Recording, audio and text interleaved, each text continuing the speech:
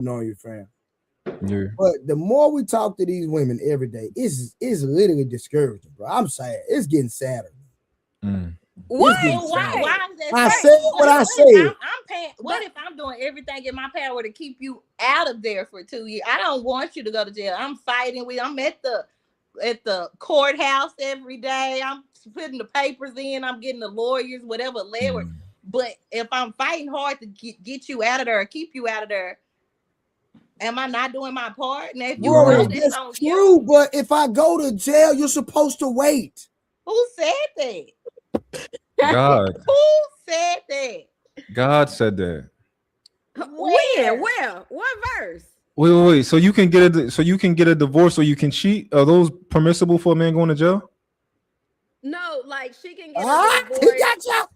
Wait, she can get a divorce if you abandon her. Rose, You shut have up. Yeah. You talking abandoned stupid. me. That ain't abandoning you. That's That not ain't abandoning your wife. Your physical is not here. You are supposed to be with your wife physically, mentally, emotionally. You can't give me physically. Mentally, you're stressing me out because stop calling me from jail. Emotionally, I'm distressed. Wait, he can't call you? I'm So if I saying were- that's mentally drained. Like if you constantly call me, I'm working. You know, I work from home. You're calling doing your jail hours. Emotionally, my emotions are all over the place. You are not fulfilling me any of these, but I'm supposed to just answer the phone every time. Like, what is holding you down? Answering the phone? Am I having to drive to see you? So if I work on a ship and I'm going 3-4 months at a time, like I abandon you. Oh, you can't ask me them type of because I'm gonna go on the ship. Can you get us a room? Can I have room on the ship too? Because I like to be on the ship. Probably not. You know, probably it's real dangerous to be on this ship. You know that ain't the same thing, man. Don't try to. Hold on. So you saying that he abandoned her? You said 3 months at a time. That's different than 2 years. Okay, let's say I gotta go to. I stop in the military and they pull me and they say, "Yo, you gotta go here. You gotta go fight." That's different too. But that I feel like yes, that's different. Now, either way, you're gone, but you're going to actually provide for the family because they're getting paid, right? They get paid. That's something that they have. They don't get paid a lot, but they get paid something. Right, but that's still a way that he's providing for his family. Now, if you're in jail, For protecting you. I've never seen a guy that can properly lead a house from prison. You're telling me that's possible? Have you ever seen a guy be able to financially support a house from prison? No, I've never seen that. That's the problem. Hold on. First of all, hold on, Rose. Hold on. Watch this. One of my mans that's part of the situation I was part of went to jail 13 years, didn't miss a beat, paid every mortgage, paid every bill from prison for 13 years straight.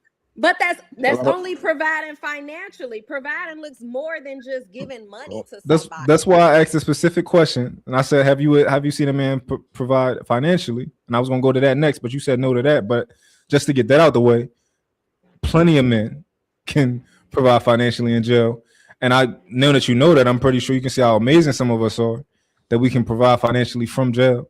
You wouldn't agree that that's amazing? It's interesting. I'll say that. You didn't even think it was possible. You're right. I didn't. That's crazy. Hey, Rose, 13 years. My partner paid the mortgage and every bill, still got all his companies, didn't lose a thing, and was in prison for 13 years. Didn't miss a beat. Got back out. Got back out, hopped in another Rolls Royce after 13 years of prison. Damn. Now, of course, this depends on the type of guys that you deal with for sure, right? Because the average man can't do that. It's not a thing that average men do. But if you do have a special guy, he does stuff like that. If I went to jail, I'm not missing a beat. I'm not, right? It's not gonna work that. Like if I ever go broke, I'm gonna have money again. I'm gonna have money again. Like it's just I'm one of those people. So that's going to be a unicorn. You gotta be able to indicate that, bro. Literally, it's going to be a couple of guys that's going to do that. I have seen guys pay the bills from prison. However, they were trapping in there too. That's the way I saw it. I know I got a lot of homies that went to the big house. Well, that's the game, Blanco.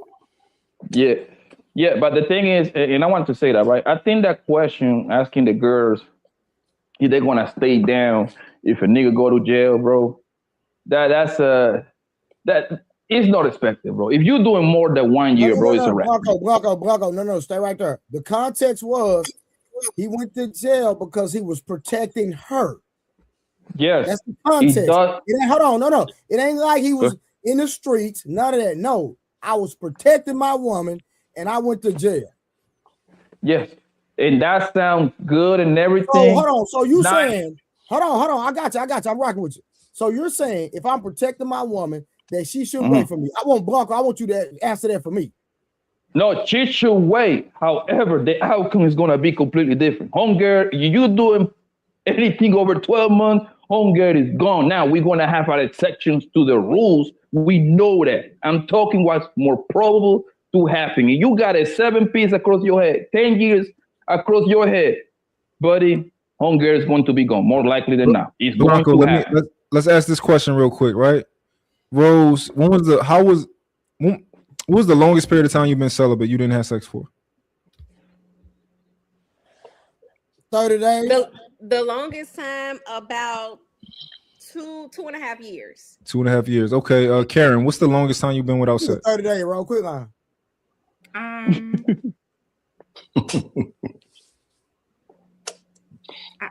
don't know, like a year and a half. Okay, 6 months. Okay, Rory, what's the longest you've been without sex? 6 months. 6 months. Okay, interesting. So Rose, you got no excuse. If you can go 2.5 years, if you can string all your little guys along, not getting no butt. Wait a minute, but I'm not saying that I wouldn't wait. I would absolutely wait. I was one of the only ones that said I would. What I was saying was I just don't think a man can properly lead a house, especially with children, from prison. That's all. He can probably provide financially, which y'all said it exists. I didn't know that type of providing exists, but I'm saying he can't properly lead and he can't properly protect the way that he should from prison. So I got a question for you.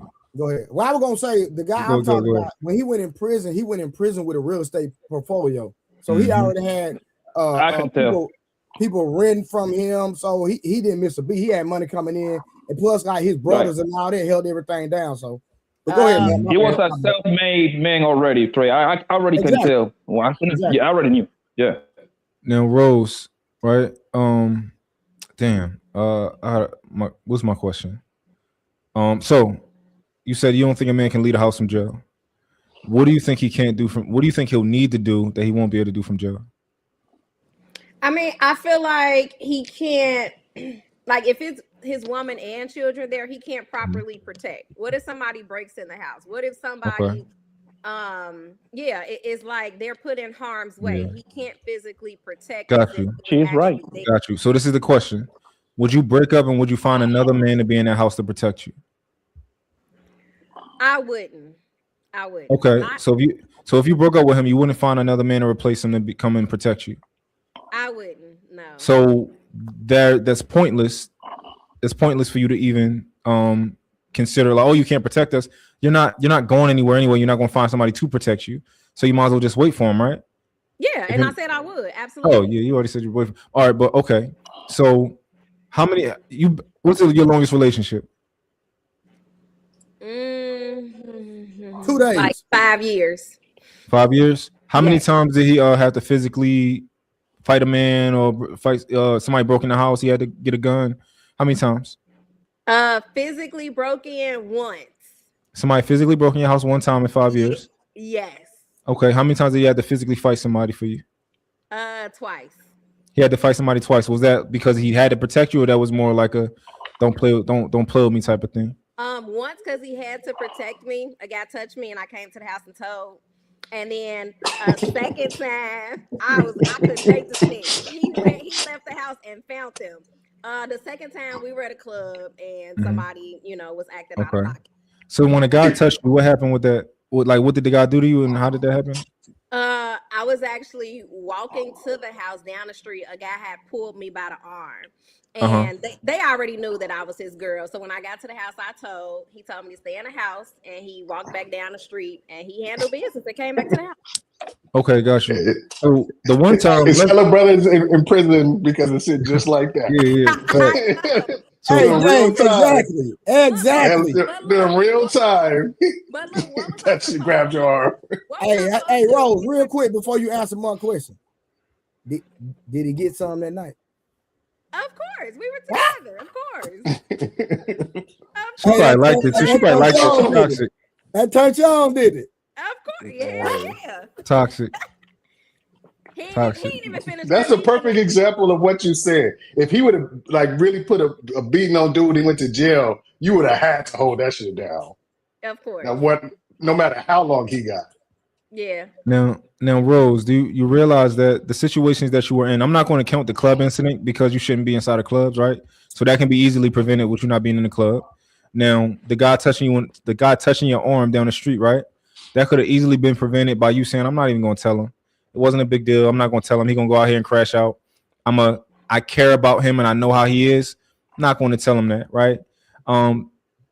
But okay, so I don't understand that, because at the end of the day, we have been staying over there for some time now, and they knew I was his girl. Like, it was like a corner store and a barbershop right there. They knew exactly who I belonged to. So I think when they did that, to me, they trying to pull his car. You might well. Hold on, you said they?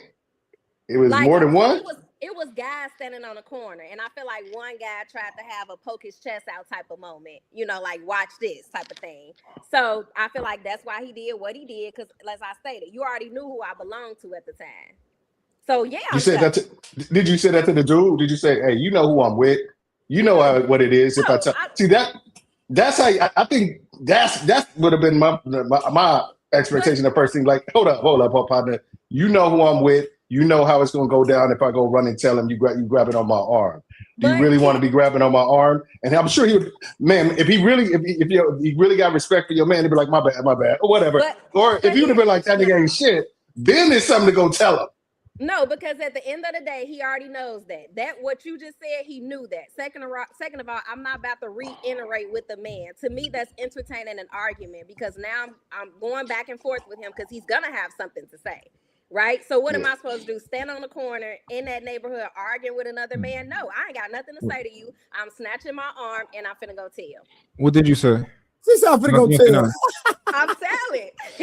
I told him what happened. I said I was walking home, and the guy on the corner, which he knew, grabbed me by my arm because he was trying to talk to me, and I kept walking. So he tried to forcefully, pull my arm to stop me from walking. Was he a street dude, your man that you was with at the time? No, I wouldn't consider him a street dude, but I would consider him. We were like high school sweethearts, right? So he did know a lot of people, and a lot of people, in the neighborhood. Okay. Well, I think most women, that situation can be easily prevented by you just saying like, yo, you know better. Don't do that. Don't play with me, and just keep it moving, right? You can tell him if you want to. He could be in jail. He could be dead right now, because. You told him. I'm not saying don't tell him. I'm just being honest about what could have happened. And I think you're right. But at the same time, if I didn't tell him and he found out from somebody else, then I feel like he would have been mad. Hold on, but the thing you could have did was like you could have really check that dude temperature, see what business he was on. Was he on some? I don't give a fuck your nigga, he ain't shit. I'm trying to holler at you. Dang. I know it's your first time over. I appreciate I love your prison, but no profanity, please. Oh, my bad. My bad. Thank you for letting me know. Let me know. You good, fam. I just okay. Like after your dude, he ain't nothing. I'm trying to holler at you. Then you could have been like, then you go tell your man, it's a dude out there that's really about disrespecting you. That's really on that type of time. And then I can understand him going out there to making sure he's reaffirmed his position. But if you just because some dudes play around sometimes. Dudes want to, dudes be like on that goofy stuff sometimes, like touching on you and see. Maybe he probably trying to check your temperature and see if you with, messing around on your man. So you gotta see where to do that before you go and put your dude in a life or death situation. Well, he put his own self in that type of situation. The guy he wasn't there. Like I said, he said, hold on, watch this, y'all. Watch this. Let me call her Cap. Rose, let me ask you a question. What? Why did you go tell? Because at the time that was my man, and he's supposed to protect me. And like I said, because you wanted him to do something. Yes. You was out of danger. There was no danger. Now look, whether he would have went down there and just hollered at a man to reiterate for me, I'm not about to reiterate with another grown man, because to me that's entertaining a potential argument. If you want to go down there and reiterate, cool. But like I said, guys down there knew him. He had been staying over there for years, and I was over there back and forth for years. So at the end of the day, you already know what's going on. What were you reiterating for? So Rose, you do understand that that's not really protection. Like me going to retaliate because of something that happened is not really protection, right? Protection is me teaching you. So you tell your kids, come in before the street lights come on. You know, you don't go and run out like I'm gonna look for you every night. You don't look for them every night. You tell them come in before the street lights come on, because it's dangerous after that point, right? We tell our kids how to handle situations and stuff like that, because for the vast majority of the time we're not going to be with them. So that's how we protect people. When we talk about like, everybody that touch you, I'm gonna whoop their ass. That's more like a reactive type of thing versus a proactive type of thing. It's more like retaliation, because it's not necessarily like he didn't protect you right there. He's like, yo, he protected his ego, and maybe I would have too. Niggas try. I'm like, yo, y'all see me, y'all see my girl. I'm gonna go out, like, don't play with me like that, right? I would have been protecting my ego. I wouldn't have been protecting you. I mean, I understand what you're saying, and you know, at different times is gonna call for different types of protection. But I feel like he could have prevented a future altercation from happening. What if I would have let that go, and the next time I walk past, he would have punched you in the face? Me up. You get what I'm saying? It could that's really big. I feel like you're being real short-sighted, because if he goes and he gets into a scrap with dude, there's going to be a future education, because he already altercation, because they already fought this dude. Now that dude got an op that every time he see him walking down the street, who knows, he gonna be driving by with a car full of dudes, see your dude walking to the store, and then they're gonna jump out on him. And now he got to slide with 3 dudes. Right. It's just like you gotta think 2 steps ahead of that. Oh, he grabbed my arm, I feel a certain kind of way. You need to handle that, because you know you if you really care about it, you be like, okay, yeah, I know how my man get down. I know it's gonna be a fight. I know these is all some street in the streets dudes, and maybe they gonna want to get back on him later on in life. So I can't put my man in a situation where even right now or potentially he's gonna be get hurt or something. We're not trying to scold you, Rose. We're just trying to give you perspective. Yeah, I wouldn't have wanted my man to go down there. I probably would have waited until we were like in bed or something and told him about it, because I would wanted him to know. But I wouldn't want him to go out there and react. Because he's gonna say, "Why didn't you tell me in the moment?" He's gonna be even mad then. Like, why didn't you tell me in the moment? No. If you're gonna tell him, you gotta. Dame is correct. Dame is correct. I know. Nope, I wouldn't. You don't know how. I wouldn't want to put somebody in that situation where they go down there and it was already a setup all along, because they know him, because she said he was living around her. They knew him enough to know. You that street smart, Karen? I'm from Philly. What part of Philly you from? I'm from West Philly. Where? 56 and Arch. 56 and Arch. Okay. Mm-hmm. All right, real quick. So we're gonna change the temperature of the stream, because Samson has you ready, Samson? Yeah, I'm ready. All right, let me do these super chats real quick, and then after that, we'll see if they if Mont or Dame has any more questions regarding this topic, or if Rory, Rose, Blanco, Karen, or Dame want to make one more statement. And if not, then we're gonna go ahead and give the floor to Samson. Then after Samson get through working, then I'm going to get to the actual title of the stream, which is "Be His Peace or His Expense. If a man provides 100%, what does he receive?" We did part 1 last night. Part 1 was crazy. Like, we could have literally went to 4, 5, 6 in the morning, but I got sleepy, so I cut the conversation short. All right. So let me do these super chats real quick, y'all. Give me 1 second. And I shout out to Can I Get Some podcast? Getting the money ball rolling, first time rocking with you. Sound like it's gonna be a good show. Appreciate the $10 in the super chat. That's me. So if you ever see that name, that's me. Okay, Dan. Okay, Ben. Appreciate it, fam. Okay, I know you from Ali. You know, Ali, my brother. So I appreciate that, family. No and that's the name of your podcast right there. Yeah, can I get some? Well, that's what my old one. I don't have a show no more. But okay. Wow. I was just gonna subscribe. That's what I was trying to figure out. Idea 5528 with the $10 super chat. Appreciate you. We got Cool Kev in the building with the $10. I see you working hard, Trey. Keep grinding. All right. We got my boy Willing in the building. My boy Win. What's good, Trey, in the chat on the panel? Trey here to support the show with another $10. So that's $40 right there. Let me see. We got you're not putting them on the screen so people can't see like the people who super chat. Oh, my bad, man. Hold on, my bad, bro. I'm up for tripping. Hold on. All right, we got DF in the building. Hold on, let me see. There we go. We got DF with the $10 ball. Appreciate that, DF. We got Cool Kev again. I see you working hard, Trey. Keep grinding. Appreciate that. We got Willing in the building. What's good, Trey, in the chat and panel. Trey, here to support the show. Thank you, brother. Hold on. Let me keep going. We got Willing in the building. Let me see. Which one was that? Okay, I already did that. We got T.O. in the building. Just because he can't provide, they should hold it down. But like we can see and hear right now, they won't. Shout out to T.O. with the $5 ball. Then Willing came back with another $2. So we never heard of work release in prison. Y'all never heard of work release in prison? Oh, I don't know anything about prison.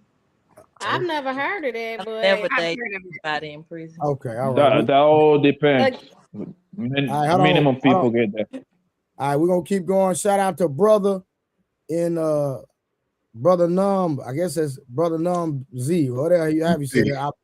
I messed that name up. I badged it, but thank you for the $3 super sticker. Then we got T.O. again right now. T.O. is the sponsor of the show with a total $15, if I'm not mistaken. What he can't fulfill when he's in jail, that's when you're supposed to step up and fill in as your role as a wife, ladies, especially if he's in there because of you. LOL. Shout out to T.O. And then the brother came back with another $1 in a super sticker. So listen, we are already almost at the super chat goals. All we need is $8 more, and all the super chat goals will be met. I appreciate everybody that enjoys the content.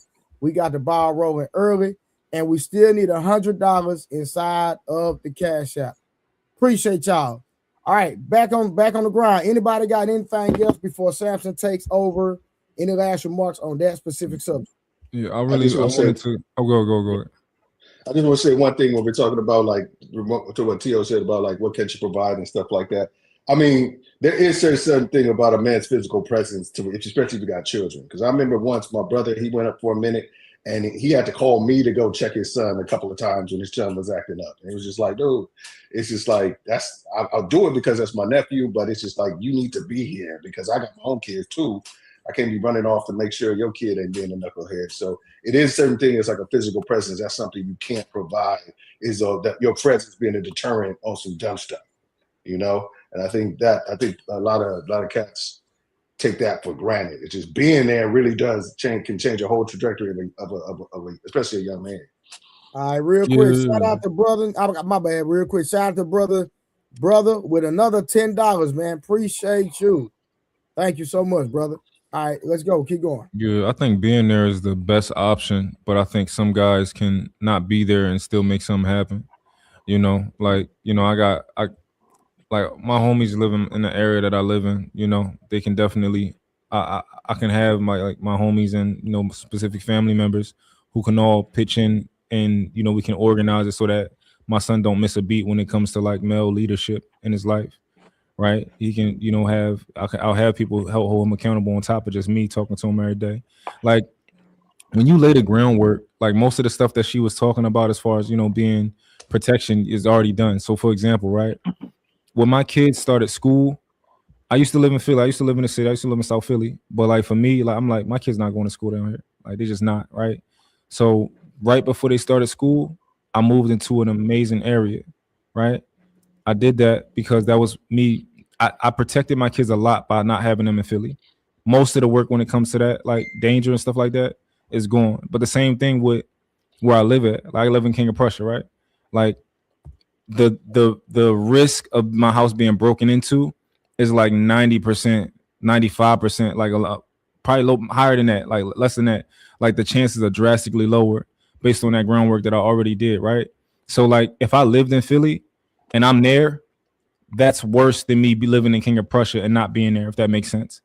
Because motherfuckers still going to break in my house, like even if I'm there, you know, if my house going to get broken into, it's just a higher chance, right? So I'm just saying, like, most of the groundwork is you can do as far as protection, you know, beforehand, if that makes sense. Like even my voice when it comes to like my kids, right? I don't have to do all this rah stuff when it comes to my kids. They don't play with me. I get on the phone and talk to my son, and he's straighten up, you know. So, but I do understand it would be hard, a little bit more difficult if I'm in jail, you know. I dig it, but I think that you can, if your man goes to jail for something, for risking his life for y'all, he can make something happen, you know, in those several years. Yeah. The question is, the man goes to jail because buddy is smacking on the ass, and you happen to be there, and you have to send that man to meet God, right? Right? No, we didn't say you had to unalive him. We just said you stand on business. He potentially can go there. Like, what you gonna do? Like, put the nigga in the coma? Nah, I feel you. Right? He potentially can go there. Aggravated assault, bro, you're gonna be gone easily 5+, brother. You know what I mean? I mean, if you manslaughter a guy, that's at least 7, right? I think some of you niggas sometimes are more delusional than these queens. Right? Talk about my man Mon, like he gonna create this protection from, bro. If you getting +2, gang, right? You got a better chance to get you another queen with these dating apps that keeping yours, homie. That's just what it is. I've seen that movie plenty of times, bro. I'm not telling you some shit that I saw in the movie. I'm not telling you some shit that the homies told me. I got plenty of homies that go in and out for some heavy duty shit, bro. As soon as you go there and you got this like this crazy amount of years over your head, 5+, 7+, 10+, that woman is going to walk 9 out of 10. It doesn't matter you protecting her or not, brother. That's I don't agree with you, bro. I think a lot of these guys. I think a lot of these guys are not good at vetting, and we think they are. But a lot of them. Here we go with the bullshit. I'm just keeping it a buck, right? A lot of these guys are not good at vetting a woman. A lot of these guys don't test their woman the right way. Like I know women who are faithful to men that they never met, and they met those men in jail. They met those men while I think it's crazy. I think it's crazy, bro. Somebody who's very close to me met a man while he's in jail. I think she's crazy. Whatever. It is what it is. She keep that pussy to herself. She arguing. They always arguing too. Always arguing. Like always arguing. But she's not giving that pussy up. How much she weigh? How much she weigh? Like 140. Man, you really gonna do that? She's slim. She's not. Man, you gonna do that? They don't know people like. They don't know girls who. That's a real question. Bro, Trey, tell me that ain't a real question. Listen, I understand where you're going with that, but bro, there's an entire community to validate what Mutt is saying. Like with the pen pal, there are a lot of women that actually meet men in jail, support them, get out and marry these men. That's a fact, bro. Yeah. Yeah, and Trey, I clearly say that like literally 3 minutes ago, you got a better chance going in there, hit these apps, getting you a new bro that you keeping the one that you already got, bro. All right, that's what I say. Oh, because Rose not staying, right? One thing they say, bro. One thing they say. Hold on, Rose is not staying, right? We can't hear you. You're on mute, darling. Oh, you can read my lips? No. Terrible. Yeah. No. You not staying, Miss right? Morris. In certain circumstances, might convince me I'll definitely probably stay. Oh my God. Definitely, probably. No, listen. Maybe, possibly. Okay, maybe I can wait a year. I actually respect Miss. I forgot. I couldn't even say her name. What's her name? The lady with the Rory. I actually respect Rory and Miss Morris' answer when they say they're not going to stay. I actually take that instead of Miss Rose talk about, yeah, I'm gonna stay down. I'm a ride or die bitch. Yes, bro. Come on, man. Listen, listen. In the perfect world, I hope that I'm wrong, and I hope that Rose is right. I'm telling you, I seen that. Yo, I did 11 months, bro. You see, so actually, under a year, you're gonna be just fine. You see what I'm saying? She had to put the money together. I think they all gonna try. They all gonna try. Everybody ain't gonna be like guilty. I don't think it's gonna work out. I think it's gonna be like, you know, they're gonna give it a minute, and then what's gonna happen is they're gonna need some male energy for something, and then that's gonna open the floodgates of other dudes.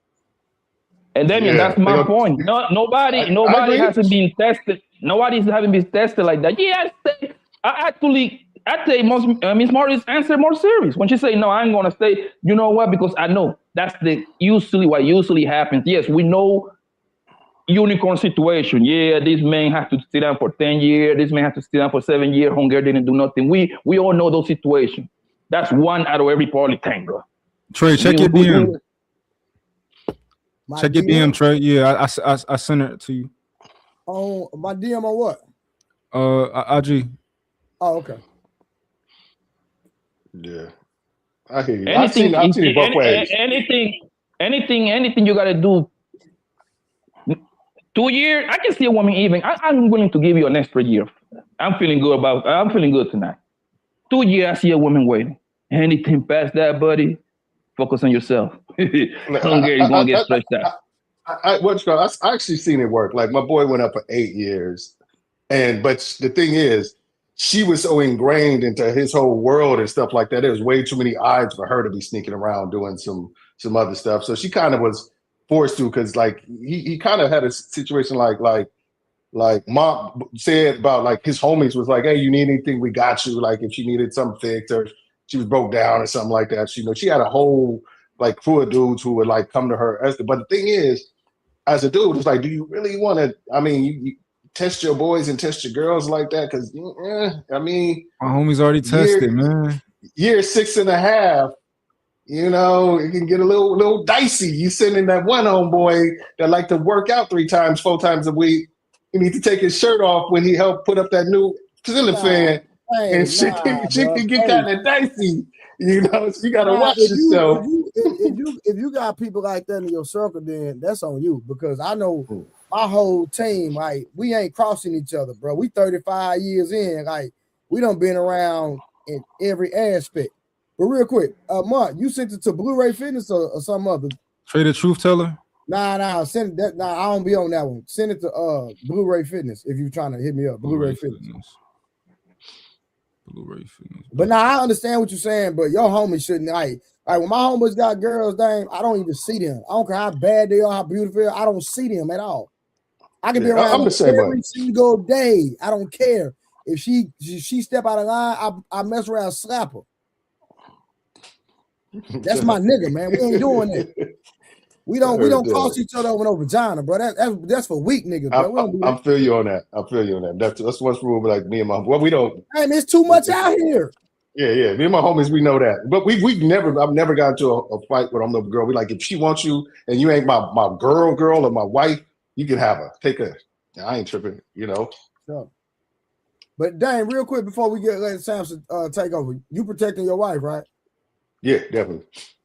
Yeah, $100,000. There's been 2 times when I've had to do that. Like, how did that protection look? Tell us what happened. One of the stories, and what did you do? I'll tell you both of the stories. I'll tell you quickly. One of the stories was we in Vegas, right? We had a pool party or whatever, and there's some drunken dude at a pool party, and my wife, but the tag was sticking out of her bikini bottom. And this dude decided he wants to I guess he didn't know she was with a dude, because I think I was off like talking to like my homeboy or something like that, and she was with her girls, and he goes to like push her tag down, you know, just pushed it down. He didn't touch her booty crack or nothing like that, but he just pushed it down, thinking he'd been like cute, like hey, you know, thought he was gonna be a way to talk to her. Man, I must have Carl Lewis hurdled over them loungers, got to him, snatched him up. He was like, my bad. I was like, dude, you can't be doing this. You don't know who woman this is. And this was, I think we was married for we was only married like a year at this time. I was like, dude, this, you can't, what's going on? Then he apologized. He bought us some drinks and all that kind of shit like that. And my wife was like, nah, don't make it a big deal because we ain't trying to get kicked out of here and all this kind of shit like that. So let me ask you a question. How do you feel as a man when you're in protector mode, right? It's the heat of the moment. How do you feel about your woman trying to calm you down? No, don't do that. But you already made it up in your mind. This is how you're going to handle the situation. How does a man perceive that? I'm gonna tell you what most men understand. That's a woman just want to know you had the capability of doing that. It's like I think real women don't want to see their men get into fights. They want to know they have the ability to do some stuff and handle shit and protect them. But your real woman ain't gonna let you get in a fight because they're worried about what might happen. If they know you well enough to know maybe you may go over the top with it. This dude was a white boy, so I could have gotten into a fight with him. All the security would have been on me. I would have been in jail, kind of situation. So it was one of those things where it was like, she was like, nah, this could go way left for you, baby. So just calm down. So that's that. Damien, what's that? What's that? Rehab or Marquis? I forgot what it was, man. It was so long ago. Let's call it. But it was a situation where she knows and she actually seen me get into a physical fight at a spot before, and it was protecting her. Like some dude bumped into her homegirl started saying shit. She tried to pull the homegirl away and dude pushed her homegirl and knocked my woman down. And then me and the homegirl dude had to handle the shit. Rose, I would say it just depends on how you do it. Don't try and demand nothing, right? Just kind of just be real, be soft and be feminine if you're gonna try and do it, But I've seen some women try and tell their nigga yo, we go try and put Rose did that with her dude. That dude did that. You need to go around the corner and get him. Ain't that how it went, Rose? I mean, yes, I flew to the crib. I couldn't wait to tell. Look, but I remember somebody even broke into our house because I knew it wasn't him. Somebody was breaking in from the back. I guess they didn't know I was there. I was in the room sleeping alone. I didn't even call the police first. I called him first. He's like, call the police. Because in my mind, I know he's going to protect me and handle business. So he was the first person that I called. That's how much. Are you that same woman still, or you different now? What would your decisions be?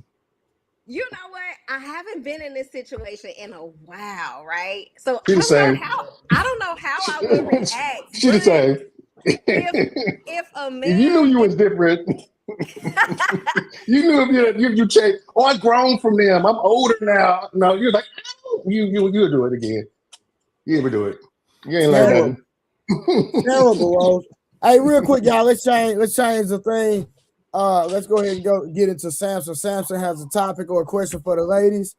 I can't wait to hear this. I already know the question, so I can't wait to hear it. All right. I'm gonna start with Karen. Start with the guest. Start with Rory. Okay, I'm gonna start with Rory. Yeah. All right. I'm gonna ask you a few questions, Rory.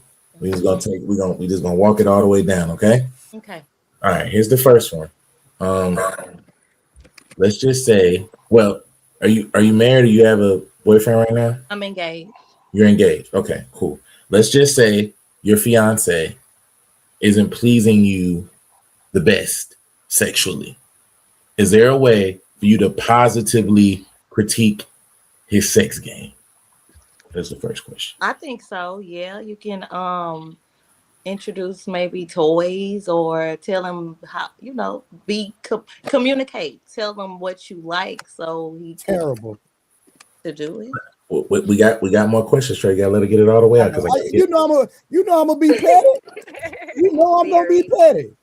Anybody mess with toys, a cheat. But keep going. Okay. So do you feel like in your so there's a way for you to positively critique? I think, yeah. Right? I don't know. I haven't experienced it. Okay, well then let's flip it. Let's say you're not necessarily pleasing your fiance the best sexually, and he just hasn't told you. Do you feel like there's a way for him to positively critique your sex game? I don't know. He got to tell me for me to know. If he tells you, is there going to be any type of residual negative effects of him telling you the truth? Yeah, of course. But like, what the hell you talking about? But then, but what do you think I can do? What is it that you don't like about it, or what is it that's not pleasing you? If it's something that I can't change, and what if he's like, what if he just says like, we need to take a few more showers before we get started?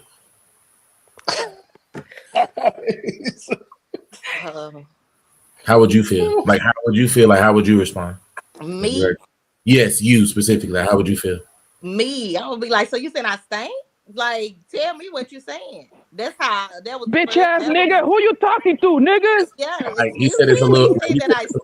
Like he said it's a little tart. It's a little ripe. Right, like, that's what I would say. I'm telling you exactly what I would say. So you saying I stink, and he say it's a little ripe. What's ripe? Like when you going down, do you smell something? Like what exactly? Yeah, it's like a little. It's a distinct odor. Oh. Distinct. How are you taking that? How are you responding? I need to make a doctor's appointment pronto. But how are you responding to him telling you the truth? Oh, I'm not. I mean, would I feel a kind of way? Yeah. Yes. But also, like, thank you, because some ain't right. If it stinks, some ain't right. That's a condition. So thank you for letting me know that I need to go get checked because something is wrong. Because I would hate for you to let it keep going on, and I don't know, and I'm dying on the inside. I smell like death on the inside, you know. So is there not going to be any like situations where, let's just say, the ratio of you and your fiance is about 3 to 4 times a week? After he tells you the truth, is that ratio going to decrease because you and your feelings? Oh no, because I might. If you still willing to do it after you done told me I stink, then shit just keep going everywhere. I ain't finna stop giving it to you because I want it too. But like, why I'm gonna feel a certain way if you still trying to get it? It must not stink or be too tart. You still trying to get it. Okay, I appreciate that, Karen. Okay, well, what was the first question? Let me ask you the first question. Okay, so can you positively critique your man about his sex game if it's not the best? Can you do that? Yeah, absolutely. So I mean, I would pose it in a good way, like, you know, this is what I like because everybody is different. So I wouldn't come at him as like, yeah, I ain't get off that. I wouldn't be like that. I would just say in a positive way, like, I know you might be used to doing this, but what works best for me, and so that he know he can fix it and we can have better sex. Because me telling him is only going to make it better for both of us. So yeah, I would say it in a positive way, and so that the next time he show up, now he not overthinking it and he can't get it up. So I would just, you know, this is what I like. Okay. Can your man positively critique your sex game if it's not the best? I would hope he do. But like, can he? Can he do? Absolutely. I would want him to, because I want us both to be able to enjoy the moment. Are there going to be any negative effects? You gonna react? No. Not if we plan on, like, if we building a life together, he better tell me. You're not gonna act different at all? Not at all. Rory line and Caroline. All right. Don't ask questions if you don't want the answer. Hey, look, I'm just asking the questions, y'all. Why we gotta be lying though, Blue? Hey, I'm gonna deal with y'all in a minute. Don't worry about it. Yeah, we're gonna get there. All right. Hey, Rose. We're not fighting today. I'm just asking questions, okay? You gotta come off mute. Hey, Samson, she got that cafeteria lady shirt on. You see that? You know. She served pizza that's cut into squares. Y'all so shady. Now put the forehead up because y'all been on me for the last 2 weeks. Hey, shout out to the swoop bang, man. All right, Rose. Please don't lie to me, okay? I always got to preface that. All right, let's just start off good, okay? Can your partner positively critique your sex game if it's not the best? Positively. Yes, absolutely. How can he do that? How do you need to be critiqued, if you will? He has to gently deliver this information. We have to sit down and have a serious conversation, and he got to lay it on me. Give me an example how to gently deliver news that your pH balance is off. Give me. He has to. Nigga's your fault. Okay, he has to sit me down and be like, "Hey, babe, like I need to talk to you about something." He got to ease into it. He got to soften me up a little bit because I'm very emotional and my feelings are easily hurt. So he sit me down and say, "Hey, babe, we got to talk about something. I just want to bring something to your attention. Please don't be upset. You know, I'm doing this. This is for us. I'm doing it for the betterment of our relationship. Hey, fatty." Hi, Rose. Are you lying?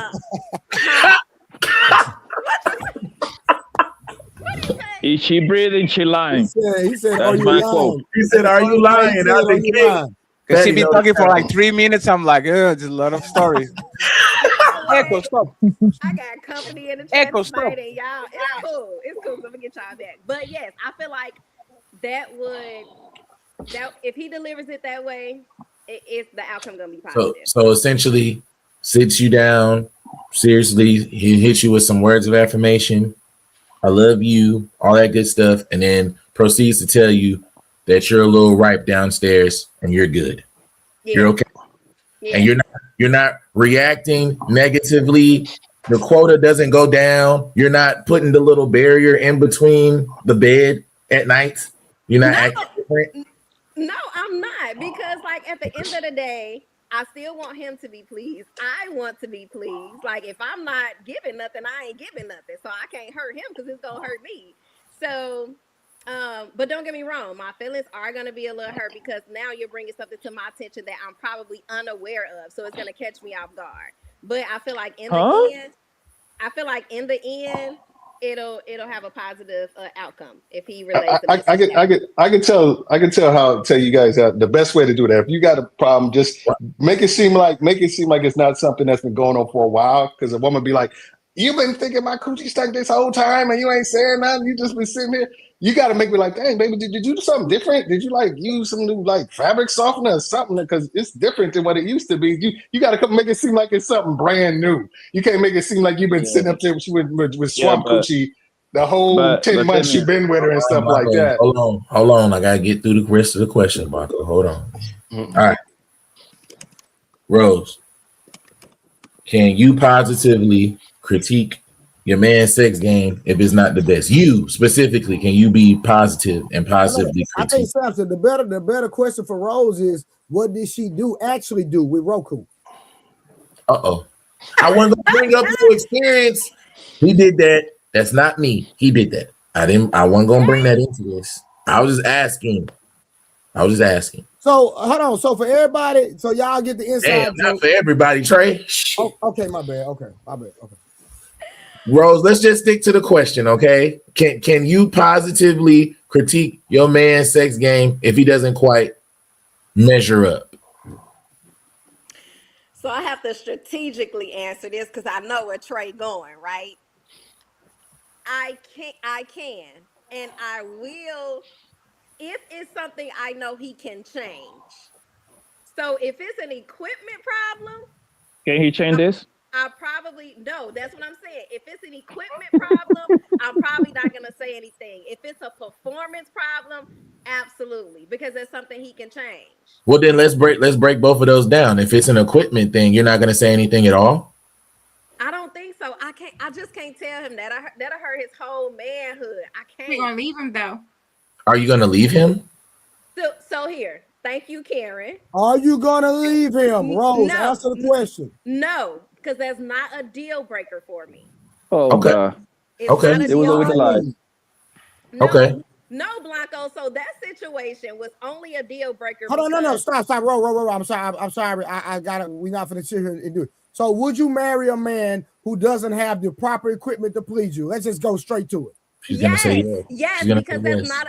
Hold on, because that's not a deal breaker for me. The last situation, while y'all trying to go there, the last situation was he led with what he had, and when it got to that point, it was not that. So I was expecting and so you was attracted to the money. No, I was not. I was attracted to him as a person. That information was volunteered, unprovoked. Because he was 6 foot. It was a 6 foot that got you. I mean, he was 6 foot and he was handsome, so that's what attracted me to him. But as we got to know each other, I liked him as a person. Okay, so I want to finish the performance question. How do you positively critique your man's sexual performance if it's not up to par? Give me an example of you doing that positively, Rose, please. So I think I'll have two different approaches, right? Depending on what's going on. Okay. The first approach would probably be me just kind of redirecting him in that setting. The second approach would probably be me having, if he don't get it then, I'm sitting down, I'm having a conversation with him. What does that conversation look like? Are you starting off with, I love you, but like what exactly? Yeah, because I want to soften him up. I just can't deliver that news like that because I feel like he'll be more hurt than me. So yes, I'm going to just let him know like, hey, I noticed some changes, you know, during the moment. And I just want to let you know, like, this is what I like. This is what I prefer. This is what I want to change. What do you think about that? Okay. All right. We'll go Dame, Blanco, and Mont because Dame almost answered the question already anyway. So, hey, Dame, can you critique your partner's sex game, your wife's sex game, if it is trash? Positively, can you? Yeah, I've been smashing more for almost 20 years. So yeah, I can say whatever the fuck I want, you know. So it's not like I can say whatever. We make a joke about it, we laugh about it, and something like that. So it's not like nobody's gonna get offended. They're gonna be like fuck you too, Diane, you know.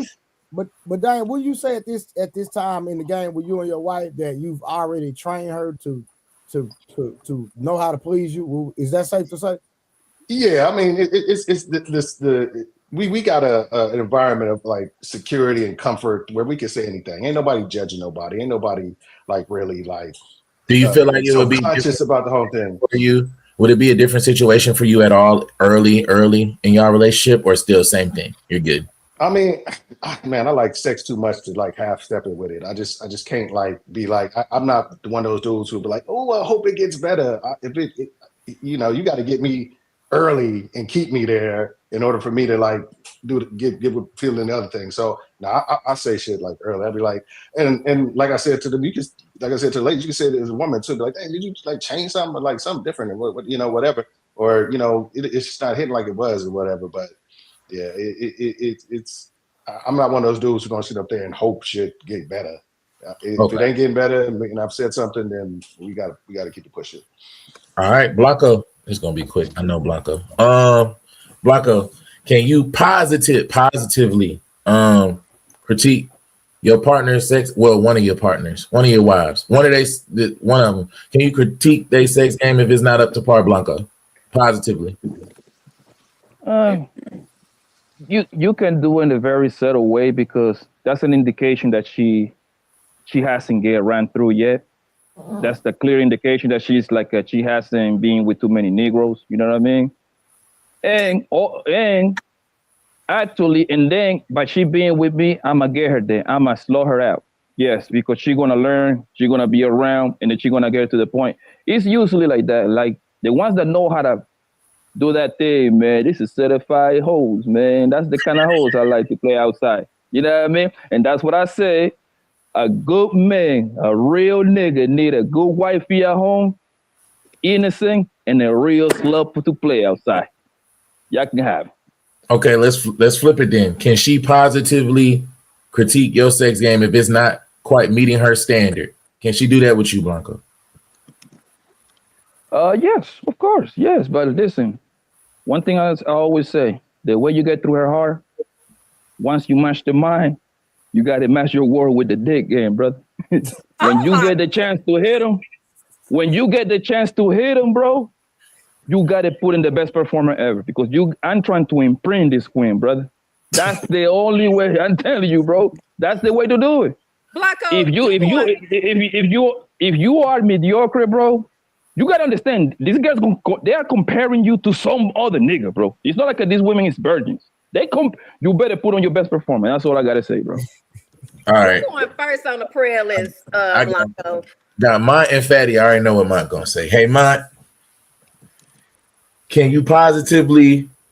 Ooh, I should have switched it up for you because it's too easy. You about to be married in 2027. We're just gonna make it easy. We're gonna keep it easy for now. Can you positively critique your lady if her sex isn't quite up to par, or if she's smelling a little wet? Can you positively do that, and how? And give me an example of how.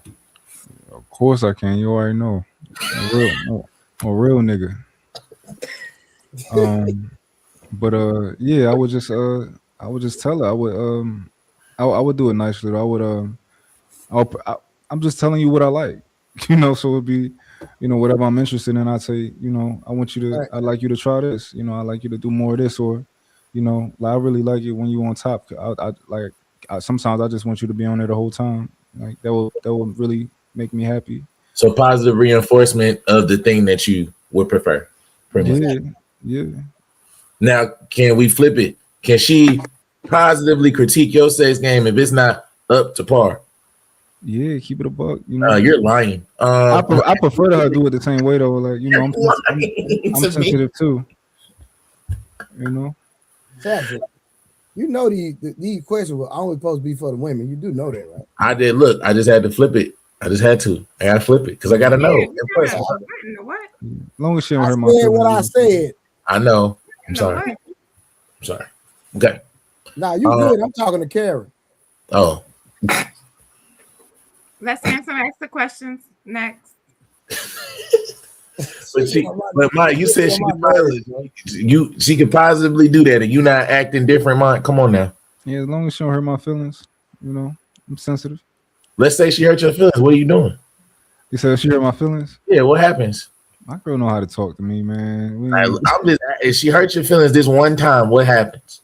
If she hurt my feelings, I mean, you guys give me an example of like what she say and stuff like that. Like what she maybe she said something about her ex did it better. Stop playing with me. Hell no. No, that's violation. That's not realistic for somebody. Karen, at this point, I'm just asking. I care about you. They're not saying that. I'm just look. You just asked me on the spot. I'm just come up with. I would. Hey, you see why you got to nail them to the cross? Y'all see why? No, that ain't no reason. If her ex did it better, then she need to be with her. Hey, go be with him. I knew you. I would encourage her to be with her ex. Go be with your ex. I knew you was gonna say that. I'm just saying. She ain't been with me. I'm just saying she said something and it hurt your feelings. The way she delivered. Let's just say it's a delivery. It hurt your feelings. What are you doing? She can't even let me know that she had a thought about her ex since we've been together. If you like, don't even tell me that, because like I agree. I'm the same way. Go be with that nigga. It'd be different if I felt like I was a regular nigga, like, but don't play with me. Don't make me single again. Come on. Uh-oh. My boy said, "Don't make me live without you." Hey, Fatty. Shout out to Untouchables, man. What's going on, Fatty? How you doing, friends? What's going down, Fatty? I got a quick question for you, Fatty. Yes, sir. All right. So, can you positively critique your lady? She contributes to the hamburger fund all the time. Can you positively critique her sex game and it's not quite where it needs to be for you? Can you do that positively? You have to be smart about it. You shouldn't give her verbal directions. What should you do? It is, for example, my first girlfriend used to tell me that I grab her too much because she wants to have fun too. And you can bounce if I keep grabbing you like that. She doesn't have the strength to act. She wants to get loose. So there's a way she communicates things without me getting my feelings hurt. Right? She used to use teeth on the first time we got into each other. She started doing that once she got the physical cues and the end on the chin and all that. You can say, man, your mouth is trash, right? Like, you are going to traumatize somebody for probably years. Like, if you say your coochie stinks, if you say, no, you have to go ahead and you have to be very careful what you say, because either if this person is somebody that you like or not, they are going to think for whatever reason that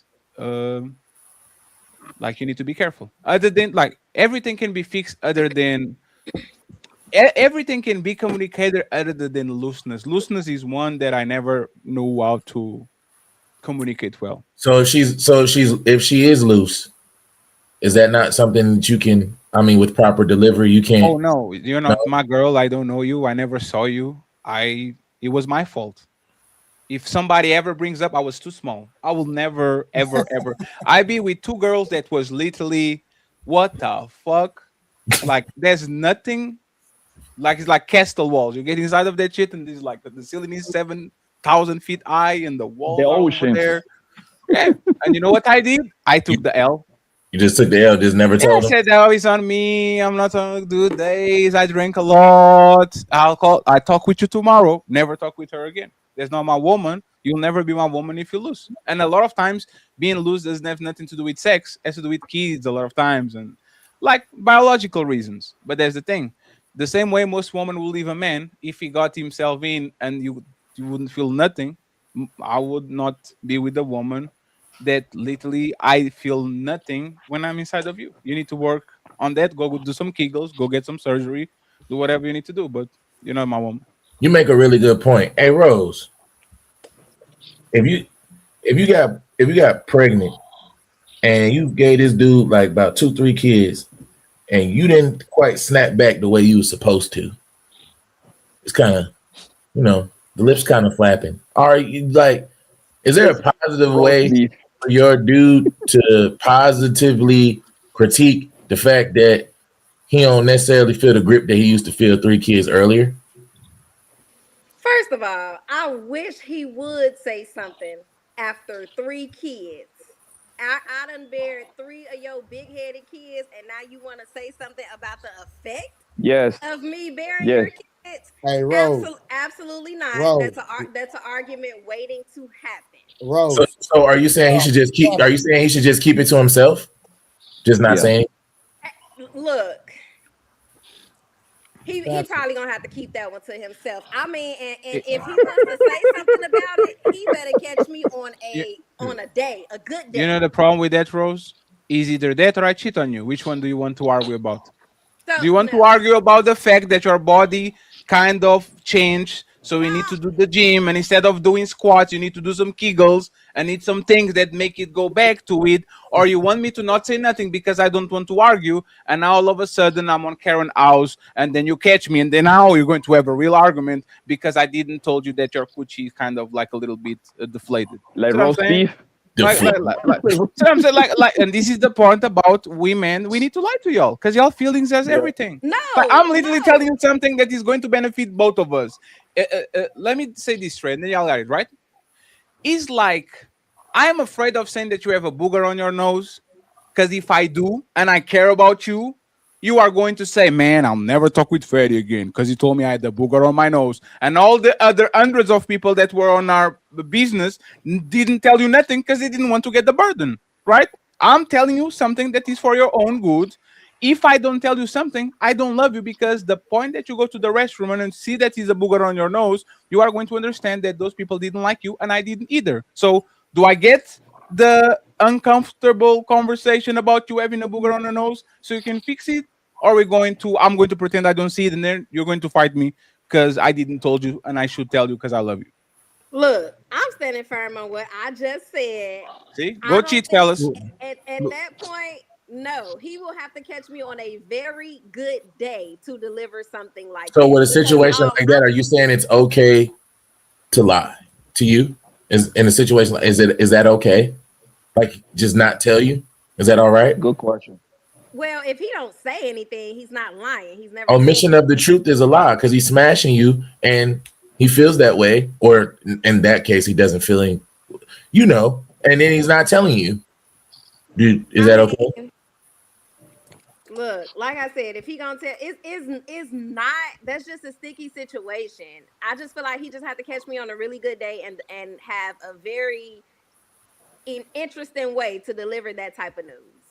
Hey Samson, if you're smelly, would are gonna be hurt. I am gonna be in defense mode, and I am going to want to I'm gonna feel some type of way every time we're intimate with each other. Hey Samson, if your bread was stinking bad, would you want your woman to say, "Hey brother, come on man, get some Listerine and to watch your mouth," or would you want her to just leave you out going in and doing everything, and every time she's be around you, Like what would you rather do? I would definitely want her to tell me. Would your feelings be broken about it? No, it wouldn't. Would you be sad about it that she has to practice the delivery or catch you in a very good day to say, go take a shower and don't dress the dirty clothes that you were wearing before the shower? Like a lot of people they are very like they're clean, but they, for example, work on a uniform, so they use it one more time than they should. So they take a shower, dress on that uniform, and now they're smelly again because the uniform is smelly. I would rather people come to me and tell me so I can fix it. Then we playing this game where he's very on the good mood, he's on the bad mood. So I'm going to let him walk stinky for 4 days, scaring our clients, scaring our people, getting everybody like, oh, I can't even. Like, what is this? Like, Rose, how old are you? 75. Why does that matter? No. Think about it, right? Because there's people on our space that say women are children, right? She's 35, Fatty. Hey, Trey, what do they say? We love good communicators. We love men that communicate and tell us what it is so we can fix it and get along and all that. And now I am the good communicator. I will go to you, communicate. You get on your feelings and subconscious, like you feel subconscious now about me, because I detected that thing. And now the liar can come in and swoop you and says, no, you smell beautiful. You give great head. You are the best in bed. Your walls are the tightest I ever got. Hey, and this is what you deserve. And by the way, Trey, are you more of a Ali show or more of a Fatty show in terms of cussing? I try to keep it. I don't mind it, but just not. Okay, let's keep it to the minimum, right? This is what you deserve. Your coochie is for peeing only now. This is what you actually deserve. I'll come to you and I'll say, I'll go from the back. I'll never touch the parties today. I'm not saying why, but every time you meet me and I try to pull it in one hole, it's going to always be on the back to the point where you're going to start to doubt, wait, what the hell is going on here? Right? When this guy became freaky, I wasn't freaky. You just didn't want correction. So I go to the back doors. If the bouncer doesn't allow me to go to the front door, I will go to the back and talk with the other bouncer. Hey man, what's up? I'm new here. Can I get in? That's what we do. When we were kids, Rose, when we were kids, we used to go to nightclubs that had 2 doors. So if we get barred on the front door, we go on the back door and we try again because he's a different bouncer. So this is what I'm going to do. And then you are going to be mad because, once again, I wasn't a good communicator. So either y'all can accept it and we move along and we actually get better, or we are going to lie and going to manipulate and going to do what's best for us, which is always the back door, never the front door, to the point where you are going to actually try to give that shit to somebody to see if it works or not. I just want to say something. I would think you would want him to tell you this, because if that's your husband, you don't want to please him. Like, you want him to suffer. Is not that right? That's why I said you just have to catch me on a good day with that, because if it's coming, the reasoning is I done had 3 kids, right? So yes, obviously I'm thinking about the experience. I've bared your kids. You're pregnant for 9 months, so 3 kids, that's a lot of months, being pregnant. So if it's coming from that, I'm automatically going to get in defense mode, because it's like you probably knew that this could happen from 3 kids, right? So there's not the point.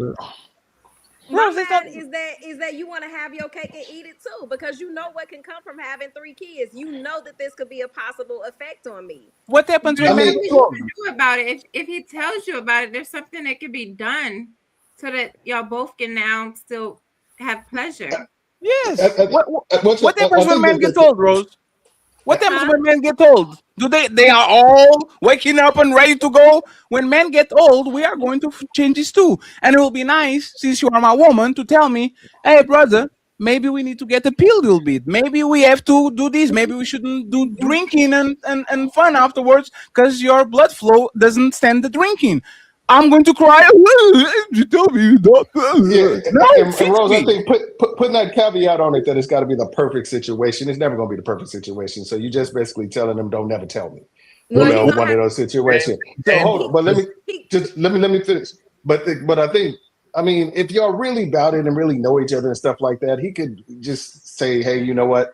or he could try different positions, like different, some chicks with looser stuff, some, lay on her stomach, sideways, put her legs together. Yeah, sideways. There's different positions. There's different things you can try to get inventive and stuff like that. And to him, he's just like, oh, you thinking, oh man, he really switching it up. He really wants us to make this something. But he's just like, I'm trying to find a position where it's tight again, So it's just like, I think that's that he can come to you with that. He can't be like, he can just say, look, baby, I understand you have 3 kids. So you're saying, I just want to make sure I'm confirmed, Dame.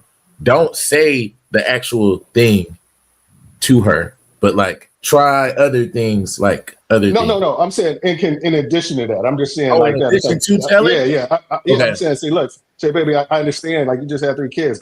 I'm realistic and knowing things ain't gonna be exactly the same. So how about we switch it up a little bit? Just try to make sure things are we both getting what we want out of this, because you gonna be able to tell if he's not really like into it like he was. You ain't gonna be able to get what you want out of it either. So this is why a giant percentage of women never orgasm on their relationships. They don't want to tell you nothing. They don't want to tell you how to eat from the back, from the front, what ends to use. If you need toys, tell me. If you need a lightsaber for you to have fun, I'll go to a smack store. I will get the biggest Star Wars thing, and while I'm stroking it, I'm that's what we need. It is what it is. But y'all don't want to do that. Y'all don't tell people the uncomfortable things that they need to hear, and all of a sudden now you're contemplating cheating because you've been with me for 7 years and I never made you come. You never told me my mouth was trash. That the guy that used to actually make you do that before, he used to stroke you from the side and he used to eat you like you were like you was eating ice cream. Like y'all have a mouth too. Y'all know a lot. Y'all know what he works. Y'all will tell your friends all the details about how the sex was, but when it comes to the dude in front of you, you can tell him to stroke it from the side and to use his hand too. Like you can tell him that he has to guess. No, the thing is that Rose, hold on one second. The thing is that a lot of girls, right? A lot of women that have babies. It's the majority. Actually, the majority of women that have babies.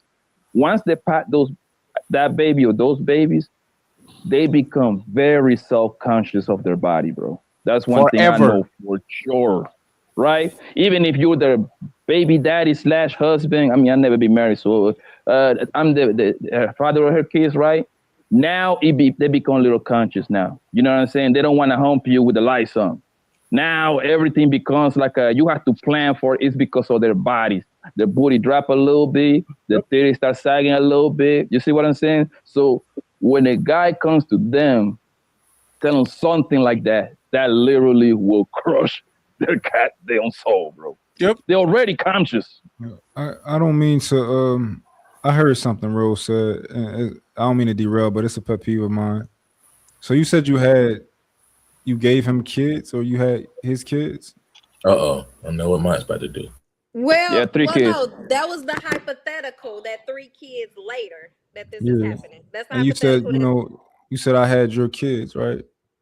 So are they his kids, or are they his kids when you hear something you don't like? They his kids all of a sudden.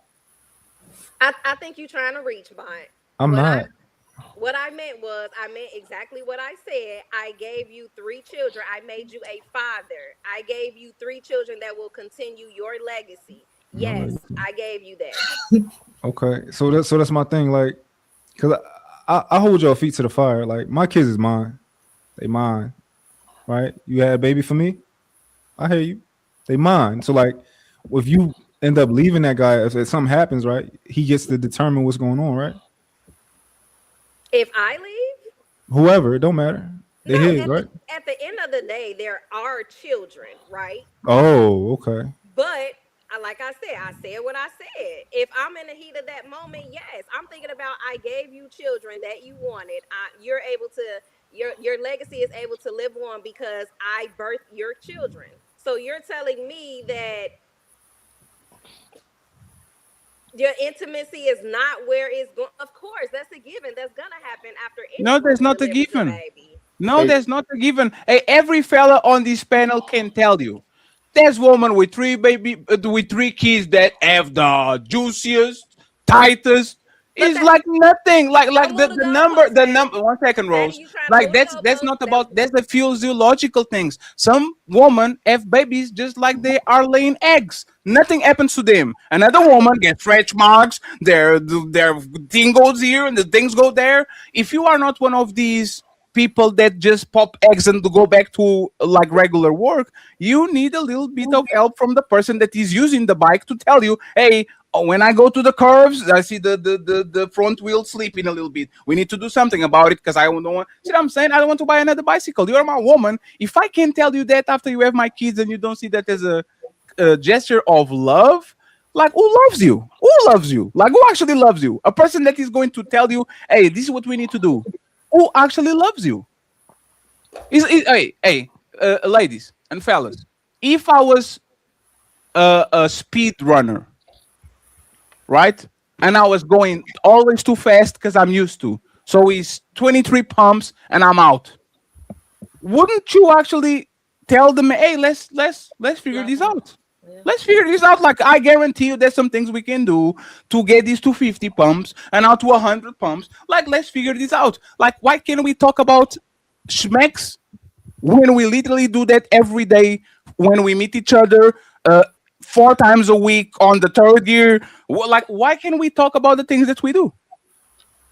I just want to make sure I get some clarification, Rose. You're not saying that he should lie or not tell you. You're saying that he just has to really, really, really watch his delivery when he delivers this news to you. Is that what you're saying? Absolutely. And I feel Tell like us how. any human with some teach us. decency would. No, Rose, teach us. No, teach us, Rose. Rose, teach us. You are the man. Samson is the woman. Teach us how you go tell Samson that is coochie loose. Go ahead. No. If I have to learn, you have to teach me. You are the woman. You have to teach me. So you are going to tell Samson, how do you communicate? What is the appropriate time? First of all, first of the month, the 15. Like, you are going to explain Samson. How does he go to Rose and says, hey, Rose, your coochie loose. I love you, but we need to do something about it. How does he tell you? How does he tell you that you would accept? Go ahead. Hi, Rose. Look, no. We ain't about to role play that shit. What I'm saying is, that's crazy. The communicator queen. Look, we on vacation. You sweet. That's crazy. Bro, see, I'm gonna tell you something. I'm gonna tell you something. What you're doing right now, what you're saying now, is a very toxic thing in the relationship. You're putting up a barrier to him being able to express himself to you. You're you got to meet these criteria in order to tell me something that you feeling about me that's really on your mind that you feel might better our relationship. I mean, like that is detrimental when it comes to good communication. It's putting up these barriers. No, it should be like, look, you can. She don't want the truth. No, hold on. Or she's one of those situations. It could be, if you really got a solid relationship, you could come home from work 12 hours, you got a bad customer, your boss yelled at you, and it's still a safe place for him to share his feelings with you, as long as he does it in a respectful way, or he's not like just yelling at you or whatever like that. I get that. But you shouldn't be like, well, I need to be in a good mood for you to express how you feel about something that affects our relationship. That's some toxic shit. I'm telling you, Rose. It's not, because at the end of the day, y'all are not women. You don't know what carrying a baby feels like. You don't know what we go through. You don't know the emotional effects that come with. Here you go with this postpartum bullshit. Here you go with this postpartum bullshit. That's not what I'm saying. Because it's true. So of course, if you're talking about something that has the effect of me carrying our child for so I can understand where I'm coming from, our child, then you have to. That's not an easy conversation to have. Well, I didn't expect him to have this conversation with you right after you had a baby. Yeah. Like, I mean, of course, that's not the appropriate time. You got to give your body time to heal. But I mean, I've had a baby, and I would still want a man to come to me and tell me and not hold it off. I would want to know. Is she in a good mood today? How would you want that now information? He's suffering in silence. How would you want that information delivered to you, Lori? Are you gonna take half? Just the truth, like just say it. I wouldn't I'm gonna feel a type of way regardless. It's probably gonna hurt my feelings regardless, but I would want you to directly tell me, like, don't beat around the bush. Yeah, you lose. Yeah, but I'm not saying that he can't tell me. There's just really has to be a you gotta have the perfect day. You said it's got to be the perfect situation. You know what this shows? You know what this shows? This is not just about her coochie. This is about everything. How do I say that your cooking is not up to par and I need a little more salt and more this and more that? You don't like my food, so go get it from, like you said, I'm saying. How do I say that you gain a little bit of weight and you need to go to the gym? How do I say that you're running your mouth a little bit too much and you need to shut the fuck up? You see what I'm saying? It's going to be for everything. If I can tell you, if literally I can tell you the reason we are together, which is having sex with each other and put kids on this planet. If I can tell you that the bare minimum, like we are with each other because we like each other sexually and we are literally pleasuring each other and building from that, I can tell you nothing, Rose. And this is the problem with the good communicator. Y'all will preach this to everybody. I need a good communicator. And the guy that you like the most is the liar. Doesn't tell you nothing. Let you go ahead and do what you need to do. As long as his eating is right, he can leave it and he can get away with everything. Like, do you want truth tellers or you want liars? Just tell us, bro. And we literally go and choose what we need to choose. Watch this, Fatty, just to prove your point. And I'm going to see if Rose going to switch it up. Rose, can your man tell you no? Oh, shit. Look. Answer the question. Hold on, this is the last question. Answer the question. He can, but I prefer him not to. There we go. He can, but I prefer not to. So what are the consequences of me telling you the truth?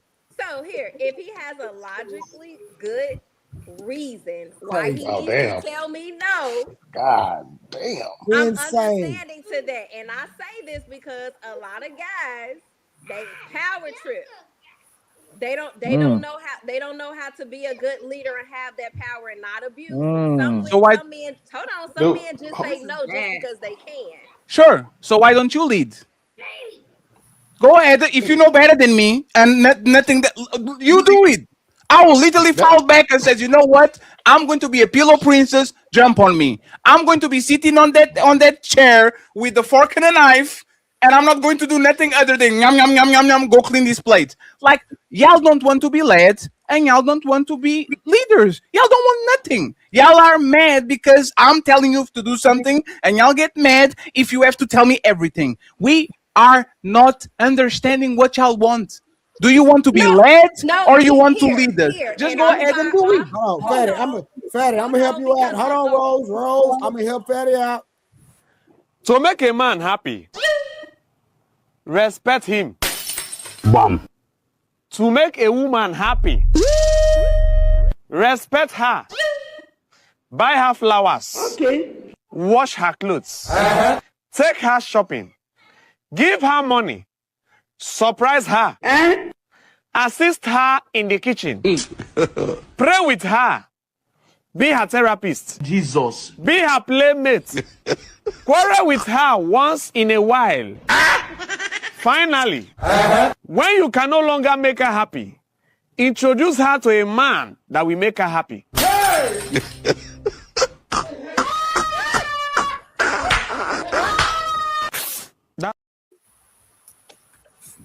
Thank you for sharing, Trey. But here, Fatty, to your point, we right? can't make y'all happy. Hold on, no, because at the end of the day, the type of husband and leader I desire, not to bring the Bible, because y'all he can't tell you no. We know. Hold on, is in Ephesians 5, chapter 23. Here she go with this. And so, that type of husband is to lead with gentleness and kindness. And Samson, you know what book I'm coming from. It says, instead of ruling through fear or dominance, he uses a gentle tongue and acts with compassion, avoiding harshness. What was not gentle about a baby? No. What was not gentle about what we did? The problem.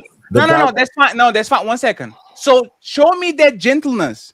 You know what it is. You read the scripture. Tell me how you would tell Samson gently how he would go about doing it so we can learn and we do it to our women. Tell him. But I don't know the words. No, explain to him. But No, the no. Bible is telling him how to deliver those words. No. The Bible says no. The Bible says be gentle. Okay, we understand what the word gentle is, right? I need to rub your back while I'm talking to you, give you sweet tea, and whisper in your ear so you don't feel upset. You are going to tell me exactly what are the words, the gentle words that is going to make Rose actually react on Samson is being a biblical man and he's leading me gently by telling me what I need to do. What are these words? I don't know the words that he needs to use per se, but the Bible instructs him, since he's the leader, on how to deliver those words. Okay, so does the Bible? Hold on, quick question. Does the Bible tell you how to receive those words? I don't know. We can look. I'm sure you didn't look at that part. Well, hold on, because now you're moving the goalposts. Don't do that, Dame, because we real. No. Be real. No. I didn't. That is exactly in line with what your sentiment you're putting. Like you saying, the Bible is telling you how to deliver the words. I got it. If I say, but there needs to be something that tells you how to receive that word. Like for example, so if he says, like I said, let's just say you want. I'll give you an example. Let's role play. You want to go to eat. You ask me, hey baby, can we go to this restaurant that you've been thinking about or whatever? I say, nah, baby, like, money's been a little tight. I don't think we can make that. How you gonna receive that? Are you ready to receive that? If he just said, or if he not even get what's going to say, nah, baby, I don't think that's a good idea. Are you gonna be like, okay, my husband has made the decision based on things that I trust, not him being cheap or him not wanting to go out or being lazy. He's my husband, so inherently I'm supposed to trust him, his decision making. I trust it. If he's saying no, there's a reason behind it. Are you gonna be, well, can't we go? Why do this? Why we don't? They get to go. How are you going to receive that no? Are you gonna receive it with respect or are you gonna fight him because it's a no? No, there's no fight there. He came to me and he said something and he gave me reasoning behind it. I understand. What if he didn't? I'm not saying I have to agree with the reasoning. He told me what the reasoning was, and I respect that because he's making a logical decision for our household. And I'm saying, okay, there's no fight there. So let me just ask this because I just want to make sure it's completely resolved. So when talking to you, I think you were touching on this a little bit, Rose, anyway. So when delivering this information to you, I know you said delivery matters, but you were also alluding to how you wanted that message hypothetically disseminated to you. I think you said there had to been like a vacation, he had to sit you down, and then does he just tell you? Or what were like the other things that you said had to happen for you to actually receive this information? I would just rather him, just have a very gentle delivery. Just pick the right place and the right time. Because like I said, I'm already emotional about that. So did you ever think maybe you were too emotional? And I could be, and that's who I am. So that's why I know I'm not made for every man. Every man can't handle somebody like me that's very emotional. And if you want to have good communication, the right place and right time is whenever it's on his mind or on his heart to tell you. Okay. Do you think it's fair? Because I know you brought up Ephesians, and I don't want to do that today because we don't need to go scripture here. Instagram Christians. But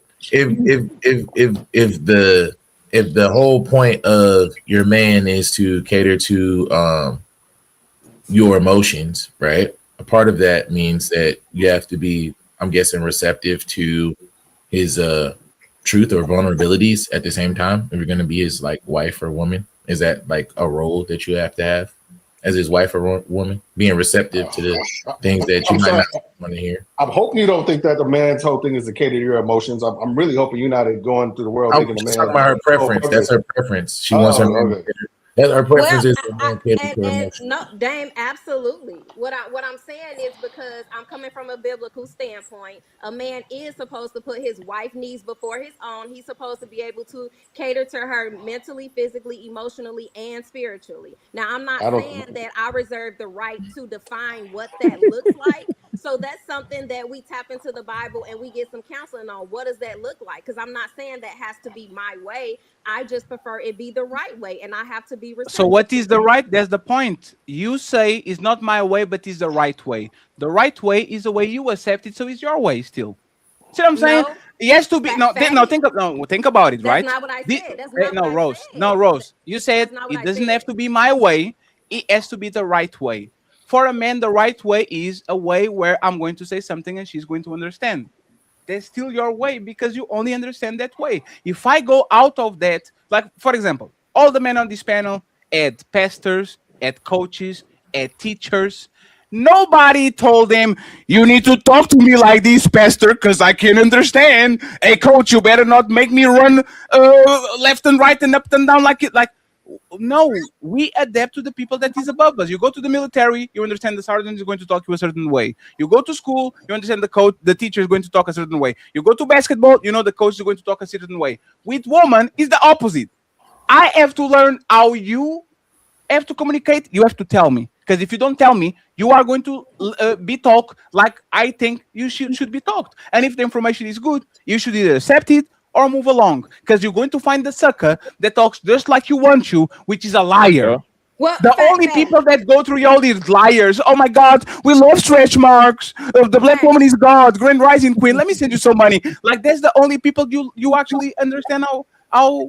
Fatty, but me and you can't even have the same conversation about marriage. You don't even believe in the Bible. You don't believe in Christianity, so we don't share the same core values. Rose, that's not it. Rose, that's not it. Rose, that's not it. Rose, that's not it. Are you a vegan? Rose, are you a vegan? I didn't land. So I'm speaking biblical because somebody, I think it was Nino Nation, go to Ephesians 5:25 or Colossians 3:19 or 1 Peter 3:7. That's biblical. All right, so Rose, let me say this, right? What Fatty is saying, and I know you understand what he's saying, right? You only receive something from a man, whether he's your husband, whether he's your fiance, based on how you feel or the way you want to interpret what the man says. What's going to happen is, like he said, you're going to get a man that's going to lie to you, or you're going to get a masculine man that once you shut him down and disrespect him, and he realizes I can't talk to you, then guess what? He's not going to deal with you. He's going to deal with the lady down the street. And then you're going to find yourself in a situation where now he's cheating on you, and now you feel some type of way. But when I was vulnerable, when I tried to communicate with you, you shut me down. I've been there in real life. Okay, and I understand that there was your personal experience, but what I said was that's most. Hold on. Stop right there. Stop. Hold on. We got men right here. Hold on. We even got married men. Hold on, Rose. I'm listening to you. We got a married man and an engaged man. Dame, did I say anything wrong? As a married man of, I guess, 20 plus years, would that be advice you would give to Rose? Would that 100%. 100 grand. Basically, I feel like, and like I stated, I'm just going to restate what I said before. If you really trying to have somebody communicate with you and you really rock with his leadership style, anytime it's on his mind to tell you is the time to tell you. It shouldn't be like, I need to cater what I'm telling you if you feel like hearing it. No, sometimes you just gonna have to hear it when I need to deliver it. That's not what I said, though. That's not what I said. We didn't say you said that. Hold on. We didn't say you said that, Rose. If I didn't say that, what's the point of contention? I'm confused. Well, no, hold on a second. Let me. Okay, I know you were talking about a specific situation about you physically changing your body, something being a little bit different. I know we were talking about a specific situation, but I'm just using that as an example of you putting up some parameters for a man that you are supposed to be your husband, that's supposed to be able to communicate with you, who you respect his leadership, you should respect his communication style, to barrier to him sharing what's on his mind. And that's exactly what you did. And what I said from a biblical standpoint, if he is supposed to cater to me emotionally, I don't know what that looks like. So if that's the case, we're supposed to seek that counseling and see how he's supposed to cater to me emotionally and how I'm supposed to receive that. And I'll have to be receptive in that manner. So you don't listen to your husband, but you listen to another man. And this is once again, you don't listen to your husband that loves you, but you listen to another man tell you exactly what your husband said. Rose, if the therapist agrees with me, he's going to say exactly like I'm saying. And Rose, this happens all the time. You don't listen from me, but your best friend tells you, oh yeah, I kind of fucked up there.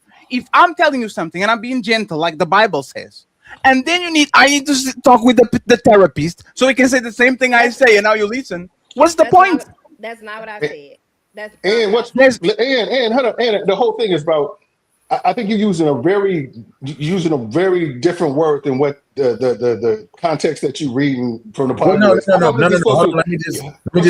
me just say this. Cater is different than consider. I can understand you saying I want my man to consider my emotions and my feelings when he's about to deliver something to me. That's cool. Cater to is something totally different. When you cater to somebody's emotions, number one, the marriage is supposed to be before your individual emotions that people are supposed to cater to. You're supposed to say what is in best for our relationship in the marriage and the family, not be, oh, my wife feels like this, so I got to move like this. So cater, I think, is a word that you shouldn't be using to what he needs to do when it's consider your emotions. I understand, but cater to, I think, like just like Fatty said, if a guy is catering to your emotion, got some ulterior motive, he's either soft or he's lying to you. Okay, well, thank you for sharing. What was you gonna say? Oh my God! And all this missive you were right now. Thank you for sharing. This is what we get. The therapist, you never talk with him like that. Thank you for sharing, therapist. But the person that is in front of you trying to save you thousands of dollars of therapy is dismissed. Again, there's no win. 20 years, 18 years of marriage. And remember, hey, Damien, and remember, me is because I'm an atheist. Blanco is because he's not married. You are married, so you don't work. You go to Kemi Samuels, he's too rough. You go to Trey, he's too kind. You go to Mont, he's too soft. You go to Blanco, his hair is too long. This is what it is. Y'all are not okay with nothing. You will never be okay with nothing because if you don't want to hear it, nobody can tell you nothing. No matter who comes from, Madre Teresa, Brittany Renner, y'all are not going to listen to nobody. So Rose, respectfully, man, let's go with this. You do it. I think your relationship will be so good. Like you give the car keys to the drunk driver and you let him smash that car into a wall so bad that you have no recourse to go to the man and says, you know what? I don't want to drive anymore. You got it. Because after this conversation, we kind of understand that Rose doesn't even know what Rose wants. She can't even explain or verbalize how a person talks with her without losing her. You don't know yourself. So once again, you do it, you ruin it, and then you buy it, right? Breaks it, buys it. Go ahead and buy it. You got it. Hey, Samson, go ahead, and then we're going to get into the main topic. Okay. All I was going to say, clarification. You are exactly right what you're saying as far as the scripture goes. But all I was going to say was literally earlier in that verse, it's like Ephesians 5:22. It talks about the wife submitting to the husband. So if we're going to talk about what that looks like as far as him coming to his woman and treating his woman like Christ loved the church, also has to be said that also in that same chapter, it talks about the wife submitting to the husband. Now, submission is going to look a little bit different for everyone else, but submission in totality is you being open and receptive to what your husband has to say. And I mean, that might be uncomfortable conversations. That might be things that you might not be, wanting to hear at the moment, right? But as part of that submission that you have as a wife is having that open ear to, even though it might not be exactly the way you want it or the delivery might not be exactly the way you want it, but him being honest enough and you having that submission enough to actually submit to him to hear his emotions and creating that safe space so that he can be, vulnerable in that moment. Because, if he's your husband, it's not going to be a comfortable conversation for him to have with you anyway. It's going to take a lot for him to come to you, right? So that's all I was going to say. All right, shout out to Uncle Screaming Jesus. Jesus can't tell a black woman something she don't want to hear. She would tell him his long hair and sandals are sassy, and he gets no 305s. That is hilarious. All right, so real quick, the topic of the stream. Appreciate everybody. Shout out to everybody that's pulled up, man. Appreciate y'all. Rose, we still working on it, baby. We ain't gonna give up on you. We still love you. Look. At the end of the day, we have 1, 2, 3, 4. What's wrong with us, Rose? What's wrong with us? What's wrong with us? Single men on the panel. 1 divorce, 2 probably that don't want to be married. So at the end of the day, what are y'all gonna leave? What are y'all gonna leave me to? Damien got that for us covered, and you Damien got that for us covered. And instead of you saying, Mr. 20-year-old marriage man, I'm going to listen to you. You got sass and you says, thank you for your opinion, thank you for your advice, thank you for caring. So once again, Rose. You can deflect all you want for the single man, divorced man, baby daddies. The man that did it right was talking to you for 2 minutes and you dismissed him like the motherfucker never had a relationship in his life. So once again, you are just proving that you are just are that. It's nothing about us, it's about you. No, that's not true. And he can run his marriage the way that he wants. So repeat what he said. Type of woman. Hold on. Let me land. I let you land. Sure. He has a certain type of woman, so he's going to choose to cater and provide to her the way that he sees fit. He probably just wouldn't be the man for me. I'm pretty sure probably nothing like his wife. And again, you want me again? First, it was the qualification, the purity test. Y'all not married, and now he got married. His coochie is different than my coochie, so I'm not going to tell you. Like, see, keep moving the goalpost. What I'm saying. No, Rose, what you said, what you said was, this man as a woman that is different from me. So even though he's married for 20 years, the advice that he gave is not good for me. That's what you said, right? So single, married, indifferent. The married thing is just a cover up so you don't have to listen to all the people that are not married. Now that we got that out of the way, Rose, repeat what he said. What was his advice? Repeat it. I mean, he basically said that his wife is receptive to the way that he leads. I understand that. No. But like I said, she's probably a different type of woman than me. So he has. How do you know? Dang, obviously, because the advice that he's giving me, I'm not rocking with it. So what was the advice that he gave you? What was the advice that he gave you? Repeat it. I just said that. Basically, his wife is receptive to the way that he leads. Damien, did you go into specifics?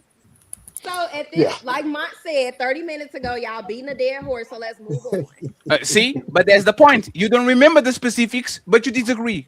Imagine me saying, "Hey Trey, I don't remember what you said exactly, but I disagree." You just disagree because you like to disagree with people, and that's the thing. You are going to find a man.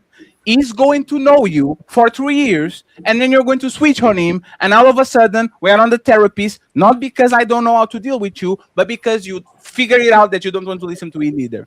That's literally the life of every man in every relationship. I figure you out, and as soon as I get the house in order, you come in like a pigeon, you kick the rocks around, and you kick the pieces around, and all of a sudden we have to build it all over again.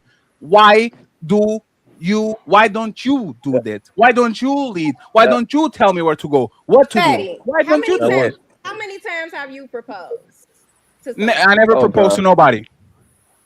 So how many women what that even matters that would accept a ring from you? I can be married to. I can be married tomorrow if I want to. So let's keep it moving. I don't know. Respectfully, 1 second, please. Please, respectfully. I don't want to get married. It's not my life mission over here, right? Okay, so you. But once again. No, Rose. This is once again, is woman do 70,000 purity tests and then turn around and says we just agree to disagree.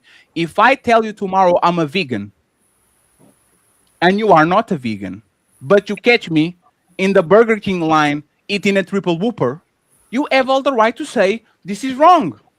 Because you said that you were a vegan on YouTube to look good in front of everybody, and now I come to the shopping mall and I catch you eating a triple whopper, which is meat over meat over meat. Right? Why does the person has to align to you when you don't know even how to align with yourself? How can a person on this panel align to Rose when Rose looks like she doesn't even know what she wants? How do I align to you? Do you know yourself? Can you explain what ticks, what makes you mad, what makes you frustrated, how to talk with you? If you can't even explain to me and give me a blueprint of how to deal with you, how can I align with you if you don't even know how to align with yourself? I do, and y'all say I'm way too emotional. So explain it. I'll never get a real man. So, but hey, imagine. Y'all wouldn't I don't. understand. That's not what. That's not what we're saying, though, Rose. That's not what we're saying. That's not what we're saying. All right, let me ask Mont. Mont, you're engaged, right? Now I'm divorced, right? Now, according to some people, I don't qualify, and that's fine, right? But I think I've experienced every aspect of a relationship. I've experienced an aspect of a relationship that Dame has even experienced, and I wouldn't even want him to experience what I experienced. I've been divorced before. This is my second wife. Oh, wow. My bad, then, brother. Still not enough. Still not enough, Damien. You're not an astronaut. You can tell me nothing. My bad. Well, I'm not gonna use you because you've been on this side of the track, so you know what it's I've been on both. Yeah. Exactly. But what I'm saying is, I would think, and Mutt might disagree, but I'm gonna ask him anyway, right? I don't mind asking. I could be wrong. So, Mutt, you're going into marriage. Would you take advice from me? The fact that I'm divorced. Yeah. Why would that be? I just like to hear perspectives. So I'm pretty sure you experienced some things. Whatever you went through. Yeah, whatever you went through. It'd be good for me just to hear you out. It doesn't mean I have to listen to you. I have to take your advice, but you have an experience. So, all experience, whether anecdotal or not, is something to take into consideration. Exactly. So my point is this. I'm going to teach Mutt, or I will communicate Mutt on how not to end up in my shoes. I know I get on this platform, we have fun and all that, but if we have a offline, real man-to-man conversation, it's going to be nothing but stay faithful to your wife, do this, do correct, do right by her, and I'm going to hold him accountable and give him advice on what he can do to bring peace in his home if I'm having a real conversation. So y'all got to not let this YouTube stuff make people think that they really don't know what the hell they talking about, because that ain't it. I'm going to keep it real with you. Mm-hmm. All I was going to say is I am single, but come on, Rose, don't do me like that. I'm trying. I'm going to find it. I understand that you're trying. I just have this crazy phrase that I go that a person can only lead you to where they was going. That's not true. That's not true. Hold on. I understand. Hold on. I understand Trey probably does have that experience, and he probably can give Mont some pointers. But for Mont to listen to him and let him lead him along the way, 100%, I don't think that would be a smart move. Jesus Christ. That's not reasonable, regardless, for Trey to be leading me 100%. I'm a grown ass man. That's not a real thing, no. Hey, Monta, now you know that the women are the leaders. You are going to take me where I want you to take me, like a Uber driver.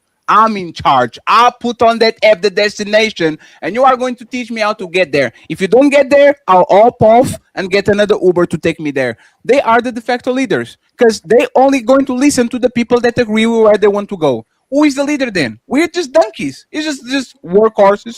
I want to go. True. That's not true at all. A woman and a man, you get to get your core values have to align. Where you want to go have to align. They're gonna change.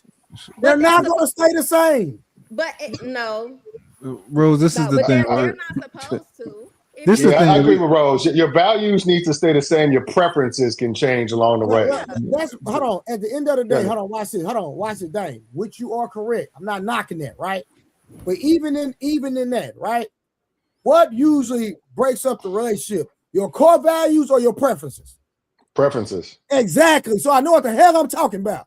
Is we outgrew each other. We wasn't seeing eye to eye. This is the bullshit. This is what it is it was leading me a certain type of way, so I was okay with it. And once I started to do my own thing and flip on him, now all of a sudden we don't see eye to eye. We don't see eye to eye not because I'm different, it's because you, for whatever reason, now you want a different thing that you wanted before. I literally said before, y'all do this. We figure you out for 3 years, and y'all figure this out for 3 years. And as soon as y'all figure us out, is something on your brain that says, do it.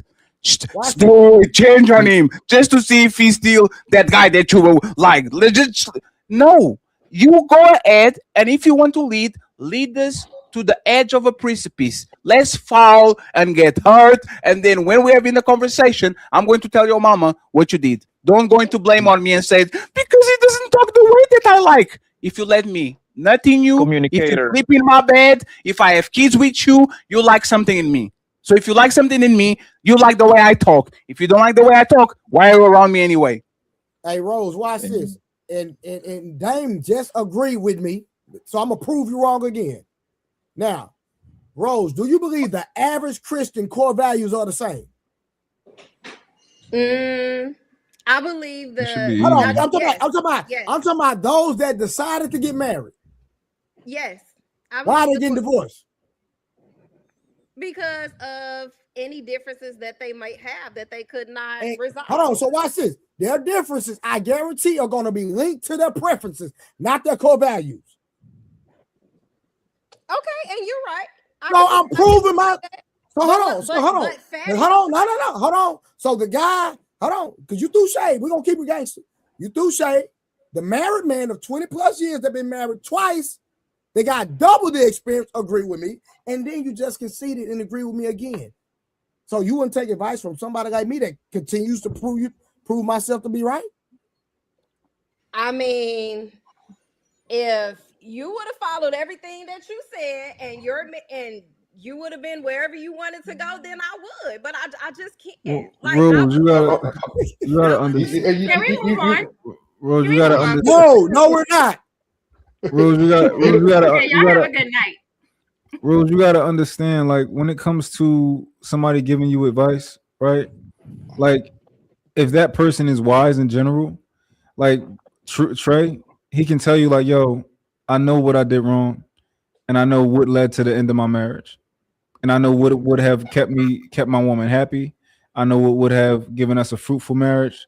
The difference is if Trey was dumb, yeah, don't listen to him. But if you understand that Trey makes sense when he talks in general, and that he's competent, then he can still give you advice on that situation because he was in it. You can be in the military and you can make a wrong decision that led to something bad that happened, but you were still experienced, and this was a bad decision. This is what I should have did. This is what went through my mind. This was it's very simple. Okay, and if since he knows that now, once he actually tests the theory and get the desired results, and I see that, because what you know and what I can actually see are two different things. So once you test the theory and you find out it works for you, then okay. I want to ask you a question. Let me hear what do you think there's a such thing as Trey? No, I got nothing but love for him. There's such thing as like cautionary tales. There's such thing as cautionary tales. Where the girls go, man? No. She's gonna come back. By the way, Karen back too. By the way, okay. Let me finish. I got you, brother. I just want to point out one thing. Should Trey explain to Karen on a docile way why he doesn't want to move on? Or it was the messaging, or was the tone, or it was y'all want men to be men, and then men are firm and be men in front of y'all get mad and y'all do the same thing that you will do regardless. It's not about the messages on the way that he's talk, it's about your feelings. Okay, well, I just want to say things. I feel like he's going to know how to lead me properly. So we don't all I'm saying is this: there's a such thing as we're gonna move on. Let me just say one last thing. There's a such thing as a cautionary tale, and there's value in learning from people who can teach you how not to lose, not along with people who can teach you how to win. Like somebody who failed at something, one thing, the reason I got a successful marriage now is because after my first one, I took the time and took stock of myself and like learned what I did wrong and realized I can't make those mistakes again. Okay. And you tested it and it worked. Hold on, yeah. Dame. Okay, so that's all I'm saying. Hold on, Dame. I've been to 3 therapists since I've been divorced. Yeah. Jesus Christ. The one thing that she don't understand is that for me to get back into that again, that woman gonna have to be Superwoman. I'm just not finna jump back in that. I'm not just saying, hey, you're a Christian, you're a nice woman. No. It's not that. For me, it's not gonna be that easy. So for me to get married again and have to go through what I went through, it's gonna take God Himself to bring that woman down and put her right in front of me. Hallelujah. She is the one. I got to bounce. I got to bounce. It was good hanging with y'all. I got to go. I got to get up. All right, All right, brother. Question, Rose, how long do somebody have to be married for you to take their advice? Grandpa age. I would say I would at least want to hear from a person that had a healthy marriage for at least a few years. Michael, first I'd like a number. No, I apologize. Like Tom Brady, for example, is 16 years enough? What happened to him? Hold on, my marriage was healthy. Don't get it twisted. Stop playing. That ain't no shot at you. No, Rose, just give us a number though. How many years? I would say at least 4 years healthy. So Tom Brady and Giselle can give you marriage advice, right? Well, I don't know anything about their marriage. I don't know. They've been together for 16 years, very healthy, and then she left with a personal trainer and put a baby on her belly. So she did 4 times the time that you asked, 4, 8, 12, 16. So Giselle Bundchen can come to you and give you marriage advice, right? Just challenging you to think, that's all. Right? I don't know about their marriage. Like if they were married legally for 16 years to the public eye. I don't know anything that was going on behind closed doors. So do you know anybody that was married for 15 years and then divorced? Or 10 years and was divorced? Not divorced, but I know somebody that was married over 15 years and they're still married. Trey, how so long you don't know nobody that were married 5 years, 6 years, 7 years and they got divorced? No. Not around. I was with a 10. I was with a 10 married. But so that means you got advice from them then, right? The people that you know for 15 years. Yeah, I can go to them for advice. Absolutely. This is my point, Rose. Have you gone to them? Hold on one second, man. Have you gone to them for advice then? Not necessarily, no. I've Jesus had close. conversations with them about little things, but to actually have a full blown conversation, getting advice, no, I haven't. So Rose, if I was married for 20 years and got a divorce, would you take my advice? Would I be somebody that has been where you want to go and has had success, that you want to listen to what I say about having a healthy marriage?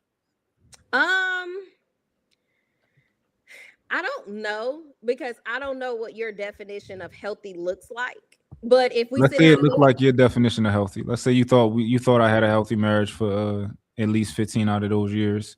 Would I have been somebody who went where you want to go, and I have adequate knowledge to give you advice? Possibly, yeah.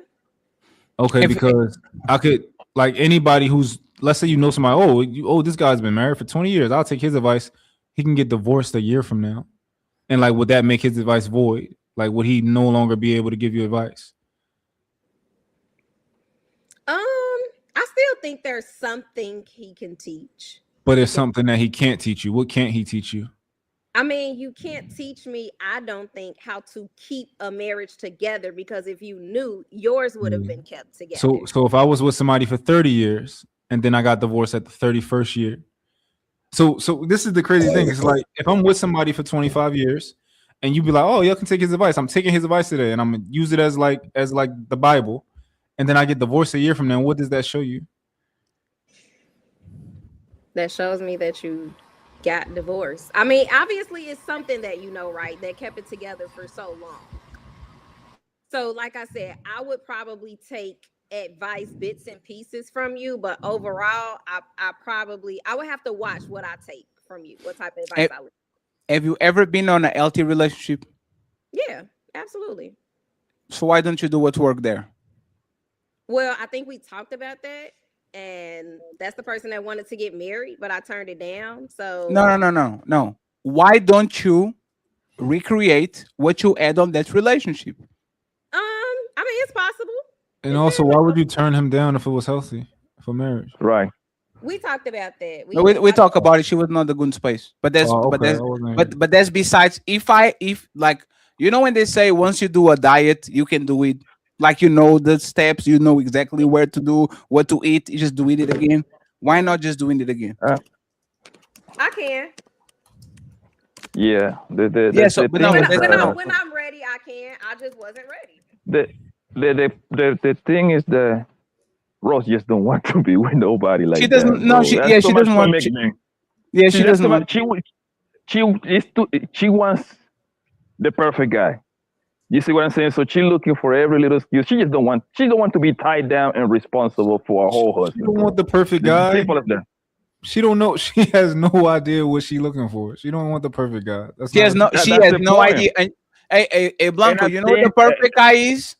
Somebody that she feels is the right guy. She will have no explanation. She will have nothing. He's a guy that make her wet and make her feel his tingle. So now all of a sudden, now this is the good guy until he doesn't tingle anymore. And all of a sudden we go back to the same place because respectfully, this is all about feelings. It has nothing to do with the man is good or not or bad or worse. Like it doesn't make no sense.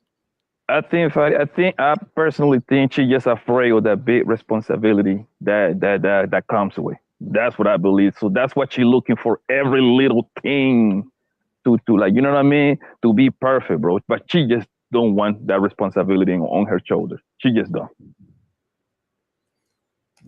Now, the thing is, bro, listen, I don't care if you get advice from somebody been married 50 years, 20 years, 30 years. If they're going to be transparent and tell you the honest God truth and not just lie to you, they're going to tell you about the ups and the downs, the hardships and things that they transpired. I mean, that they experienced throughout the entire relationship, not just the good times. It's easy to talk about, hey, we made it here 20, 30 years. But let's talk about when you got those text messages. Let's talk about when you caught him or her doing it. It don't be pieces of cream like that. I'm not saying that people can't have a long stint of a successful marriage. But listen, it's a grind, just like anything else. So if you're looking for somebody perfect, you signed up for the wrong thing. That's just my personal opinion. It's just not reasonable for somebody, like, cause the logic doesn't add up. Like, so if I have a successful business for 30 years and then I close it out because it was something, right? I can't tell you how to run a successful business. You know, if I had, what do I need to have it for 40 years, 50 years, 60 years? Like, Blockbuster had a successful business for a long time. Like, so it's like, what? I don't know. It just doesn't make sense. Hey, Glenn, what's going on, man? How you doing? I'm doing well. What's your insight? I'm just listening in. Like, I find it interesting because, like, you know, if your marriage is just right and everything's just moving good, right, and you've never had to endure any like serious like obstacles that could lead to the destruction of a relationship, then you don't really know what it's like. Like, I mean, I think you can learn more from people that have failed because they could give you insight of, this is how I dropped the ball. This is where I failed. But if somebody doesn't know, like, have you talked to a couple that's been married and like, so how do you guys make it? Shit, I don't know. Like, they don't know how they made it. They just getting by. But somebody that has failed, you can learn a lot from them because they have a lot more time to, you know, self-reflect, get to look back on things, see where they could have done things differently. There's a lot of wisdom from, you know, learning from failing that you could get from somebody that has failed than you would get from somebody who has never failed. You know, I think this is where we kind of lead the women astray or lead them down the wrong direction. Because I do hear a lot of guys kind of had that talking point of, this person's not in a relationship, this person's not married, we can't listen to them. And I hear Rose just kind of, you know, I'm not gonna say she's parroting it, but let's say right now, let's say she's parroting that. It's like, now we finding out like, yo, it's nuance to this. You know, like it's absolutely nuance to this. You can still listen to people who you know, aren't in the ideal situation because they have experience. Now you have to discern, because there's a lot of people who just want to talk because everybody got an opinion, everybody a coach, you know. But it takes discernment. But just the idea that like, oh, this person got a divorce, I can't listen to them. I don't think that's. I think a lot. I hear that a lot from the guys, and I don't necessarily believe it. Yeah, because like the truth is the truth. It doesn't matter where it comes from or who it comes from. The truth is the truth. Now, if you choose to reject the truth because of the person that is giving you the truth, well, that's a you problem. But the truth is still going to be the truth, regardless of where it comes from. I think the best thing you can do is just discern: is this person a reasonable person? Like, is this person a wise person? Does this person make sense when they generally talk? Like, does this sound like this person just has a jaded opinion? You know, like, just use those types of use that type of discernment versus the blanket idea that this person was married for 10 years and got a divorce. They don't know what they're talking about, you know. I'm listening to everything y'all saying.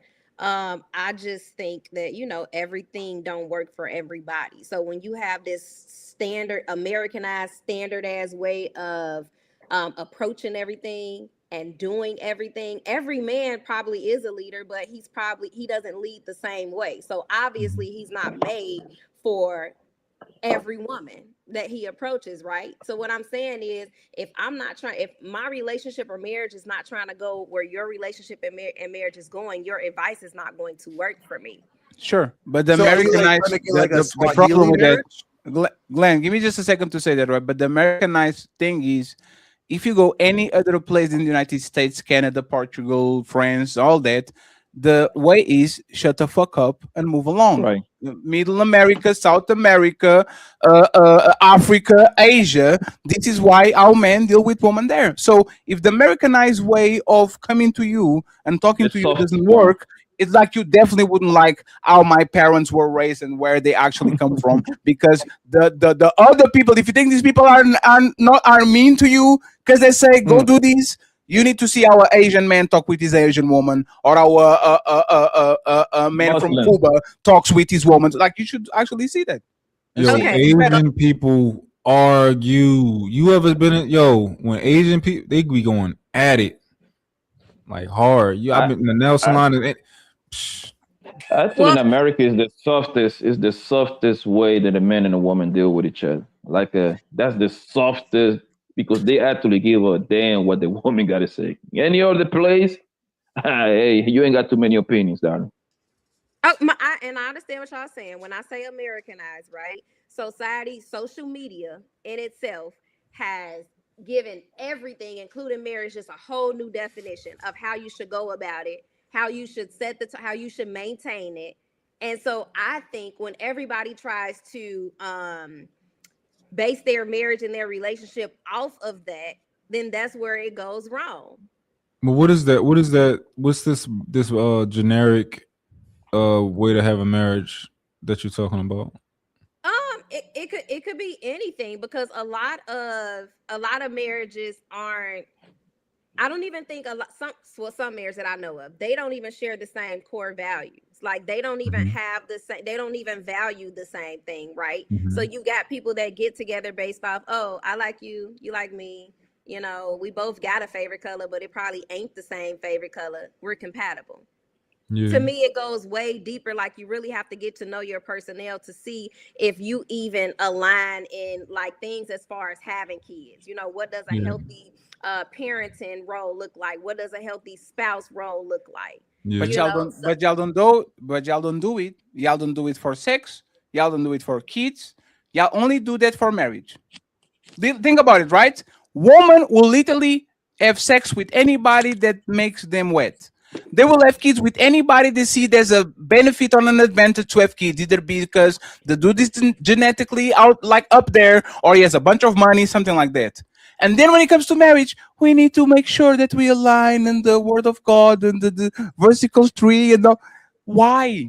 Like, marriage should be the most easiest thing of the three, because sex is something very intimate. Having a kid is the hardest decision of our life.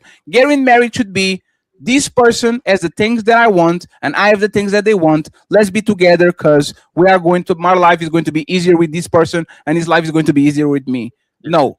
For whatever reason, why are you not married, Fadi? If it's because of women like you, Rose. I've been dealing with women like you for years, and you know what? Is white woman, is black woman, is every fucking woman on this planet that is single by 30. She's single for a reason. Y'all can be reasoned with, no matter who comes on. See if he's the playboy, the soft dude, the jerk, the nerd. Nobody can get through you. Why would I sign up to be with a person like you? So you have no idea what you're doing. So are you saying you can only attract a certain type? Is that what you're saying? No. I can attract. This is what happens. While you're single, no, lady. This is what happens. No, I'm not a leader. No, I'm not a leader. This is what happens. But that explains why you're single. It doesn't explain nothing. This is just pot shots. What happens is this. You are going to get a woman and you are into her until you're not. It might take a year, it might take 5 years, it might take 10 years, but that woman sooner or later is going to turn on you. And now you have to understand, as a rider, if you're going to keep that horse or if you're going to take him outside, behind the barn and do what you need to do. That's all. I don't want to go through none of those things. I don't want to. I have nephews. I can have sex with y'all. I can have the good parts of being with a woman without getting the shitty parts of doing it. So why would I pick a headache when I can get the best part of you and not have to deal with the worst? What stops me from putting a kid on you and just boom my bum business? What stops me? Oh, maybe you don't even qualify to put a kid on anybody. Lady, I have a vasectomy not because I wasn't fucking. Hey, you see, this is the pot shot that I'm talking again, right? I have a vasectomy because I didn't have a vasectomy because I wasn't fucking. I was fucking too much. And the reality once again is y'all claim y'all want respectful men and men that know what they mean and mean what they say and that they are responsible. But as soon as you get the man that is responsible, now you're going to try to clown me. If I had 7 kids, you would clown me. If I have no kids, you would clown me. If I was 7-time divorced, you would clown me. If what is this? Actually, matter of fact, why should I brag about being with you? See what I'm saying? Why should I brag about getting a woman just like you? Art edit, can't listen to nothing, always trying to be a little bit petty, a little bit sassy, trying to get why should I brag about being with a woman like you? Fatty, you would never even be in that position to be able to. So your baby daddy is worse than me. We're gonna move. Your baby daddy is worse than me. What's your baby daddy has on me? We're gonna move on. No, this is what I'm talking about. Your baby daddy has nothing on me. So while you're trying to shame me, compare me with the guy that you stretch your asshole and let him nut inside of you. No, Rose, you do have the opportunity to tell him what makes your baby daddy better than him. She wouldn't, because if he was better than me, she'll be with him now. She decided that it was not good enough. So once again, you decided to procreate with a man that wasn't good enough. There's nothing you can tell to me, lady. Nothing. Zero. How tall is he, Rose? Did you just say something about getting stretched out? Well, Rose, you can say that like, yo, he's too good for me, and then you could, you can lie, but I would have lied. I'd be like, he's too good for me. He loves me. Oh yeah, he's 7 feet tall. He plays for the Wizards. He does as a mean 360 dunk. Of course. The truth of the matter is, relationship benefits women and kids first. Being in a relationship is not. I mean, the marriage is a beautiful thing. Don't get it twisted, right? But that's not like a big benefit for most guys anyway. So Rose, when you say like when niggas is single like that, that's not really a shot at all. Like at all. The relationship is pretty much for you and your kids. The guy benefit the most than anybody else. The guy becomes like an afterthought type shit. He's the one who got to take care of you. I understand that. Do you agree with that, Rose? Do you agree with what Blanco said? No, I don't think it only mostly benefits the woman. But what I wanted to say is, you have men that get up here and beat their chest talking about their leader and their leader, they're a great leader, they're the best leader in the world. But you don't even have one woman that would sign up to follow you. Never claimed about it, and I'm not talking. No, that's what you said to me, so people understand it was a referral. Once I told you, I'm not a leader. Remember, I was on the panel the other day and somebody was talking crazy. And I said, as Christian, you shouldn't be talking like that. And he said, I'm not a Christian. You know what I did? I stand corrected. I apologize. That's how grown-ups talk with each other. I'll assume something. And then when the assumption is not there, I'll apologize and says, my bad, I apologize. Once you found out I never said I was a leader, right? Why not pull it back and says, you know what? This standard doesn't apply to you. No, you kept going and moved the goalposts. I don't have to be a good leader. You let me nut inside of you. If you pick me, you pick me for a reason. So if you pick me, let me do my job and do yours. Or I can just put a kid on you and send you about your way, and you are going to cry and complain because real men will take care of their woman and their kids. Which one is it? But Rose, answer the question. Which one? He asked you a question, Rose. Answer the question. She wasn't listening. She's lost. She's not listening anymore. I really honestly wasn't, but I went there. She wasn't listening. No, you can stop there. You weren't listening, right? I said that. I acknowledge that. So let's move. Yeah. on. So why not say? Can you repeat it again? Because I really don't want you to. Yeah. See, and because I'm probably not gonna listen for but you don't listen to nobody. It's not just Fatty. It's nobody. When you said marriage was so easy, it's so easy to obtain, this, that, and the other, that's what led me to say, well, how many proposals have you given? How many women would even accept a ring from you if it's that easy? Okay, so Rose, right? Marriage is easy to obtain, is not easy to keep. We are on chapter 7. You're talking about chapter 1. Everybody on this panel can get married tomorrow. It's about the keeping, and not keeping 3 years. It's keeping 7. It's keeping 12. It's keeping 15. It's making sure that I don't get divorced in the teenage years of my kids. And now that shit is brutal to all the family other than you because you decided to bounce, right? So once again, we don't have all the solutions, because as soon as we have the solutions, women like Rose wake up one day and says, I'm going to ruin this man's life. And if he doesn't figure out, I'm gone. If he doesn't figure out exactly what I want, even though I don't know what I want, I'm gone. Why would I want to go through that with people like you, Rose, that look like you don't know nothing from nothing? Like you woke up one day, and one day your hair is going to be this way, and then the next day is going to be this way, and next day you're going to come with the motorcycle jacket, and next day you're going to be an astronaut, and I have no idea what makes you change because you are a woman. Can you help me? Absolutely not, because you can help yourself, so how can you help me? And it doesn't stop right there, because the crazy part is my baby Rose said she paid half on her way out. Yes, no matter how much she contributed, she's ruining your life. She said that I deserve half. Why? Because I was there, right? But we should marry women like Rose because she has a pretty face. So see what I'm saying? Everything. Yeah. Oh, make no mistake about it. Hold on, Fatty. Make no mistake about it. She will get a nigga. Make no mistake about it. So no, get got. No. He gonna get got. No, Blanco. She would, but it's like me. She's pretty. Yeah, because she's pretty. But that's the thing, and this is why we're talking about these conversations. A lot of times for men. That's why she moves this way. Yeah. It's because she has a mindset of abundance, while the man that wants her has a mindset of scarcity. So she's in the leading position because even though me and Rose are the same age, I can be on YouTube talking shit about y'all for 15 years, change my mind at 50, get 3 babies, and right to the sunset, and nothing happens to me. Rose has 4 years to figure this out. The person that should be on the position of scarcity should be Rose. Because if she doesn't get this right on the 4th years, she's going to pay for the rest of her life. But men are so thirsty. Men are so insecure. Men are so afraid of pissing Roses off that they will come around and say, no, of course, monogamy, baby, even though I'm trying to fuck Annabella 2 in 3 years. Oh, yes, me just and you together and 3 kids when I can only afford 1. Like, we are going to listen to y'all. And this is why you are so smug about your attitude, is because you know it. You know, man, you just don't get one because you didn't find the sucker yet to come around and to open his asshole and to say, yes, choose whatever stick you want.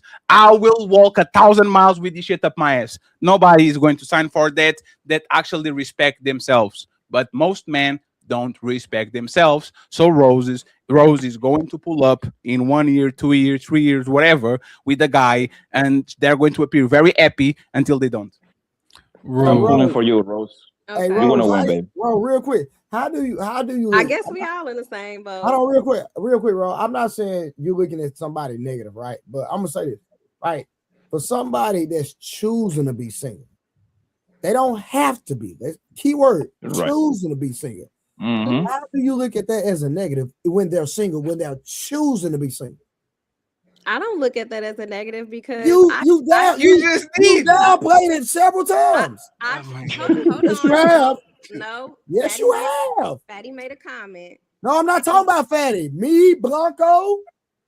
You have. No, I'm not down. Yes, you did. Hey, Trey. The first interaction I had with her was literally this: "Are you married, Fatty?" No, I can see why. First time we saw each other, That's literally what she told me. But now she's not out playing people or not being in relationships, right? That's again, you would flip flop in the same week, and you have no idea why you did that shit. You just felt some type of way. Fatty, at the end of the day, we're both single. So what are you telling me? No. Remember what they said you on the panel? My single is not your single, right? I am 6'2", fat motherfucker, earns 7, 8 times, 9 times more than the average Portuguese person. Me, a woman getting with me at 36 is the biggest blessing she can ever in her life. She'd never leave her city. I can take her to anywhere in the world, give her anything she wants. But now on your ad at the dinner, pretty face, Rose, what do you have to offer? By the way, I have no kids. I find the story line with you when we start the game from scratch. GTA 6, you are GTA 3. Somebody played you and put you back out because they run the game, so they put you out. So now somebody that's going to actually get you, what do you have to give them, Rose? No platitude. No platitude. That ain't true at all. I was proposed to. I turned the ring down. Like, don't you have a kid? Don't you? No. I'm not talking about the proposal. No, I'm talking. No, I'm not talking the proposal. I'm not talking about the proposal. I'm talking about the thing that you can get rid of, and it's not HIV. It's the kid, right? You are a kid when you were younger, right? Now you have a kid. Now you're connected to a man until the day of your life, the end of your life. I'm not connected to anybody. Is he dead? I'm not connected to anybody. Is he dead? I told that story. No, Rose. Rose. I don't want you to go in between. I just want to make sure. Did he pass away? He did not pass away, but I'm not connected to him in any Yes. No, Rose. No. It's not about you, Rose. Your baby can become forth. Yeah, no, Rose, please. Hold on. Let me step your in. baby. Hold on, Fatty. Hold on. Respectfully, that's a sensitive situation. So I'm I'm not touching that. I'm just saying your baby can grow up to 17 and out of the blue just say, I want to know my daddies. See what I'm saying? Like he can literally, not about you, but he can literally, because every man and every woman does it, is when you get to a certain term, you want to know where you came from. You want to know why something happened, right? So taking that out of the way, and I explained already what I can give to a Portuguese woman, and probably I will be in trouble more in the United States, right? But in Portugal, I am the easy pickings. You are going to explain to me, if we are the same, what makes you special, like I am special in Portugal. I said I'm way taller than average person. I have a stay-at-home job. Actually, I have 2 of them, right? I earn so much more than the average person that makes me literally a target. What? And I have no kids. I have no history, no nothing. I come from a 2-parents household, married for 45 years, still married, are going to leave me a bunch of money. You are going to tell me, Rose, what do you have outside of money? You are going to tell me I don't have nothing. I don't have nothing more than that. I have 7 inches. So now that we got it out of the way, you are going to tell me exactly what makes Rose special at 35 years old. But I asked you, what do you have outside of money and sex? Because it don't sound like a lot. I know I'm bad at sex. 45 pumps and I'm good. I'm sleeping already. I don't even. No, I'm not even kidding. I will never claim that I'm good in bed. Some people think I am. Some people don't. You have to find out. Okay. Right? So now that I gave all these tangibles, Rose, I'm a college graduate. I have a PhD. Huh? See, I can do that too, right? I'm an entrepreneur. I've been earning my money by myself for 15 years. Like I can do those little things that women do. I'm educated, right? What makes Rose special at 35? Absolutely none, Fatty. Let's move on because it's absolutely yes. You are not ready for these, Rose. Respectfully. Let me ask you something, Trey. Let me ask you something, brother. You how long you been divorced? Like 8.5 years. 8.5 years, and you say there is absolutely nothing that a woman can do to make you change your mind, right? I don't think you said that, right? What you talking about? Like getting back married, meeting a woman and doing all over again. I said the only way it could happen is if Jesus gonna have to come down himself and point her out, and he gonna have to tell you. Yeah. So that means that pretty much it's safe to say that you pretty much having your way with whatever woman you might be dealing at the moment, then, right? Well, you can get whatever you want, right? I'm not dealing with nobody. Okay, but you could, right? You can have a couple of joints. Yes, if I want to. You see? So that's the point, right? Like when you're single, you actually, believe it or not, you actually get the most actually, and when they're on their way to get wiped up. So it's not like it's not that complicated, yo. Once you get in a real tight relationship, for the most part, that's when the game begins, man. That's when the attitude come, yo. Well, I got a question for you, Rose. Oh, go ahead, Blanco, if you had to finish. No, go ahead, boss. Go ahead. So, Rose, after everything that was said, over the last 30 minutes, I know it was a lot, but do you think that you gained any type of perspective, even if it's small? Do you think you learned anything, gained any type of perspective, or nothing really at all? She learned that I'm gonna find her. She learned that I'm gonna find her. Absolutely, she learned that. I'm gonna find her. What?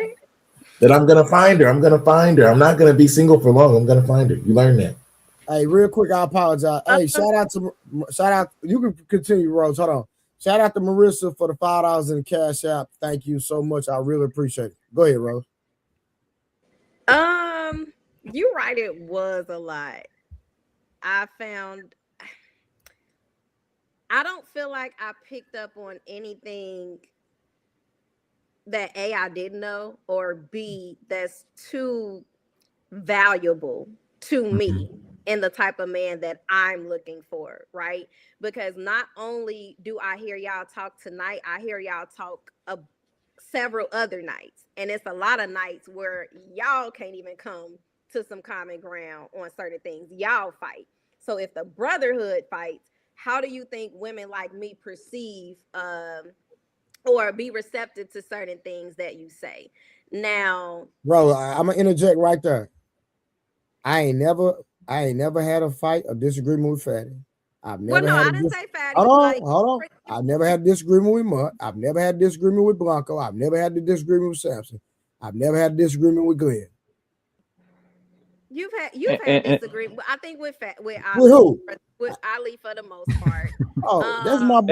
That's my brother.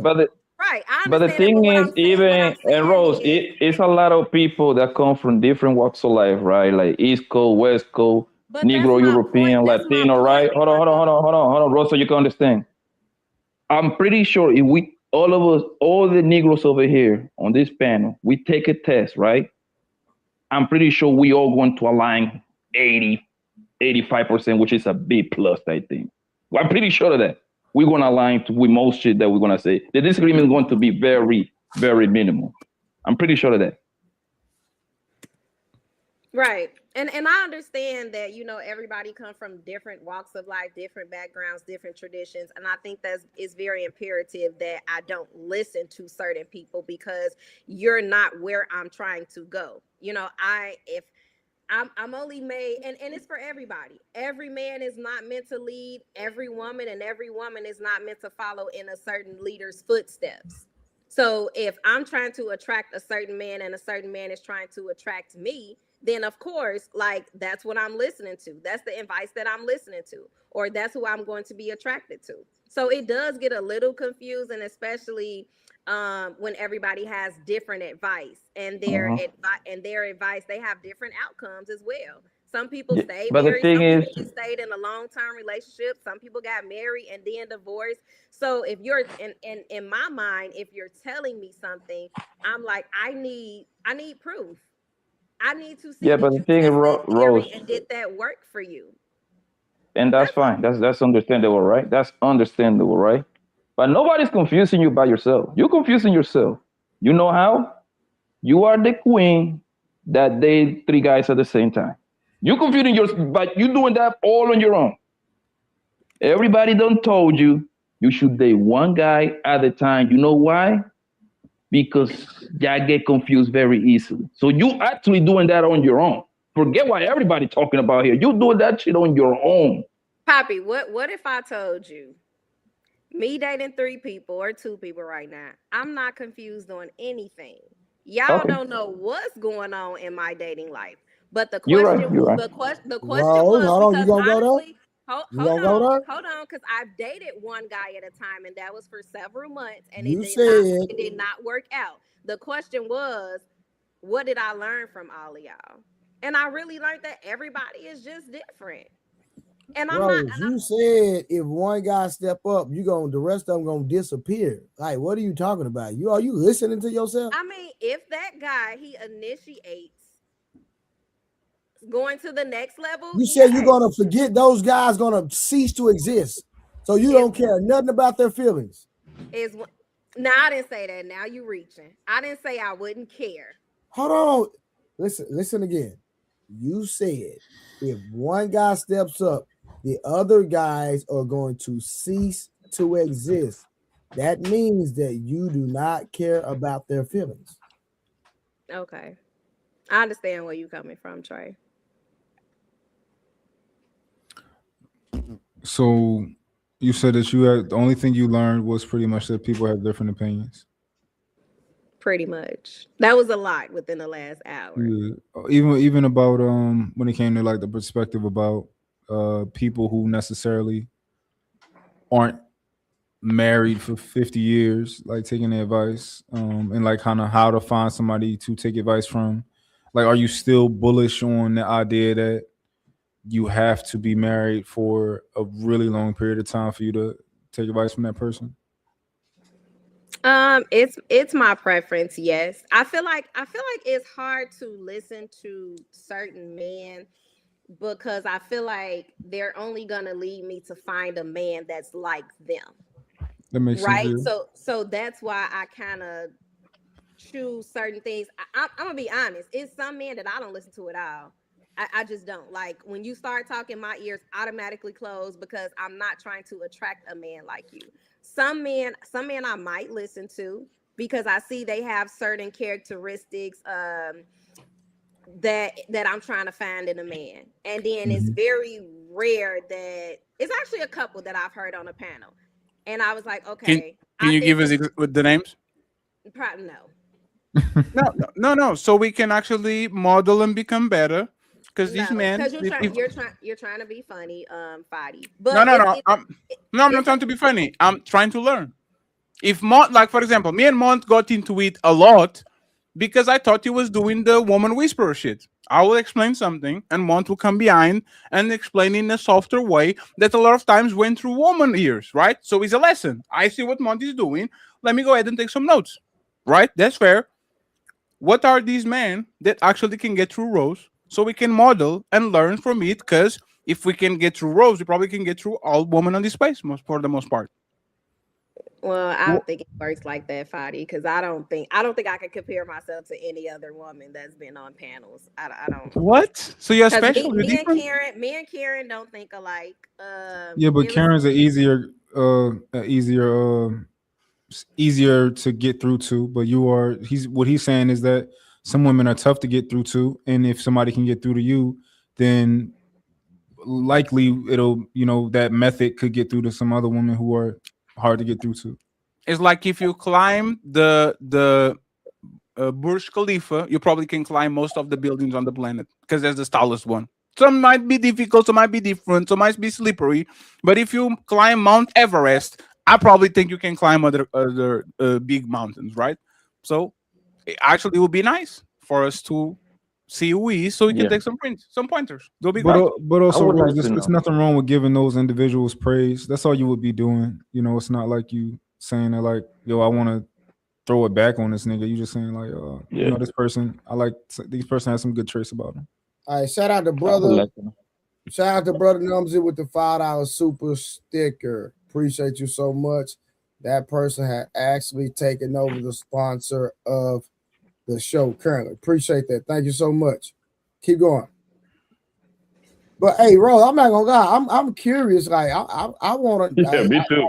I want to know who this person is. Like, so me, Fatty, Mutt, Mutt about to get married. So we need to learn who is, and Samson needs some guidance. So who is this guy so we can study this man? We want to know. You know what? I will not say the names. All y'all gonna do is judge. No, we're not. Tell me why I shouldn't. We're being sincere. Or laugh if you don't agree with this. Rose, I promise you, nobody's going to tell you why you shouldn't listen. And I guarantee you, I know one of them. I guarantee you. It's definitely a setup, but I feel like no. Hey, the only person that is mean spirit on this conversation is Fatty. I promise I don't say nothing. Now you got it out of the way. Go ahead. That's fair, Rose. I get it. I'll say this. Everybody that. You're right, Mike. At the end of the day, there is something I can learn. I think OG said this the other day, something you can learn from almost everybody, whether it's something that you do or you don't do. So when you all talk, I do listen. But like I said, it's harder to listen to some of you all because I think if I really take heed to what you're saying, I'll attract a guy just like you. And that's not the goal. I'm not saying you, but, So who are the men who you've heard speak who you say, you know what, I wouldn't mind taking their advice or their perspective because I wouldn't mind ending up with somebody with their characteristics or some of their characteristics? I don't want to say names, so that's why I generalized it. Yeah, it's interesting because I guess we're trying to figure out what would be damning about you kind of saying a name. Like, let's say you said, who's the guy that left? David, somebody with a D, somebody that guy was married. Dame. Let's say you said Dame, right? Let's say she told us Dame. I'm trying to think, like, what do you think our reaction would be? We'd be like, okay, cool. Like, what do you think? Cool ass nigga. Well, I think that was the first time I actually heard him talk. So much going on, I don't really remember too much about what he said. So he is just an example of, like, if you said Dame, we wouldn't feel, we just would be like, okay, cool. I think it's just a curiosity thing. I don't think people trying to, like, Fadi, if Eddie already told you, he's not gonna say nothing. But I don't think maybe I don't know. I like literally 7 a.m. in my country. I'm not trying to. It's all love though, Fatty. Me and Fatty. No. I don't. We don't win Rose, at it a few times, y'all. No, it's not love. Rose. You don't have to give a disclaimer because I understand what like is panel thing. After panel, we good. There's no problem. It's not personal, right? But that's the thing. You are the crystallization of the woman that we have on a day-to-day basis. We come here because we can understand things. So let me ask Mont or Samsung, hey man, my woman does this, does yours does this? Oh shit, I have the same notes. What's going on? You are not that different from other women. The thing is, for whatever reason, you are very comfortable showing exactly who you are. Some women only show that on the back. They hide it. Right?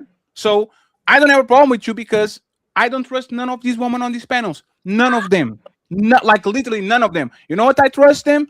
I trust them to do kind things to me, and when I do kind things to them, I'm trust them to be professionals, to be compassionate, to say, "Oh, Fed has a panel. Let me go there. Let's have fun." But I'm expecting that.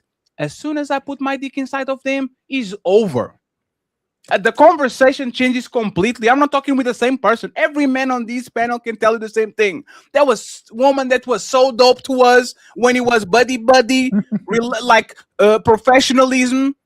As soon as you went ahead and you put your shit inside of her, what are we? You were always talking like it goes down quickly. So that's the thing, right?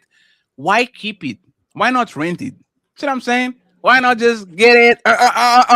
We watch Game of Thrones simulcast so you can be happy and I can be happy, and I don't have to deal with you full time, and you don't have to be full time because you can stand me and I can stand you.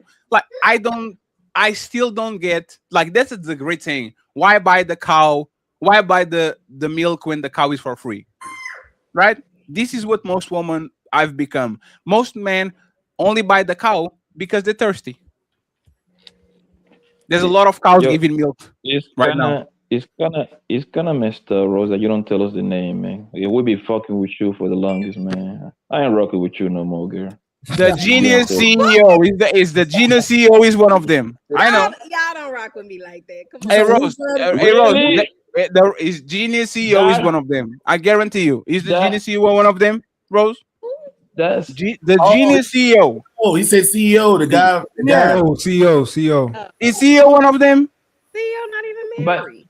But yo, no, he definitely is. He is married. Yes, he is married. Yes, he is. He is married. Yo, but the crazy part is that She just said that we don't rock with her, yo, so easily, man. When people have blocked people just to cuss your ass out, man, that's messed up, Rose. That's Trey. Messed up.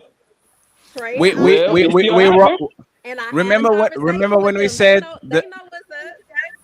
hey, remember when we said we rock, like things change after we start to actually like each other romantically? We rock with you until that part. Rose, you probably can get money from us. You can help somebody to help you move. You can get somebody to sit you. Once we get into, oh, I like Rose and loves rugby, that's when we kind of don't fuck with you. Because respectfully, that's the person that gets the worst of you. I'm not getting nothing worse. This is just banter. The person that has to sleep with you and wake up to your ass, that's the person that has to actually get the worst part of you. So we definitely fuck with you. We definitely do.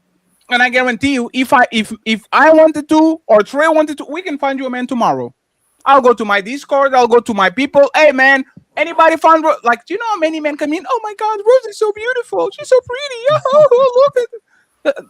You think we can find you a man tomorrow? The thing is, I'm not sending none of my people to a burning building. Sorry. Nope. What guy that is married to this man? Give me a second, real quick. Shout out to L Nixon with the super chat, $10 super chat. Men value aesthetics, women value resources. The natural progress over this time and resources increase for men and aesthetics increase for women. Don't overthink your options when you have them. Shout out to L Nixon. Appreciate the support. Y'all don't fuck with me. Guilt on Sign Language by Kevin Samuel. Kevin Samuels took that out of the park. Sign language. Y'all don't fuck with me. This is shame and guilt, friends. Is a trap. just play along. And also shout out to Brandon in the Cash App. We still need $90 more to meet our goals. All the super chat goals have been met. All right. Shout out to my brother Ali. Shout out to Fatty for the training. All right. You're doing great. We following the blueprint, Fatty. Yep. And we still get mistreated by Rose, regardless. She won't even say a name, bro. That's messed up. Nah, I really want to like look, Month about to get married. What's the name?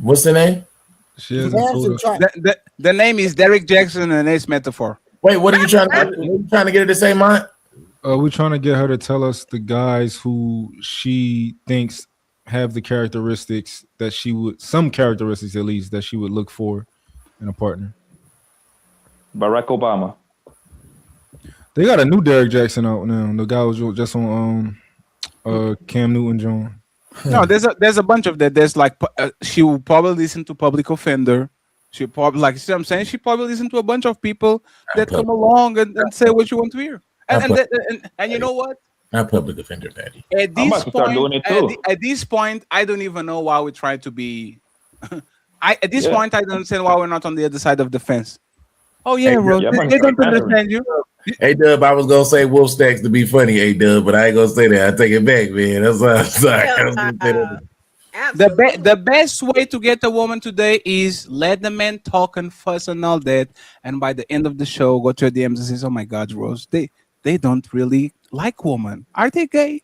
What's going on with? I can't believe they did with you like that, Rose." One person that probably would do that.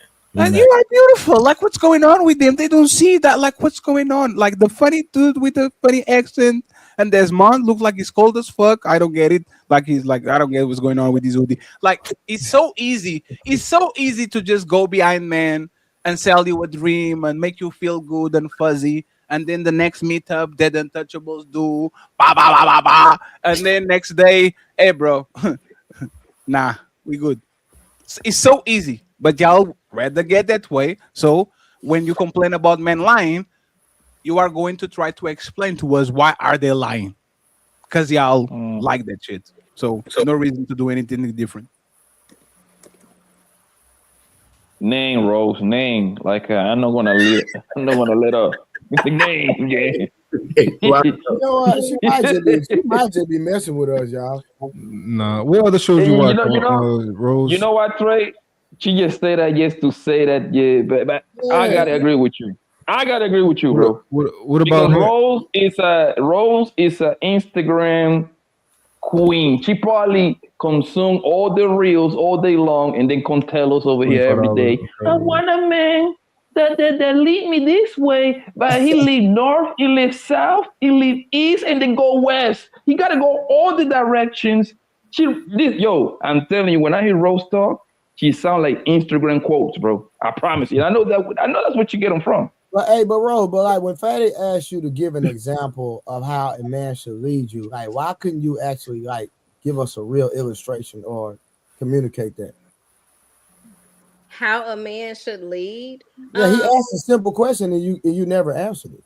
Well, I think I thought I did answer it. I was coming from a biblical standpoint. That's come on, Rose. You got Christian people getting divorced every day. That's not realistic. But they don't have nothing to do with me at the end of the day. So hold on.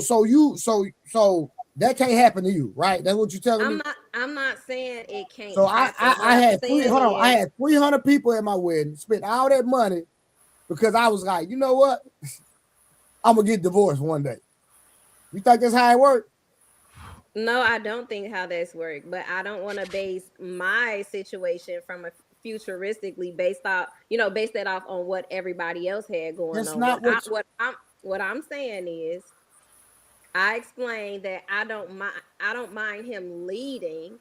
It's just I know I'm not made for every man that can lead. No. But he asked you, what does leading you look like? I don't think that was a hard question to answer. I mean, I don't know what that looks like in detail.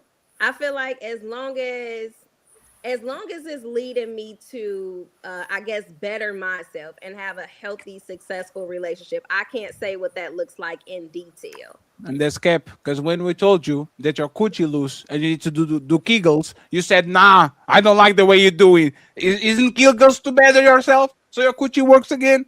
And what did you say? You have to come at me on the right day and tell me No, Rose, like I said, we're very good listeners. It's not about bettering yourself. It's about your feelings. So no need to lie. No, I just know that the leader for me is going to know his personnel and he's going to know how to deliver that. The way that Mont delivers it to his fiance may just work for her. It may not work for me. Yes. So Mont is not going to be the guy for me. I'm not saying that I have to agree with it per se, as long as the way that he's leading is not leading me into chaos or confusion.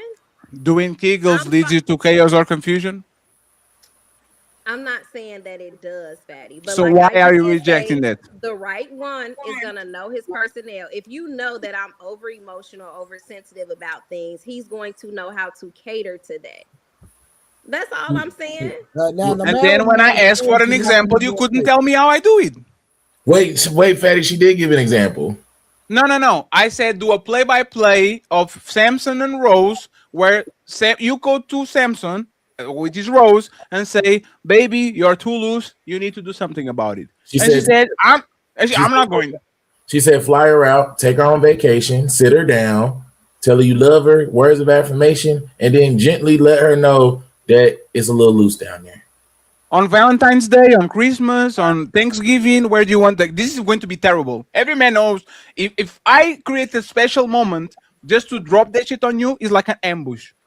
Is I did all these in advance to kind of telling you something that is broken about you. Are you sure, Rose, this is what you want? Rose, you know why y'all need leaders? Because that's just a bad decision anyway, right? Because as a woman, you're going to get on that bait. You're going to if you want him to like take on vacation and all that to give you the news, right?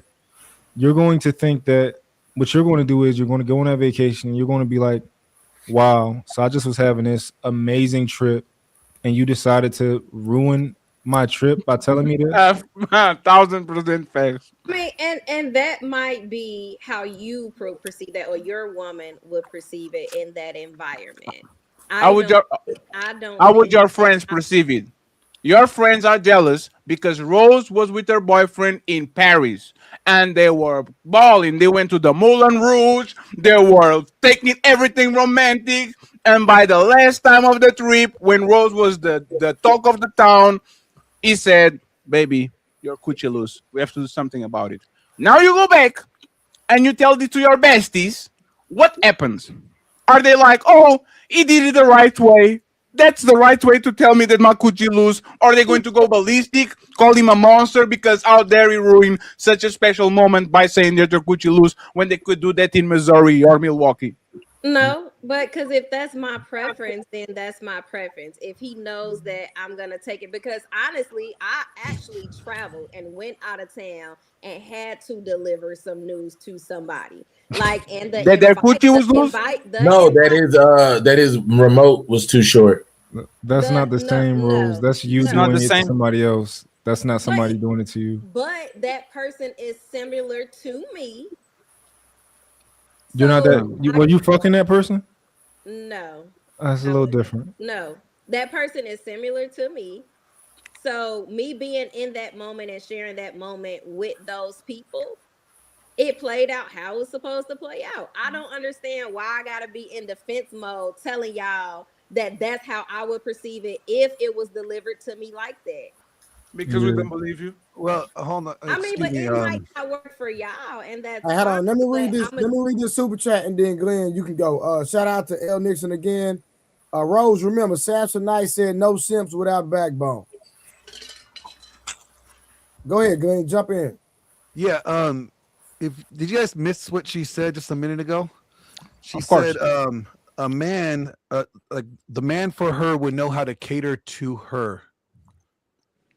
That means she's expecting to be catered to. I thought you were the helpmate. Aren't you supposed to be catering to him?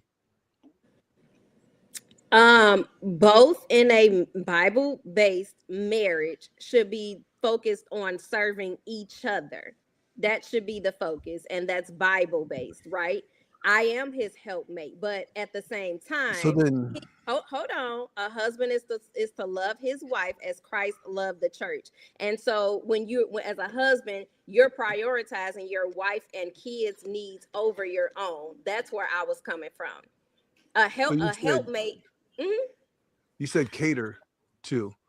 Okay, I'm just going off of the language that you use, so okay. I'm just not trying to misquote you. But go ahead. I'm just saying when you're saying cater to, that means altering his normal operating procedure to fit your, your best, your pleasure or your optimal way of hearing things, right? Like it's like asking the general to alter his leading style for the enlisted, recruit that just came in. Okay, well, I'm not expecting him to alter anything. If he's leading me, he's already going to know how to cater to, how to provide, how to assist, whatever word you like to use. He's going to make sure that the desired outcome, I'm saying both of us, the desired outcome is met. That's all I'm saying. I don't think it's a bad thing if we're catering to each other because we know our personnel. We're catering to each other, and that suits both of us. The potential issue, Rose. So this is just and I could be completely wrong, right? But like, I don't think that you're supposed to know how a man is supposed to lead you, right? I don't think you're supposed to be able to. That's why I don't really know. Yeah, I don't think you're supposed to be able to answer that question, right? Because if you knew how somebody was exactly supposed to lead you, you could lead you. Then you the fucking leader, right? But I think that's the issue is that when we hear you talk, it's like you're trying to tell us what your leader is and what he's supposed to have and possess, and then it's like, well, you can parent like if a kid doesn't need a parent if they can parent themselves. I think that's what we run into with a lot of women is like. You're trying to lead from the passenger seat, so that sounds like the issue to me. Is the Uber driver thing? If you like, where are you going, Uber driver? To my location? Okay, you can lead. If that's the case, then every woman would be for every man, and every man would be for every woman. And we know that's not what it is, right? So you are going to pick a Uber driver that goes to your destination, right? That's what it is. You put the app, you put the destination, and the Uber comes in and says, "Oh, Mr. Rose, okay, I'm Fatty. I'm going to take you where you want to go." What happens when the man says, "You know what, Rose? I don't want to go there anymore. I want to go there." What happens? You use Christ and the church, right, as an example. Did Christ ever ask the church how he could serve them? Oh, that's a great question. No, he never. Oh, he told them, "This is how I'm going to serve you," right? Right. He dictated the terms of service. He dictated to whom he was going to serve, and he dictated how he was going to serve them. Right, and you have Christians. You have people that say, hey, I want to follow this religion, so I am going to do what the Bible says, because the Bible is the manual to that religion. And then you have others that say, hey, I don't believe in that. That's not the way for my life. That can't be my religion. I'm gonna go somewhere else. So I'm pointing out that Christ didn't cater to anybody. He dictated and determined how he was going to serve, the method he was going to serve, and to whom he was going to serve. Right. And at the end of the day, he knew his people. He knew who he died for. And so he knew the audience, that he knew who was going to follow him, and he knew who wasn't. Well, that sounds more like predetermined. That's a contradiction to say he knew his people, and then he know who wasn't going to follow him and know who he died for. That don't make sense. That sounds like predeterminism or predestination, not like free will.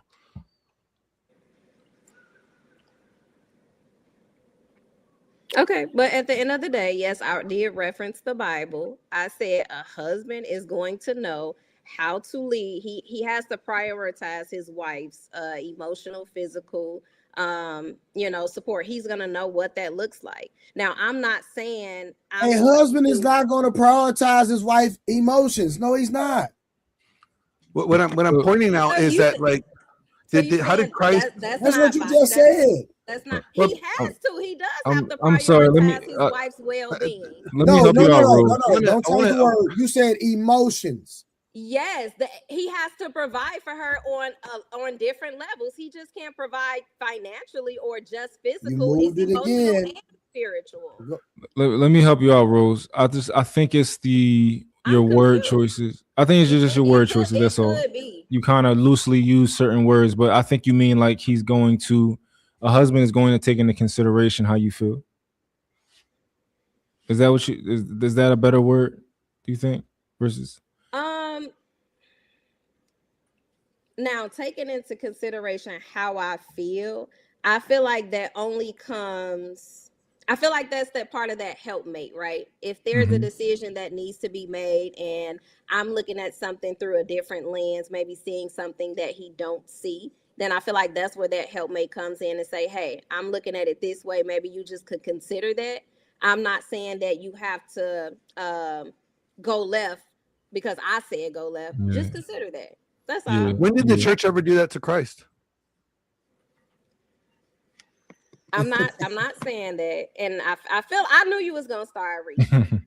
Well, I'm just saying you're saying husbands are supposed to model themselves after Christ, and I could say yes and amen to that. He's the perfect, man to model themselves. He's the only perfect man. So, if that's how husbands are supposed to model themselves after, then shouldn't the wives model themselves then after the church? And I don't recall any time the church telling Christ, well, I don't really think I like this idea, Lord Jesus, Savior of the world. I don't know how I feel about this. Jesus didn't come, like, he didn't care. He said, depart from me. Right? Either you abide in me or you depart from me. Like Peter was like, Lord, don't wash my feet. I stepped in a bunch of cow shit and camel shit earlier. I don't want you to wash my feet. He said, depart from me then. Like he set the terms in the standard of how he was going to serve and whom he was going to serve and what it took for them to be under his service, right? So there was no negotiation, is what I'm trying to get at in that leadership. And there wasn't like Jesus didn't alter his like his tone, for anybody. Like he came at the Pharisees very harshly, and those were his people too, right? Well, Rose, do you feel like based on what he said that some of your requirements may be a bit worldly?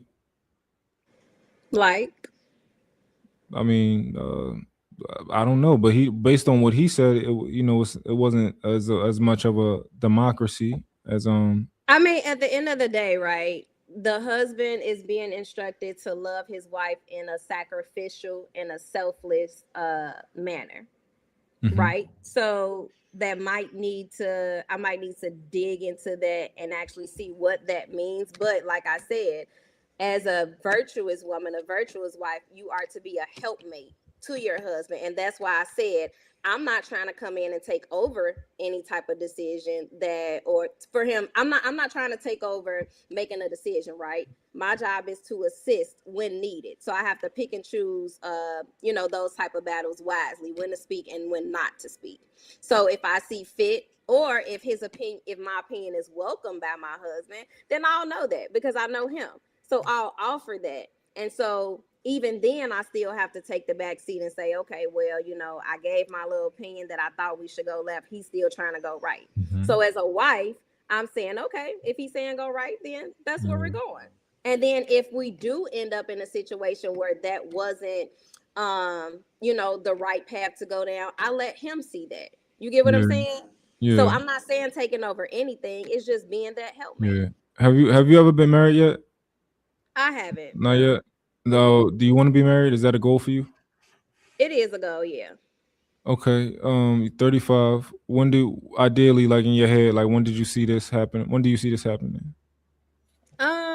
I mean, I've seen it happen when I got proposed to. It just didn't work. So as of now, I think that I don't really have a timeline. I don't. Okay. But you want to be married, but like all right, let's say 45. Is that maybe before, maybe by 40. By 40, you want to have your first marriage? Well, hopefully your last, right? Yeah, hopefully the first and last. I think I missed the whole divorce thing. Hopefully. Okay. Well, good luck. Yeah, don't listen to me, Rose. I'm not. No, I'm just, hey, I'm just glad. Hey, Rose, who has until 2040 to do what you want to do? Who? You? Okay, well, I'm still be around 2040, and I'm gonna check in with you. Think about it, 2040, and I can change my mind. Then there's nothing I can do. Zero. What's 2026 right now? It's 14 years. So Rose, you would be close to 50. She'll be 50. One thing I will say, Rose, I think your look lends to an older age. So you probably got a little bit longer than the average woman, right? I think you'll look better at 45 than the average woman because I think you're relatively natural. But what about those eggs though? Are they going to looking good at 45? Yeah. That's what I'm talking about. But at the end of the day, Fatty, everybody that get married don't desire children when they actually get married. Some people never have kids. And that's why I said, like, everybody core values is not the same. And those people are weird. They're not weird. Why would you marry a person like if you get now? Let's take the weird out, right?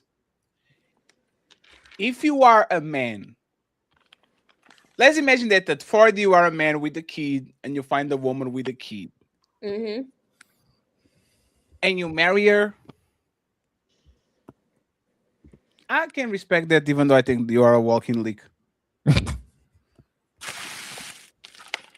I can respect that, right? Oh, let's get married to not have kids, so you can invest this to my wallet and my 401k and all the things that I'm built on the prime of my financial life.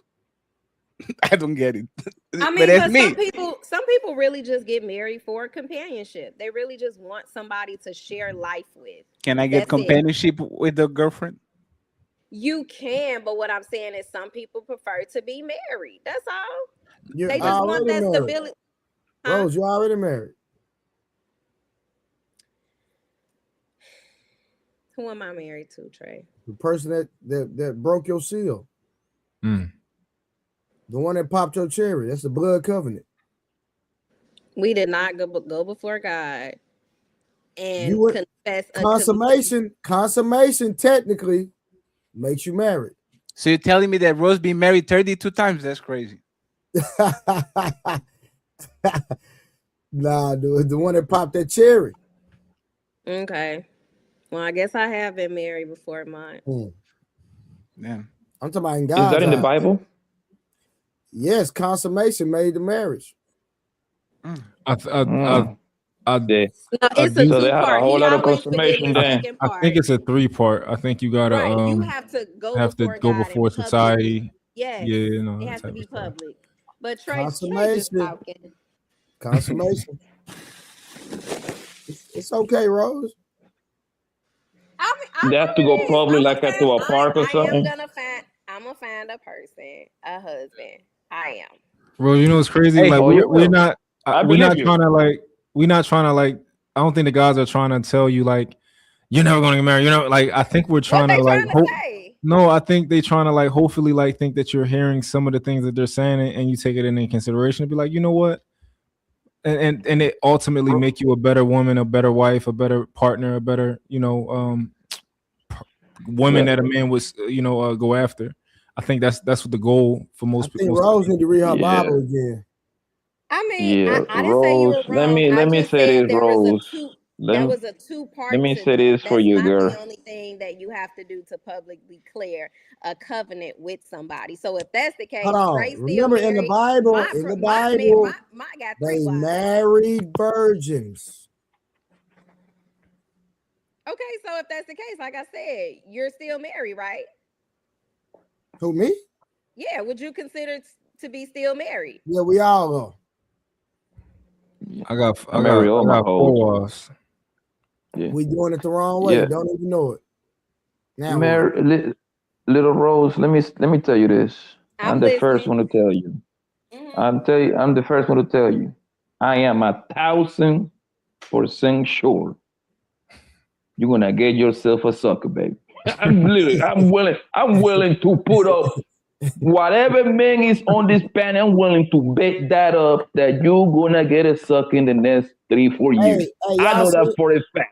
Hey, Blanco, you see the dude Brittany Renner just got? Yes. Matter of fact, I sent that to my man Fatty in Ali. I know exactly what you're talking about. Go get in the bed. Go get in the bed. She got Homeboy is claiming her on publicly talking about this is the greatest woman. Yeah, whatever he said. Bro, insane, bro. Crazy. Yes. I passed her around. You know why? And she was just because she's a good-looking lady.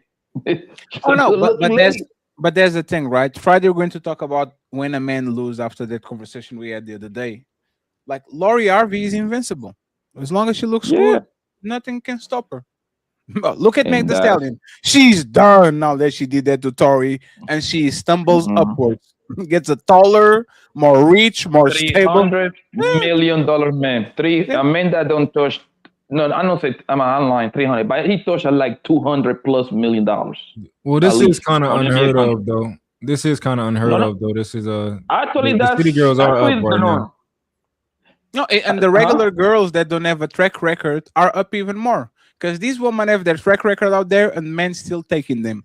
What happens when women come to you and say they have 4 bodies? There's nothing you can do. She didn't live in your area. You go into her hometown, ask, hey, man, you know Annabella, man? Anybody slept with her? You're done. Yeah. I know for a fact that she's going to get Rose going to get it back. Like, I know that. Trust me, Rose. And I know nobody betting against you. I know this for a fact. It's going to happen. She's going to get man. Whenever she's ready to settle, she's going to get... Yeah, they're gonna be there. And that's one of the things that I disagree with this Kevin Samuel guy. Like talk about women hit the wall. Nigga, that's cat, nigga. Well, they eat the wall, but there's always somebody there with the mattress waiting for their fall. They're all there. Oh, baby, you hurt your nose. I got you, baby. You hit the wall. Oh my God. They hit the wall. They definitely hit the wall, Blanco. No, listen, no. They be close to hit the wall, and it's always a man there with a big old hammer and break the wall and be like, come on through, baby. you ain't getting to the wall yet. Come through, baby. I'm here to save you, baby. And nature is called a scavenger, right? No corpse is going to go to waste. Yes, and a man's trash and another man's treasure. That's what it is. And they be very happy. That's a sucker that made that. That's not even true, bro. That don't even make sense. Whoever come up with that quote. No. Are most men suckers? Yes, no, but when you say, well, no, the person that came up, yeah, you know that you're right. But the point is that if somebody's in the trash, the only people that like be in the trash looking for stuff is junkies. That's the only people I see in the trash looking for food and couches. So remember when I told you women are working from a point of view of abundance and men are working from a point of view of scarcity? When people don't have nothing, don't have water to drink, would they drink their own piss? Yeah. Probably not their own piss. If they were in the desert and there was nothing. Again, y'all talking from a point of view of men that have 10 bodies, 15 bodies, 20 bodies. Most of these men are not touching 5 bodies in their life. Guarantee. So now, imagine you're in the desert and you have nothing to drink. I will give you even better. Is a bottle of water and salt. And you're dying. You know that shit is going. Like, you just want to feel the water going through your throat. Are most men going to drink it knowing that shit is not good for them? Yeah, they sip on it. They do it. They're going to put it on the bottom. Let me walk a little bit. Until they have to drink it all. And this is men. Most men are starving. Most men never talk with a woman that looks like Rose in their life. So imagine when she actually pulls up with her attitude and sassiness. I can be your hero, baby. Question: Oh, yeah. Do y'all think what's that lady that was on the Joe Budden podcast with that left? Melissa Ford. Hey, mine. Hold up. Be careful. She was in when we had our list about the 8, 9, and 10. She was on my list. Relax a little bit. I'm just curious, like at this point, at this age, right? Looking the way that she does look. Beautiful. I'm curious, like what her dating life looks like. Like, do y'all think that it's men who like, yo, I always wanted her, that's still like Melissa Ford has millions of 50 and 60-year-olds ready to cover tomorrow. I think it goes to one of those old. She doesn't like him. It's one of Melissa Ford in front of my dad. See what it says. My dad is 70. It's one of the old talking points, because like she talked about it on the podcast before she left. You know what I'm saying? It's not that she didn't have options, but it's the guys that like her, she don't like them, and the guys that she likes don't like her. Yeah. So that's the situation that she's in. But she talked about all the candidates, the DMs, and all that stuff. But those aren't the guys that she's interested in, and the ones she wanted DMs from, they just not interested. And even the guys that she wants, back and forth. The guys that she wants, Melissa Ford used to DM back and forward. You and Melissa Ford? Yes, sir. Yeah, that's a beautiful woman. I show Ali the receipts. You ain't fucked though. You got with my dream. You got with my dream. You talk to the dream girl. I didn't. No cap. I ain't on cap like that now. I ain't gonna lie. It was just conversation. I was simple conversation. Yeah. Did you train her? You train her, Trey? Nah. Oh, okay. I still got a chance. Yeah, the thing that Melissa Ford is that the guys that she really wants to be with, those niggas got her on the rotation. Because think about it, if I can get Melissa Ford, everybody's in play. That's a bad bro right there. You see what I'm saying? So whatever guy got her, he going to have to fight Melissa Ford, and that's how this girl's getting themselves in trouble because they think like the niggas that got motion, they always gonna get their way. We always gonna get our way, bro. Man, there is no way around it. Way around it. I think it's one of those unfortunate situations where a lot of times girls tell us that we need to heal, or who hurt you, or who hurt Fatty, or who hurt Ali and stuff like that. But in those situations, like specifically Melissa Ford, she always talked about how she never really got over a lot of different traumas, a lot of different past relationships, and not getting over those things. Yeah, I'm just saying what she said. If she said she didn't get over those things and not getting past those things or getting over those things could hinder her from getting into a positive relationship. She might be getting in her own way, which she has admitted to self-sabotage. That's a real thing. Sure. Did y'all see that? She's supposed to be wifed up by the guy from Flo Rida. Flo Rida. She didn't want to stick it out because she know Florida had a bunch of women. Like, yo, that's the guy. What you want? That's what you. Yeah, but the problem is, if cheating is her deal breaker, then that's it. No, but there's not the problem with women that look like her is like the guy that is a gambling addict. He stays in the casino too long. He won one hand, he won two hand, he has $1 million. You know what? Just one more. You know what? Just one more. Yeah. By the time she looks at the mirror, like you're gone, like you lost everything that you had. Like she stayed on that casino too long. That's all. Like and even today, if she had a little bit of a better attitude, she still get cuffed by the men that kind of probably a little bit age or older. It's just the mouth. It's like they don't stop. Like nothing humbles them. Like when a man loses his superpowers, he loses his money, he becomes fat, he gets soft. Like there's something in life that now you see that he's a little bit more humble. This woman, no matter what happens, no matter if it's midnight and Cinderella turns into bumpkins and shit, they still have a mouth, they still have an attitude, and they look 10 times worse than they look when they were 20. So there's no winning. Yeah. I think it's a little bit deeper than that, Fatty. I think it's the fact that she's a beautiful woman and the fact that she has probably jumped from dick to dick the whole quite often. Yeah, but why didn't it work with them then? For her to be quiet? Huh? No, but that's the point. Why didn't it work out with them then? It's because she has a mouth. Because like, hey, bro, you know this and I know this. A woman that looks like her, there's no way you're throwing that woman back to the streets unless she's a ad case. So I'm saying, like, you know, when you see a woman, you say, God damn it, how is she single? She only single because she doesn't get quiet. Like her mouth doesn't stop. You know, but the thing, Fatty, is here's the thing. The guys that get with Melissa for the most part, is going to be a stoned down nigga. Most likely he got 5 Melissa Fors. You see what I'm saying? Sure. So it's not going to be that kind of guy. For the most part, he's not going to really. If she goes, hey, whatever, man. I'm pretty sure we're gonna like him, whatever, right? But if she goes, hey, man, I can get you enough. I can get Melissa Ford, Brittany Renner coming right behind you, and Maya coming right behind you. That wasn't true for her last relationship she got with these Indian dudes that own these gas stations and oil rigs. And to Fatty's point, they ain't used to getting girls that look like Melissa Ford. They used to getting girls that wear hijabs all the way down to their ankles. That's their culture. That's what they used to. So you get with a girl like Melissa Ford, that's a shell shock to them, and even they left. So that's what I'm saying. Like to Fatty's point, at some point, like you think about beautiful women that were married and necessarily didn't work out. Halle Berry was married. Her husband was one of her ex-husbands was a sex addict. Left her alone. Her next husband cheated. Beyonce's gotten cheated on. A lot of women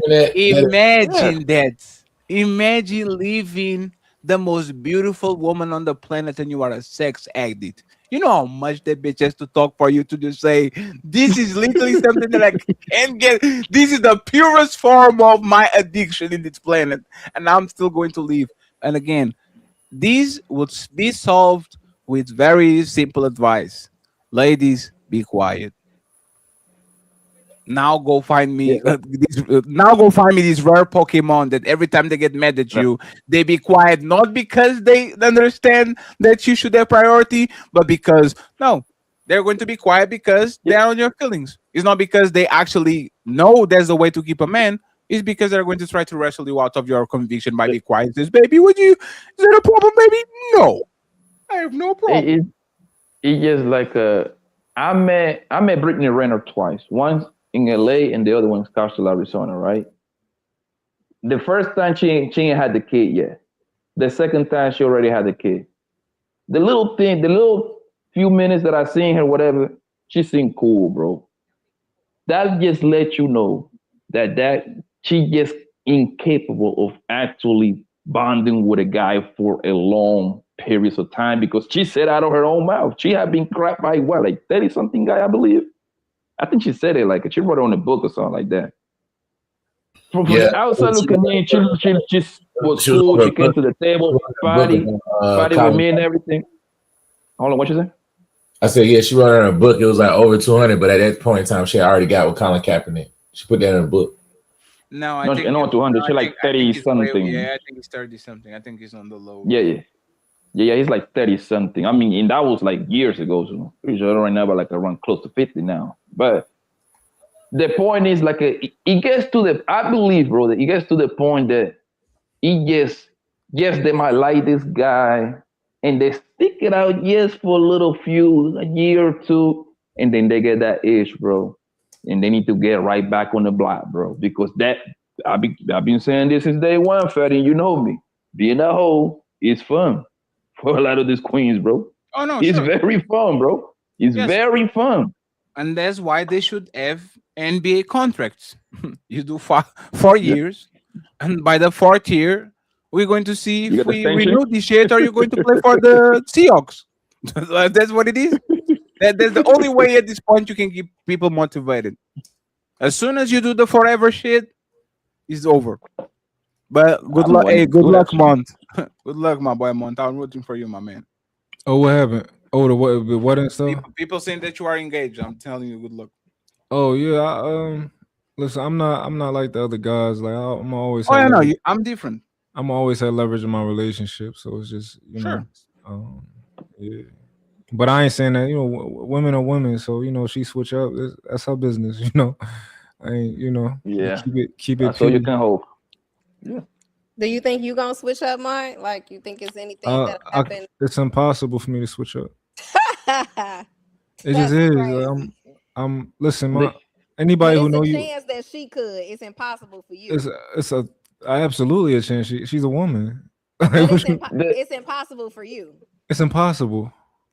Do you think that most guys switch up, Rose? Do you think like that's like a problem, like the majority? I wouldn't say. I wouldn't say majority, but I do think a lot. Yeah. How could I switch up? A lot of guys either switch up after they have children, after she has the kid, or while she's pregnant, or after they get comfortable in their marriage. And I'm not saying women don't do it, but the question was about men. I do think that. So, bro, this the thing, right? Because somebody commented leverage, you think, right? So this is the thing, like and I talk to my woman all the time. My woman, she understands. I tell her the truth, right? So I tell her, like, listen, you know why I'm the leader and you're not the leader, right? We had that conversation, and I make it make sense to her. I'm like, okay, you know how like I'm one way, whether I'm mad, whether I'm angry, I'm always one way. You, one day, you may get really angry. You may not be the same person, but me and you both know that we can trust me to be the same person if we ever get a divorce, right? We know that. It's already proven. It's already proven out. Like, I'm one way. I don't. There's no ups and downs. But the thing is, no. When you invested so much into a marriage, and then you have to adjust to a new definition of normal. That's, of course, it might not toy with your emotions per se, but you telling me that's not going to toy with your mental, and then knowing that you have kids involved, because now you have to detach from this person. You have to take your kids through this detachment process as well. That could take a toll on anybody. So you're saying just remain that same Rose, individual? You do not know how sturdy I am. Like, I do not waver. It just I just don't like and it's the way I see life. Like, life is so, no matter what the problem is, I can fix it. It's that simple. And even if I can't fix it, I'll die thinking I'm going to fix it. It's just how I see life, So if there's cheating involved, you're just gonna fix it. Oh, if she cheats on me, no, I'm leaving. I didn't mean that type of. I didn't mean like fix the marriage under any circumstance. Hell no. It's certain that you got at this point. There's no justification for you to change your course. You just change it because you felt like it. If a man cheats on a woman, there's a justification why she switch on you. Men are not complaining about them doing some dumb stuff and the woman flipping on him. It's like, as soon as I solve all your problems, this is when you're going to flip. Like the saying, want to make a woman miserable? Give her everything. See that woman go crazy. Yeah. But it wasn't like the puppy chulo dude saying like, oh, just send her $150 just because. right? All the cars, all the houses, all the shit. And where did the woman said, "I'm out. Appreciate you." Rose, I say it all the time. Like men view the world from a realistic perspective, and women view it from an idealistic perspective, right? I see what the world is, and that's my job to let my woman know what the world is, and she thinks, oh, this is what I want the world to be, right? So that's another reason why I think most men are leaders. At least me, that's why I'm a leader. I don't see the world how I want it to be. So I understand that my woman is a woman, and I love her, but like it's very possible that one day she might change because she's a woman. She has emotions, and sometimes she's happy, sometimes she's sad. Sometimes her emotions feel so strongly to her that it's telling her that something is happening and it's not happening. But you haven't seen her through all those emotional states, like while y'all been dating. Yeah, and I tell her she's crazy. So how do you think there's other sides to her that you haven't seen? It's a lot of sides. Do you think it's sides to you that she hasn't seen? No. There's no other sides to me.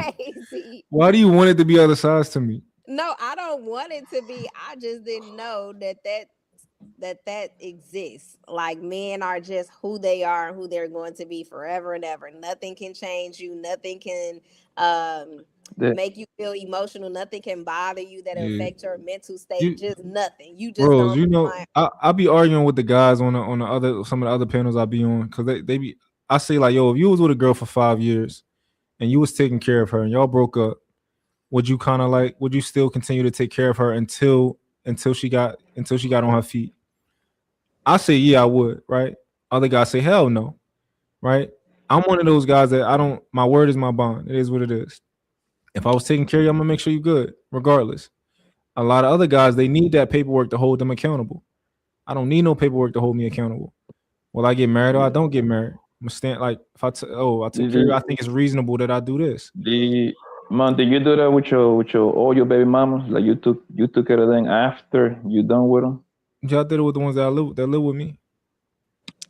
Okay. But I left my. Is that with conditions though? Like, yeah, you can't touch no other niggas. Because once they cheat on you, then like that would be off the table, then, right? Let's not say cheat because we wouldn't be in a relationship. But my thing is, once you decide that it's time for you to start prioritizing dick in your life, then you good. Like if you can't keep dick out your pants for 6 months to make sure that you get on your feet, then you've chosen your priorities. So that's my position on it. Okay, I can see that. Hey, I had a buddy. Well, I ain't gonna say had, but one of my buddies, he's a millionaire, and he was taking care of his ex-wife and her man, paying all their bills. Oh, you know how Country Wayne do? Why was he doing that? The comedian. Yeah. You know, Country Wayne pay all his baby mama bills. He got like 11 or he got like a crazy amount of. He pay all their bills, even if they got a man. He still pay all the bills. He don't care. He say, I'm paying for everything. I got a homeboy that's a millionaire the same way. He pay for everything. He don't care. He's like, man, listen. I ain't there yet. I find that hard to believe from Country Wayne. You got to hear him explain it. Like he explained it, but it made sense to him. But I just think it's rules and it's principles. I think Country Wayne is lying, bro. Like I find that because I don't know if it's 11. I know he got a bunch of them. I think it's like around 7. You got like some crazy numbers. Bro, I find that hard to believe, man. I think this nigga just selling comedy tickets at this point for a bunch of baby mamas trying to get him. But like, yo, he just when something sounds so outrageous, man, you got to kind of question it at this point, bro. Come on now. Listen, it's very possible that like if my kids' moms like just always was like, yo, I ain't gonna touch no other nigga, I might not be with my girl today, right? Because she probably wouldn't want to be with me if I was still taking care of them. If you doing everything if you rocking like that, I'm gonna take care of you. But this once other dick get involved, you've chosen that person got to take care of you. That's just how I see it. I believe like a you need to pay like a little she falling hard time, a little ring or something once in a blue moon. I get that, nigga. Taking care of all the hoes. Come on, gang. And you gotta do it. Come on, give me a break. You gotta still follow my leadership if you want my money too. So at that point, you might as well. I think that's fair, bro. That's not fair. At that point, they're all my women, bro. Yo, they gotta be my. Yo, I still gotta be piping. I'm sorry. At this point, why y'all breaking up in the first place? Yeah. like Bill, buy. Like Country Wayne got some loan money, man. Buy entire block and put all them bros in the same block, nigga. I'm spending the night in all of them house. If she has to do the things that made her a girlfriend, and you still have to do things that made you the boyfriend, just keep her. You're getting rid of her. I don't think she still got to do things that make her a girlfriend. I think having sex with other men, follow along with whatever you telling her to do. Like there's a boyfriend. That's a relationship. That's only part. That's a relationship. No, not fully. That's only a couple components. So I think it comes down to a discipline thing, right? So for one, when it comes to like following my leadership, once there's a kid involved, I think once it comes to following my leadership, I think that even after that relationship, if you chose that man as the leader, he's the leader.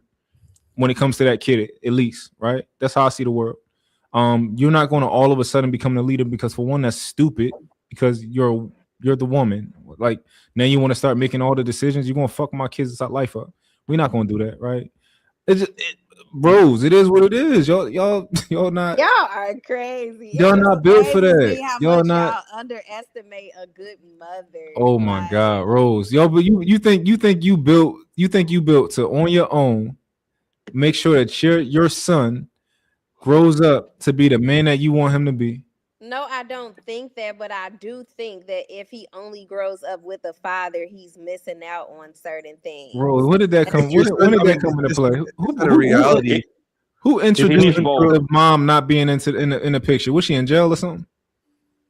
No, we were actually talking about that. We were talking about kids in single parent households. When Ali was up here, I think you're up here. Ali said a kid can flourish either in a two-parent single household. Father.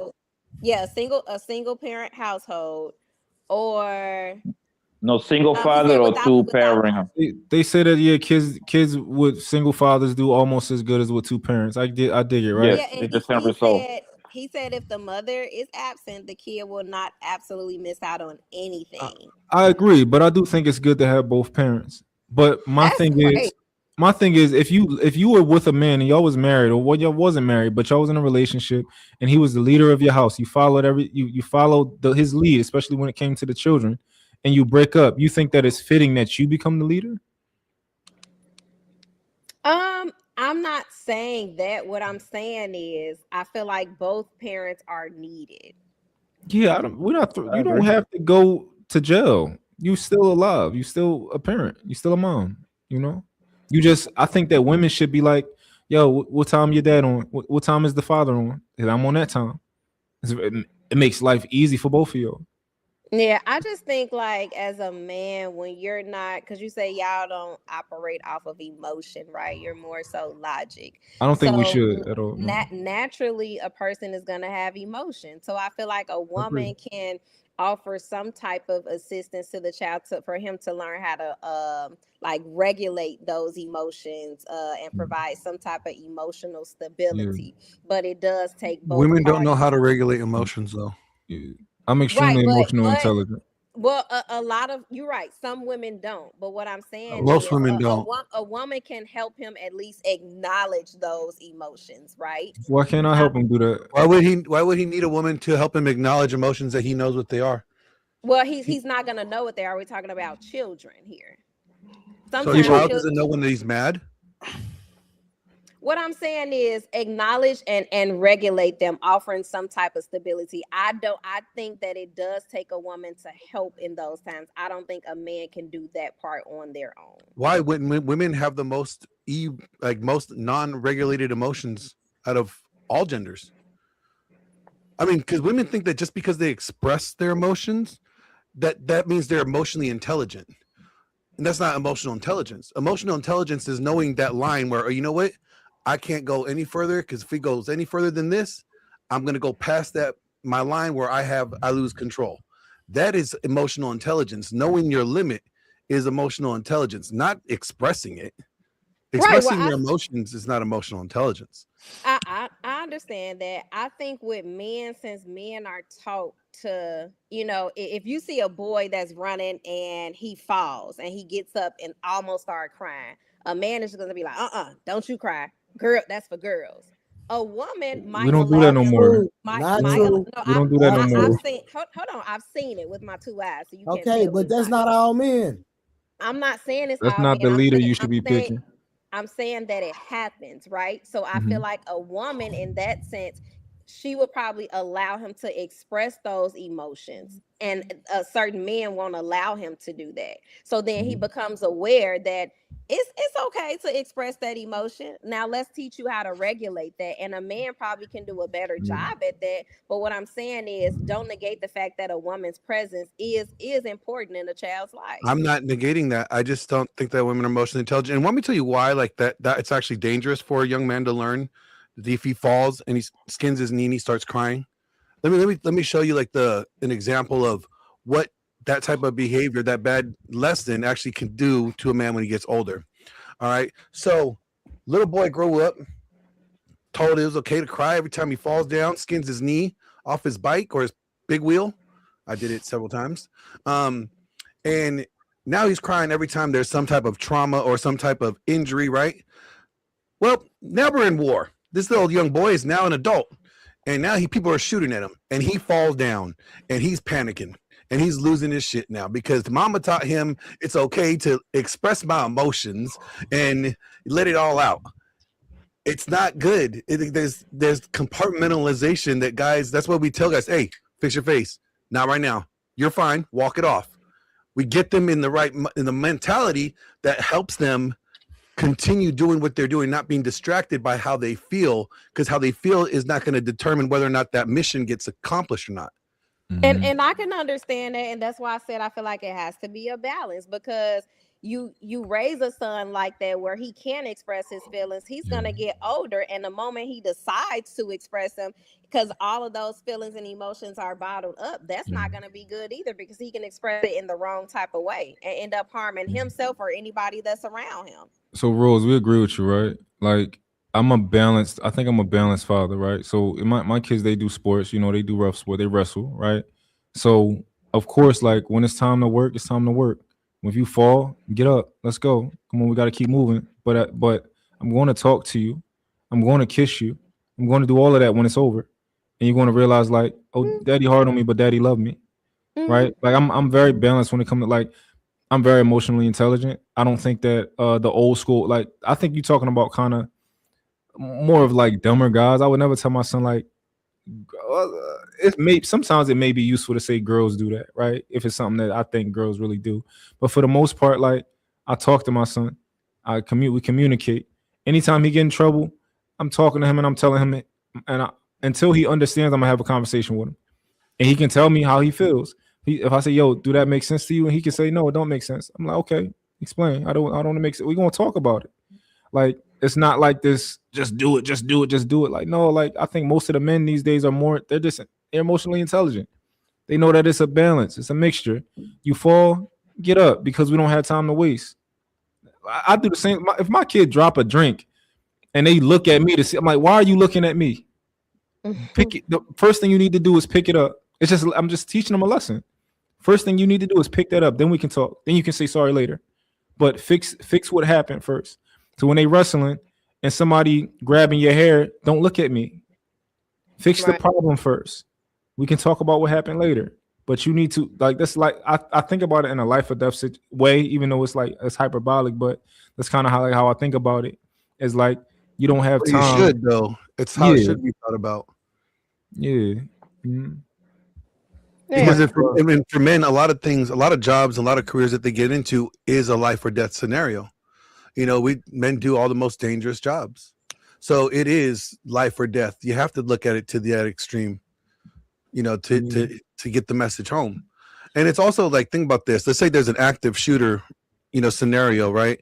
And that little boy that was told to express his emotions is crying and screaming and oh my god, I don't know what to do. He sounds just like you and your girlfriends, and you're supposed to be looking at him to lead you, and he is just as emotionally, unstable or just emotionally expressive as the women are. The women are going to lose confidence in that man's ability to lead them. It's time to work. It's time to get busy. Somebody asked if I believed in physical discipline. I do. I absolutely do. But I think that I think it should be a last resort. I think it should be a tool in your toolbox, but hopefully you don't have to use it. Right. I think there's other means to it. I think it's you should know your child. Like if your child's hard-headed, you can do physical discipline, but it could be in the form of squats or making them hold a plank or, something physically straining that's going to benefit them in the long run, for fitness wise. Or, some kids, you just need to lecture them. Like my two kids were completely different. My son, if I just said, I'm disappointed in you. If I did like the Mufasa, like Simba, you deliberately disobeyed me. Like that was it. He would cry, snot bubbles, all that stuff. The other one, I say, you really disappointed me. He's like, and? So I'm like, okay, now you can go ahead, get in push-up position and just sit there. Definitely gotta know your kids. You definitely gotta know your kids because they all different. Right. They all different, and some kids may need that, for you to put your hands on them, and other ones you just talk to them and they start crying. So I definitely don't agree when people be like, oh, it's one or the other. Like I think that's the most ridiculous thing you can do is put yourself in a box. I know I believe in it for sure, 100%. Yeah, don't best discipline I ever did. Gave them a ruler and some scissors and told them to go outside and cut the grass. I want all the blades of grass 2 inches. That's a punishment. That's crazy work. Yeah. Oh. They were just out there crying most of the time anyway. They didn't actually cut the grass. They were trying to, but that is hilarious. All right, real quick, man. Shout out to T.O. For the $20 cash app. He is now the sponsor of the show with $35. Thank you, sir. All the super chat goals have been met. We need 70 more in the cash app. Appreciate the support. We are continuing to try to give you a great show. We will have some more ideas and leveling up in the future. Like I said, I got my boy Fatty in the building. Appreciate you. He know I'm watching, copying the untouchable blueprint. Thank you for joining, Fatty. Please get Rose under control. I appreciate it. I'll fuck with y'all. Thank you very much for having me. I'm sorry. There's a lot of conflict of schedules and all that, but I'll try to pull up. Nah, it's all good. Anytime I can. Nah, I appreciate it. Having a real talk. You know some rules because earlier with the Bay Mom situation, I think most men want their woman to meet a good man. They exes. I think women just normally do the opposite, where they just kind of want your life to fall apart. But like, it looks bad on a man if you leave me and I did all of these things for you and you live with me and I paid your bills and all this type of stuff, and then you go and get fucked in a car the next day. That looks bad on me. Like, we want you to be in a better situation. We want you to be with a good guy and stuff like this. One, treat you like I treated you, because the worst thing for a man is to be like, damn, bitch, I did all of this and don't nobody got to do nothing. So Mont, but there's why you don't be a wingman for women that are like that. Like I on the beginning, I would always try to get women to get the nicest guy possible. Some woman you have to just throw into the wolves. Oh, you want a wolf too? You got it. I'm going to make your match. You're not going to meet a guy like I repeat this all the time. This is the best quote from Anton Daniels, right? Is you are praying God to bring you a decent man, but why would God ruin that man's life? Like, why would God go out of the way to ruin their man's life by bringing you into his life? Some people just deserve exactly the same thing, like especially women. Some women deserve to actually get a wolf. Because if you wolfing outside, you don't deserve a good guy. Why would God ruin that man's life by putting you on his life? It makes no sense. Yeah. I do think that's why I think, when you break up with somebody, it's not wise to slander them, especially publicly. You know, you got couples that have Facebook and Instagram wars with each other. And I'm looking like, well, you chose this person. You had a baby with this person. So you saying certain things about them, what does that say about you? Yeah. You know, I think most women, they typically want you to like, they want your next bitch to be ugly. They want to be worse looking than her. They want you to go broke. Like they just want the like, because for a woman, it's like the last thing she'd ever want is for you to leave that relationship and get that woman what you didn't give her. Like you actually faithful to the next girl, or you good with her, the next kids, you have a new family. Like women dread that shit. Hey, Mont, when I was telling you that situation when old girl left me because she said, you know, I was broke nigga, she didn't want to build a nigga.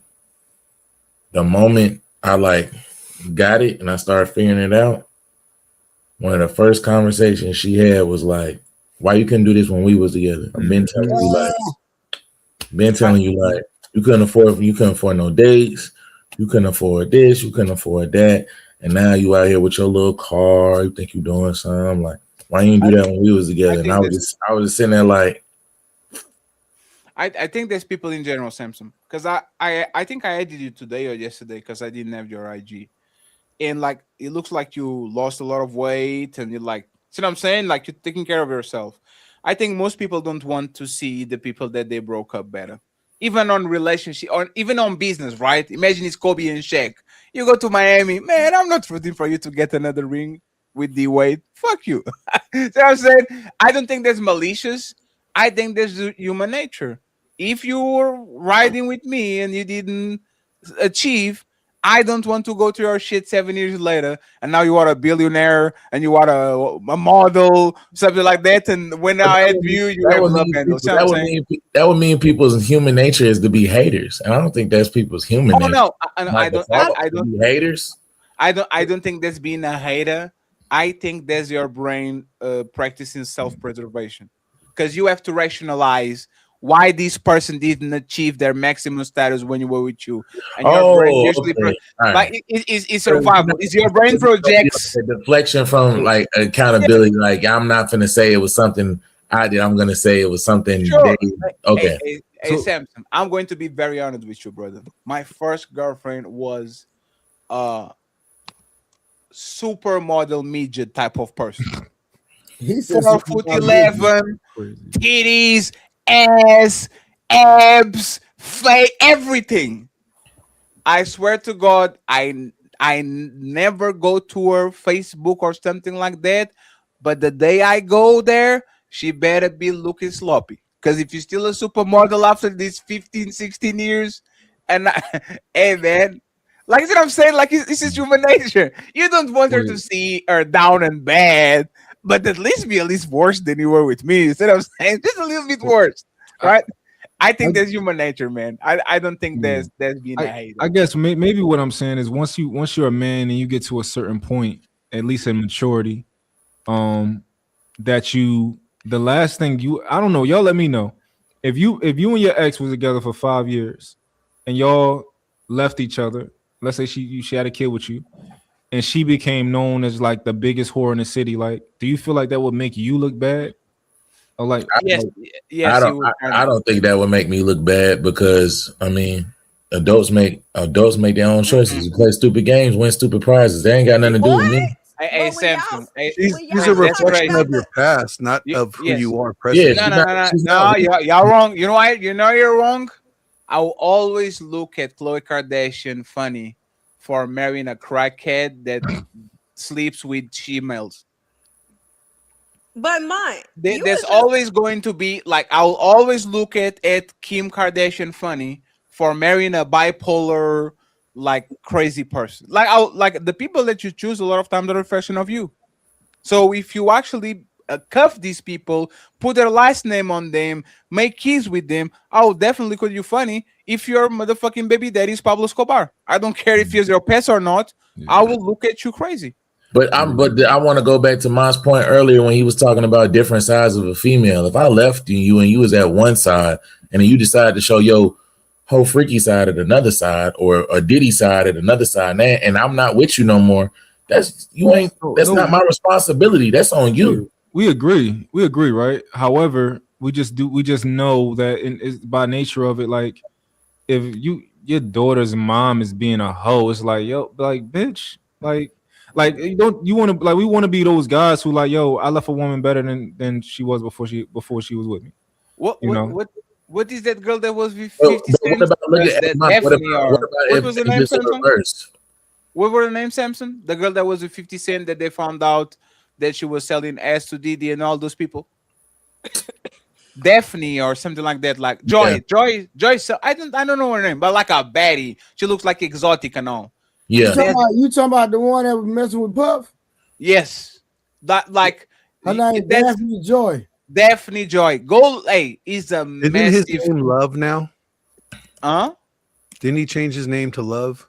He can do whatever you want. He's all going to be Puff Daddy. The thing is a massive hit to 50 Cent's reputation, because it now, like, you used to be like 50 is the end all be all, the apex predator, and you know that somebody that he cuffed after he left her, he's selling ass for $2,000 and having all these trains run on and all. Like, that's crazy, Samson. That's like a reputation breaker. I don't think nobody would want that, especially if you have kids with a person. That's wild. Yeah, because 50 was really like taking on trips, like really liking her, and then Puff treated her like trash. Yep. Yes. Think about it. Think about I guess this is my main point, right? If you had a kid with somebody, and then you would want your son to be in a home with a good man who could help aid you in raising that boy to be you want him to be safe. You want your daughters, you want everybody, you want them to be in a safe household, right? So you want her to be in a relatively good relationship. But women don't want you to be in a relatively good relationship after they break up. The last thing they want is for you to be a good man when they thought you weren't a good man for them. But I want that point you said earlier, but I want it in reverse. The point that you said when you was like, if you left the woman better than, like, when you was with her, right? Yeah, leave her better. Leave her better than. But I'm looking at that in reverse, right? If she went and she started doing all this thought and shit, and she's like, looking trashy, or she doing some hoe shit, the best she was ever with, the best she's been, was with you. Yeah. Like, how am I? Why would that be a negative reflection on me? If the best you've ever been, the best you've ever been, look, all that, the best you was at in life was with me. You're not with me no more. But I guess optically, it looks like, okay, this person. Last time I saw this person, it was with you. Now they on crack. It was like, yes. But the thing is that now you attached to that whore, and they ain't gonna know her by name. They're gonna call her that baby mama. She gonna have a name. Hold on one second, bro. Like, she gonna have a name, right? Whatever her name, Maria, Christina, Keisha, whatever, right? And then somebody gonna ask in the crowd, who? Samson baby mama. Oh, okay, bro. That's gotta be the worst thing ever, bro. Because now you attach with that queen forever. Okay? Whatever. It's like you being the son of the neighborhood drunk. That every time at 9 p.m. everybody ready to sleep, and he's like, whoa! Like he says, extremely embarrassing to the family. No matter if you still live with them, if you're out of the country, still your name, man. Your dad or your son being the junkie or the crackhead or the drunk of the town, you don't want that on your name. But I just think, but the crackhead thing is not as bad. Adults' choices can't dictate, they can't dictate your own narrative of your own story. Like, if they made the choice as an adult to do whatever outside of your relationship, like, y'all are removed from that relationship anymore. Whether it was a divorce, whether it was a breakup, you're removed from that relationship anymore. You are no longer under my covering. So whatever decision you decide to make, but that's the problem I have, because whatever decision you decide to make, that's your decision. You're a grown ass adult. It can't be. You are doing that. You are doing that on a perfect world, right? On a perfect world, It should be exactly like that. You disattach from each other. You go about your business. It is what it is. But every time Kanye has an episode, we remember about Kim. That's what it is. Every time, like no matter how many years they separated, every time Kanye goes on one of his tirades, you remember of Kim. Matter of fact, this is a bad example. If we found out that month girl, y'all divorced and things didn't work, and now she opening an OnlyFans, that's crazy. But that's see what I'm saying, Samson. That's like I'm looking at you like, damn, Samson, that's your baby mama. Well, see, okay, well, y'all explain that to me, because I'm looking at it like you was with her, y'all was about to get married, or y'all did get married, all of that. Everything was good. You going on trips, you doing your thing. Y'all not together no more, and she decided to do OnlyFans. I'm not looking at you like, damn, right? Because that's your girl. There's the Samson. Would it be fair to say that people, your brothers, your mama, your daddy, no matter where you are, they're a reflection of your name and your family name? Is that fair? Yes. If we knew that Fatty mom or whatever mom it is was giving it up to the whole neighborhood after Fatty's a grown-up, so now she decided to go be a Kruger, now everybody get it, that would be a reflection of my name. I might not be seen in eye to eye with my mom, I might not living in the same house, but that's my name. It's the same thing, especially. See, I think I'm looking at it in the reverse from the aspect of, if it's you, right? If it's you, Fatty, and your lineage or your family is known for just being a bunch of fuckboys, alcoholics, and druggies, right?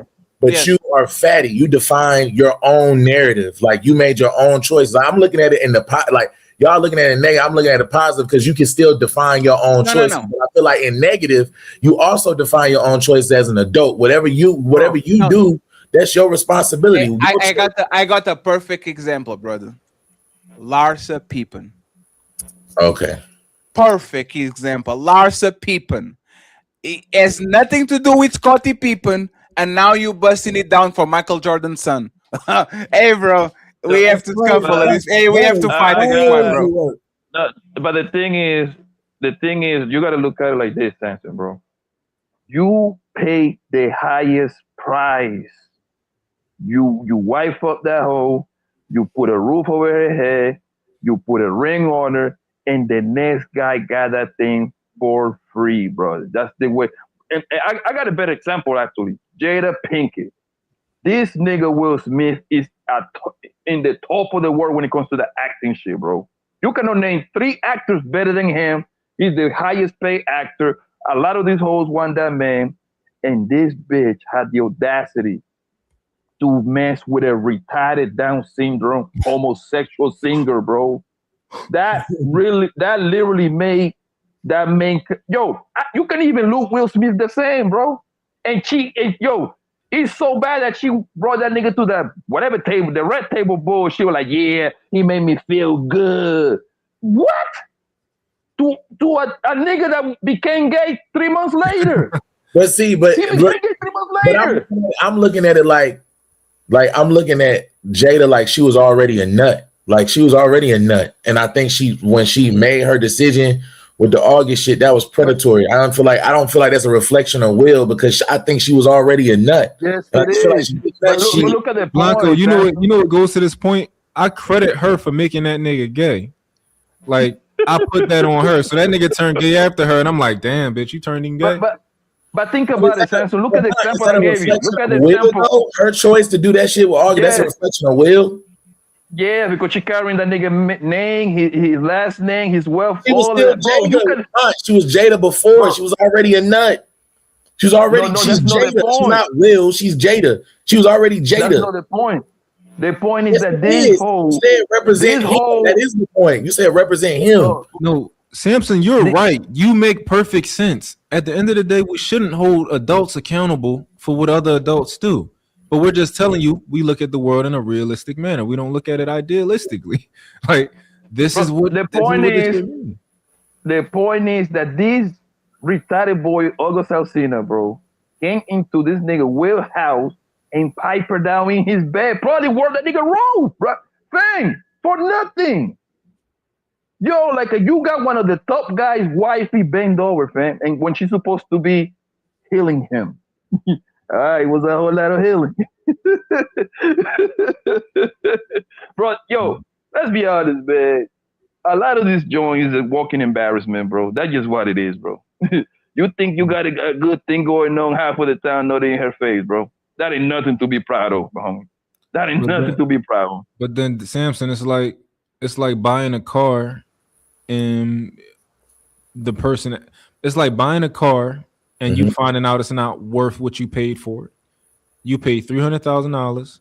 Somebody burnt you. It was $100,000 car, and everybody else paying $100,000. Everybody else paying $70,000 for it, and you paid $300,000 for it. You gonna be mad as shit. I'm gonna be mad because I'm gonna feel like somebody got me. Like they got played. Yeah, like, bitch. I thought you was worth something. And Samson, you can use the sample in reverse. To my point, if it's over and you leave and you go do a bunch of nut shit, I'm not gonna feel like because that's just you doing you. That's you doing you. That ain't got shit to do with it. I'm good. You paid the highest price. You was worth 300,000. Hold up. The last time you was worth 300,000 is when you was with me. No, but she wasn't worth 300,000. So you saying she wasn't worth 300,000? That's what you're saying. The market was inflated. It was fake. It was a fake market. Yeah, you paid the highest price. You paid the highest price. You said it was already a cheap car from the beginning, and you overpaid for it. Okay. Yes, you wipe up a hole that the town was hitting for free, and I can use your same example in reverse. Okay. Kobe Bryant and what's her name? Is it Vanessa? Vanessa Bryant. That's her name, right? Yeah. Right. Homeboy Kobe went and got himself a snow bunny, right? Guess what? He cheated on her. She stayed.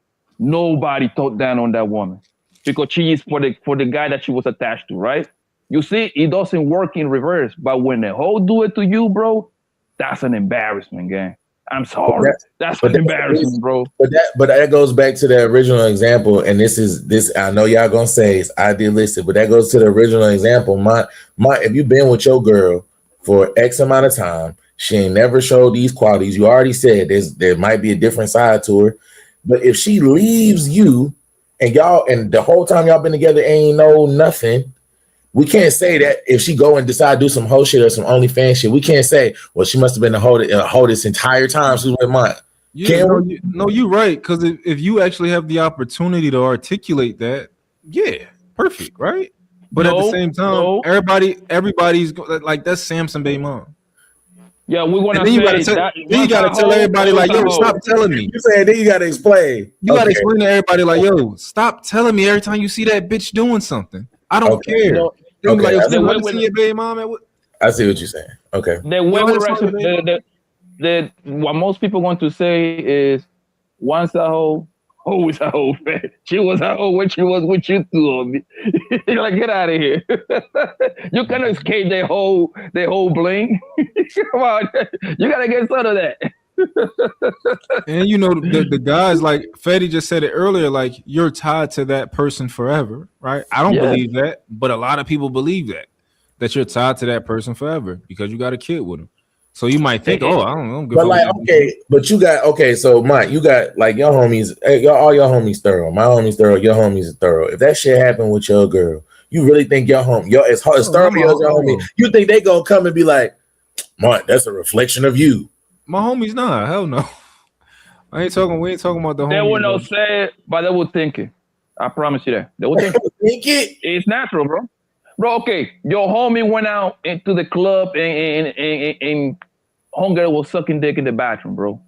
Of course your homie ain't gonna come back and tell you that because they don't want to kind of like hurt your feelings, but they would think it, bro. Like, damn, the homie was wiped up by smut. Yeah, you know what to do. It's not even. Hold on one second, man. It's not even about the bro anymore, bro. It's the simple fact that I'm attached to your sorry ass, and now my kid got a hoe as a mother. I think that's the bigger point. And Samson, it's the other thing, right? So, like, let's say Trey girl, she bad as shit, right?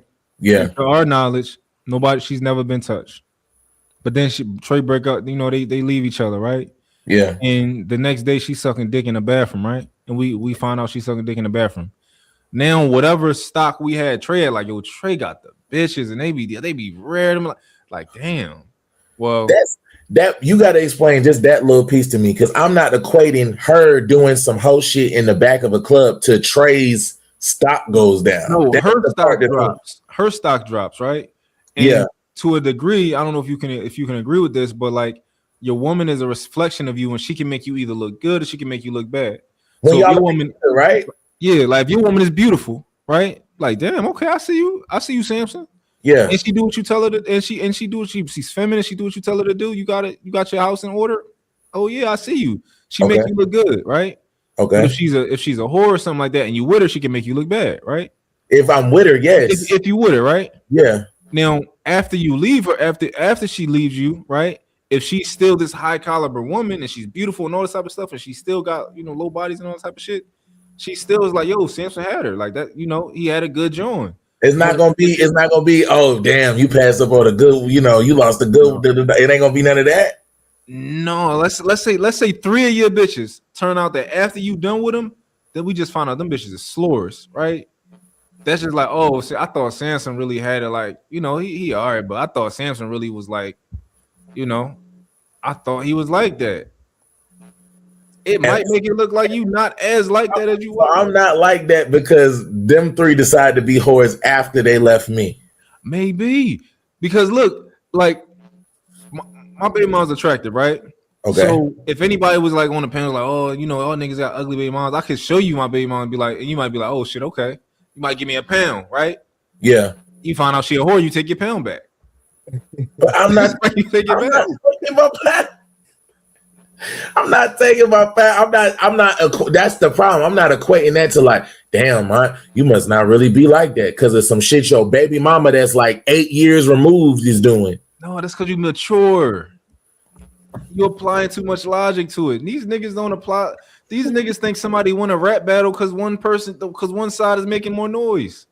That's they don't true. care about the substance of it. That's true. They go off for crowd reaction. That's facts. Yeah, motherfuckers think somebody won a debate because one side is making noise. Yeah, that's true. That's all I'm saying. She's just attached to you. She's known because of you, bro. Like they most 9 out of 10, they're not even gonna know her name, bro. They're gonna know who she's attached to, bro. You don't know. Listen, what was Michael Jordan's wife? The one that she got like 180 million from him from the divorce. Juanita. No, nobody know that lady's name. We just know that Michael Jordan was married to her. That's it. And he was cheating. Hunger bounce. Nobody cares about her life right now. Like, we don't even know if that woman is alive. We don't even know if she's alive or dead, bro. We don't care. And that applies to pretty much every level of life. We just don't care like that. And that's why it is important picking. To me, that was important picking like a woman that was going to be at the bare minimum a great mother. You see what I'm saying? Because usually a great mother is going to be attached to somebody that is not going to be outside reckless like that. Yeah, that's all we saying. If a bitch at hoe, it can come back on you to some degree. I'm too mature. I don't add too much logic because that shit don't make sense to me. If y'all solid to me, I don't give a fuck what your baby mom's or if she not with you no more and all of that. I'm not associated. If y'all solid to me and y'all was here to me, whatever somebody else did that's not with you is not gonna make me look at you like, oh damn, Blanco, you're not what I thought you was because your chick was in the back of a club, nigga. How about this one, right? So take me for example, right? If somebody go on my Instagram, they're gonna see me, treating my girl well. They're gonna see me be going on vacations, look like niggas ain't hurting for no bread, right? Yeah. If somebody saw me in my Instagram, and then my children's mothers was able to say, "Oh yeah, that's what's her name, Dad," right? Do you think that makes them look good? Do you think it makes them look bad? Do you think it makes them look like nothing? Like talking about you. Yeah, if somebody saw me and then they were able to associate me with, oh, that's the father that you picked for your child. Do you think that could make them look potentially good, neutral, or like? No, that'll make them look good. It'll be like, oh, that's his dad. So yeah, that's all I'm saying is that there's an inverse to that too.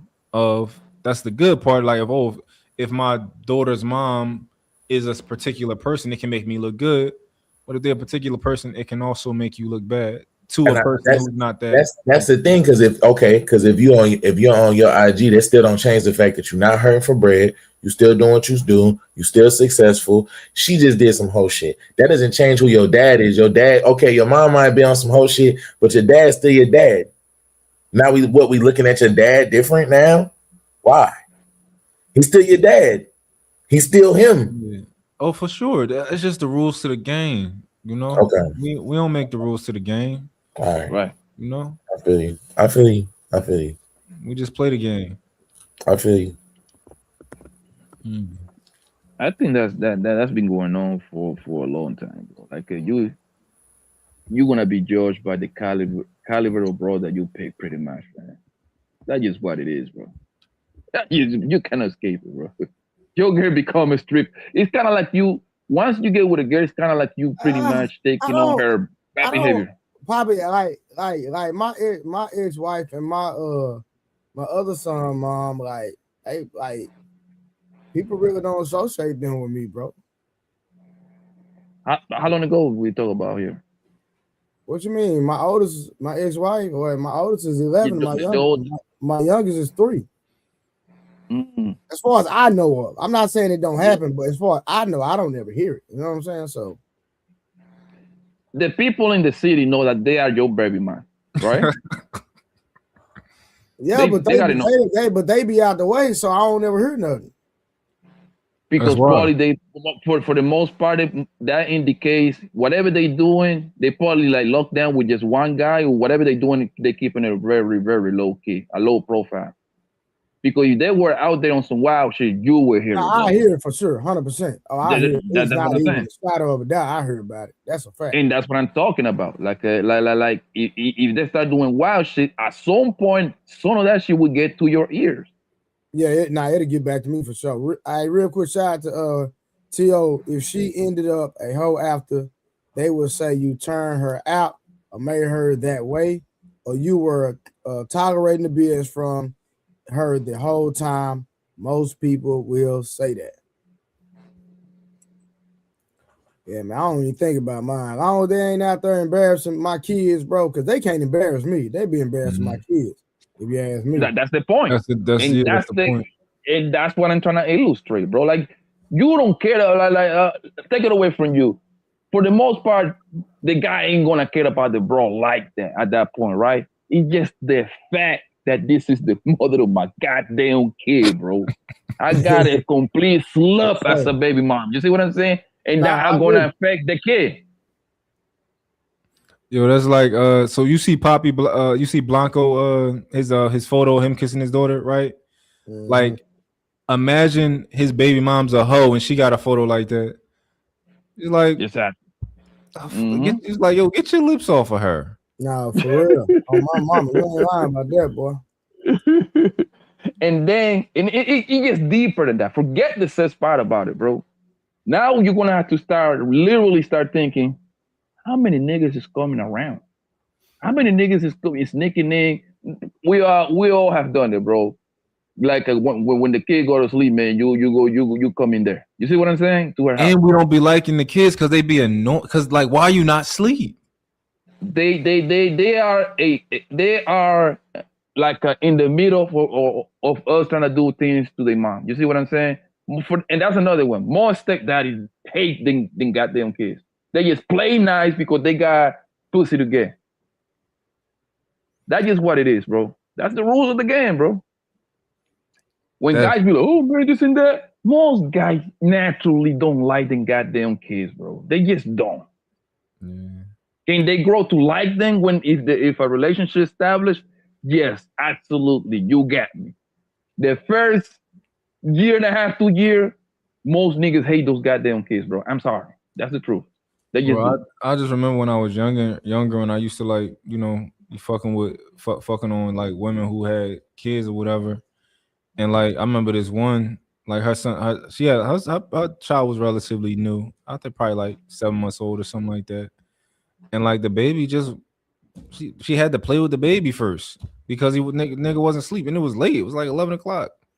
It's like, damn, like, all right, how long I gotta wait for this baby to go to sleep? Put this baby in the crib. Like, yo, I got one girl who used to let her son get in the bed because he used to get in the bed with. I'm like, yo, bitch, I'm here. He can't use the same thing that he do when I'm. And that lets you know the caliber of women and mother that she is, bro. Because trust me, it's been plenty of times you piping them down and one of them kids start knocking at the door or something. That usually happens. That I'm pretty sure that probably happened to a few of you guys in here in the panel. You there getting busy and this bastard start knocking at the door crying. Oh.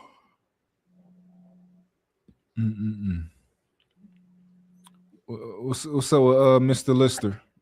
He has something to contribute.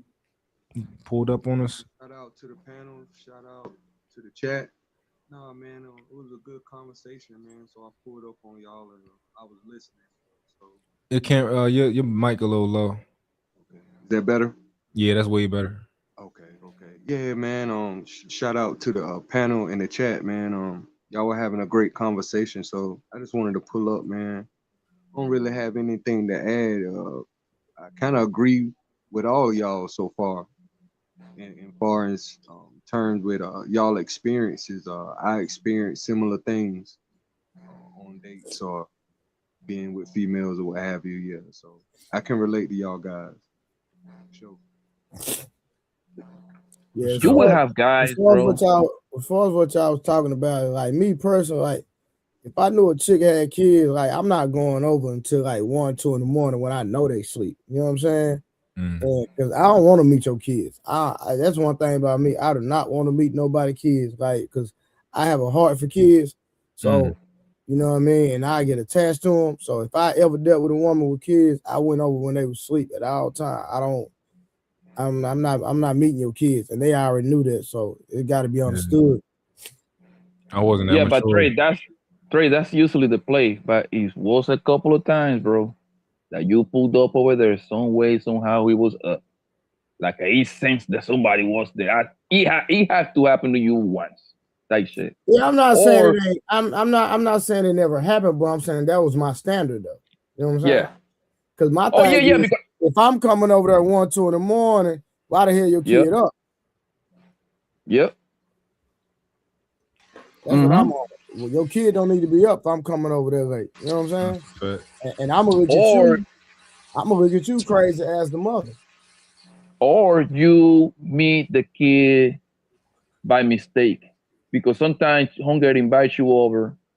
You think it's just gonna be she alone. Next thing you know, you open the door, you have a little kid around. That happened before too. You wasn't even expecting that. Man, people don't, bro. I know niggas that have taken somebody else's toys to the goddamn kids just to impress the bitch, bro. They have taken the niece and nephew toy, bro. Niggas is savages, bro, because they know that's a way to their yard. Y'all ever did something for girl kids? Nah, brother. Pay for a babysitter, anything? Nah, I ain't paying for a babysitter. Hell no. Shit, hell no. Nah, what I'm paying for a babysitter for? That ain't my kid. And that's what I know. I've done things for people. I've done things like just like generally for a kid, but like taking care of a kid that ain't mine. Nah, I ain't doing all that. I have gave a homeless woman goddamn money and food. I got kids outside. I don't know if that counts. No, that don't count.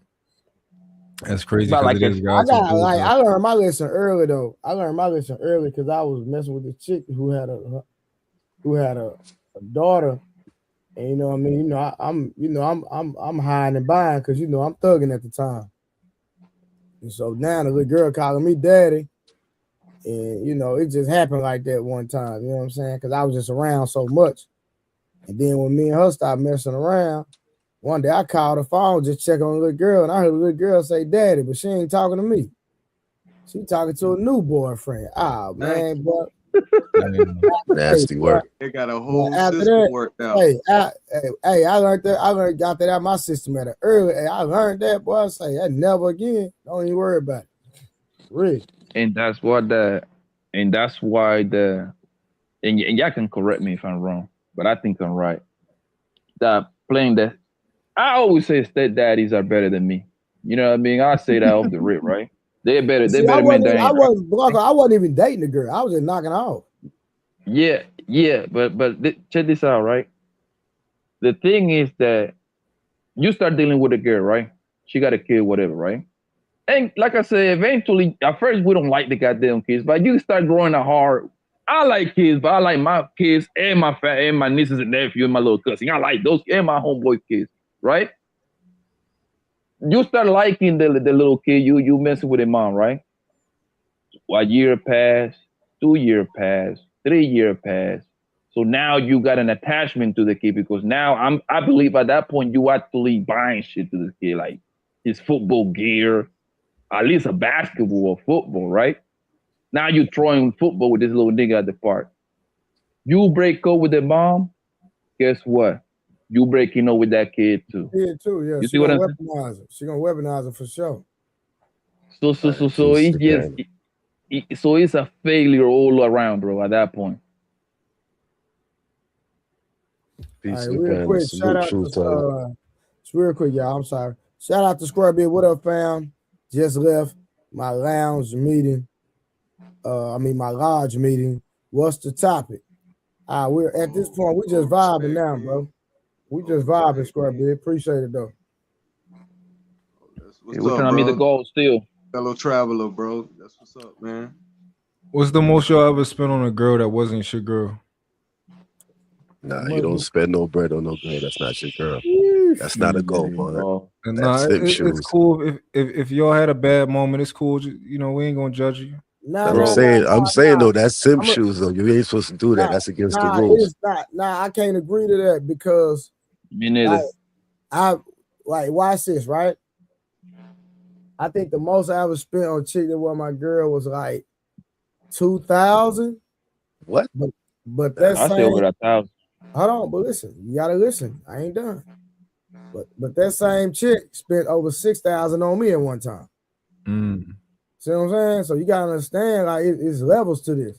Now, but I'm saying you gotta put a little bit more context on that. Why did you spend the 2,000? Did you know that 6,000 was coming on the back end? You know what I'm saying? Now I'm listening to you. I'm just waiting for you to finish that up. So it was reciprocity for like any chick I'm spending money on, she's spending money on me. So it's reciprocity across the board. I don't believe only woman that ever took care of my wife. Outside of that, it's gonna be an even exchange. Period. Nah, I dig that. Yeah. You know what's crazy? My homie still make fun of me for this till this day, right? It was this girl I used to be hitting, right? She was like one of my little bitches, right? And one day I was fucking with her. She had bought me. She like, what you want for your birthday? I'm like, I don't know. I didn't know nobody was gonna give me nothing for my birthday. I'm like, I don't know. You know, just something I might need. She's like, what you want? I'm like, I don't know. I need a money counter. I like one of them. So she had bought me a money counter, right? And this girl used to come over my house all the time. I used to hit her, and she just had these corny ass Adidas on. So one day I'm like, you know what? Let me buy her a pair of Huaraches. I bought her a pair of Huaraches, right? For whatever reason, my homie still make fun of me to this day for buying her them sneakers. Of course. She bought me a fucking money counter like for my birthday. So what? All right, good looking. I appreciate it. That don't mean I gotta return the favor like that. You don't gotta return the favor just off the strength. Nah, you did that off the strength, but I get it. You did that off the strength, but you usually don't buy women's shoes because there's an old saying. It's an old saying: if you buy them shoes, those be the same shoes they walk out your life with. She wasn't my bitch. It's Kane, right? It's Kane, right? Yeah. So if a woman is spending 10 times the money you spending, you ain't gonna spend nothing on. No, I'm not saying I ain't gonna spend nothing on her. If she's a chick that I know, but Kane, that's the way you making it seem. Like I said, no. But I'm saying you don't just do it off the money I was spending. She was spending 10 times that. Well, that's what I'm saying. You gotta put context on it. When you say those things, you gotta put context on it because the motherfucker look at it like, yo, or you just messing with a chicken because she spent bread on you. Nah, spending bread back on her. Like that. Nah, we was rocking with each other. You know what I'm saying? Yes. So I can mess with that. Yeah, that's official. Yeah, one thing, bro, is like when I was trapping, I needed a bunch of bros to do certain things to make the machine continue, right? And I wasn't no pimp or nothing like that. It just like I needed them to do You in the certain game? Come things, on, you in the game? I know what you're talking about. so I can get my bread, right? So by me saying that, what I was saying is like to get my bread, I needed them. So I used to pay them a fee for doing that fee. They used to pretty much kind of work for me in a way. You know what I mean? So whatever they bring the bread, hey yo, here's this, here's that, boom, boom, boom. So in reality, yes, I gave them bread, but however, it's because they did certain jobs for a nigga. Yeah. So that's what I'm saying. You got to put context on it. However, by you doing that should usually take you a long way. Because one thing about most of these bros, bro, they don't forget. And I have plenty of bros who a lot of money in my pockets, bro. A lot of it, son. Birthday come, you get 1,000 here, 2,000 there. I had one girl that gave me $8,000 that I used to hit. She just happened to have that kind of bread. She was doing pretty well. Like, bro, I was telling the other day, nigga, my cousin just married a chick, nigga. She just got that nigga 50 racks, nigga, 2 weeks ago. Yep. And I always tell, and people used to call me a liar, bro, when I first got on YouTube. I'm like, bro, yes, us men, we're going to trick because we usually are the ones with the money anyway. But women are the but that's biggest not trick, tricking bro. though. That's not tricking though, because you get something in return. It's just returning the favor. It's not. That's not tricking. Tricking is usually if you just paying out. And when you look with a shorty and she tell you, yo, you got to make sure you leave something on the nightstand. That's that tricking shit. If she's returning what you're doing for her, that's different. I'm talking in general. Can you forgot this part too though? Like when you giving money with an ulterior motive as well. That's tricking. Yeah, that's tricking. That's You know tricking. No, you're right about that. If you're doing it with let's say that's definitely tricking. But tricking usually meant if you just every time you see shorty, but what I'm saying you have is, to leave something behind. You can't just see off the strength like yo. That's when it becomes tricking, when you know in order for you to link up with shorty, you have to leave something on the nightstand. That's when it becomes tricking. But the letter of the law, bro, is like it's like this. For the most part, men, since we are the one approaching everything, we're going to be considered.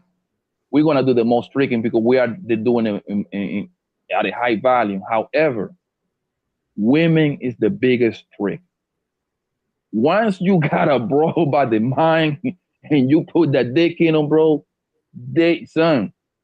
actually, I was reading something about that, bro. That yes, men get scammed, they get scammed the most. However, women is the one that spend the most money when they're getting quote unquote scammed by the guy. You see what I'm saying? But it goes back to what you're saying. You have to get. It goes back to what you're saying, though, Papa. You have to get their mind. You have to get their mind first. The sex, the buns. That should she could get that anyways. Once you could control their mind, is when you really locked in. No, you got to be able to match it though. Mind and the dick got to come together. Yeah, it has to come together. But if your game is on point, you could be weak on one side, and usually it's not the mind side. Because when you control their mind, they locked in. That's why you can have a dude. Body though. Well, I have seen. Bro, listen, bro. I have seen that. That depends. Who said that? When it comes to saying it goes to their body first, because I've always started with their body. I always like I know like once I get inside shorty, like it's a wrap. You done. Well, I get you because I play that game too. I know what game you talk about. But when you play that game, that means that game got to be on point. Like your sex game got to be on point when it comes to that. But if you lock their mind in, that means that they're gonna listen to you. They're gonna listen to you when it comes to anything because they know that your mind is strong. That's that man shit. I have seen guys, bro. I have seen guys with nothing, broke as hell. They just have to have mouthpiece, bro. And they got to this girl.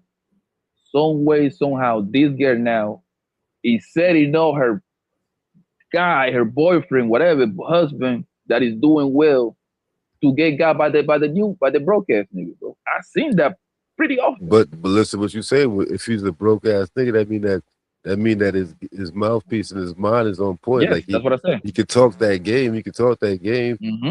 It ain't showing on the other side because a dude could know how to make money and still be fucking the bag up because he's so into fucking women.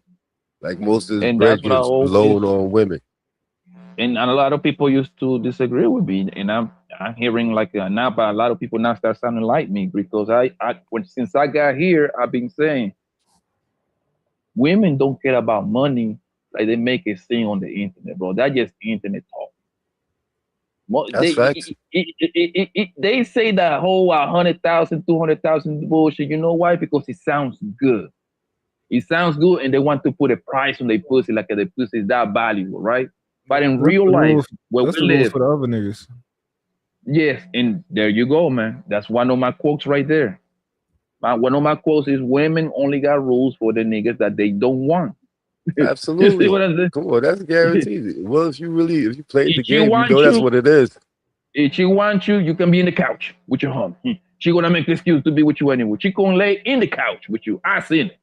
Mm-hmm. I seen it, bro. I don't lay up with women in the air mattress, bro. They were happy too when I had the extra place. Swear to they God. were just happy. Swear to God, yo. Them air mattresses. Air mattress. You had the air mattress set.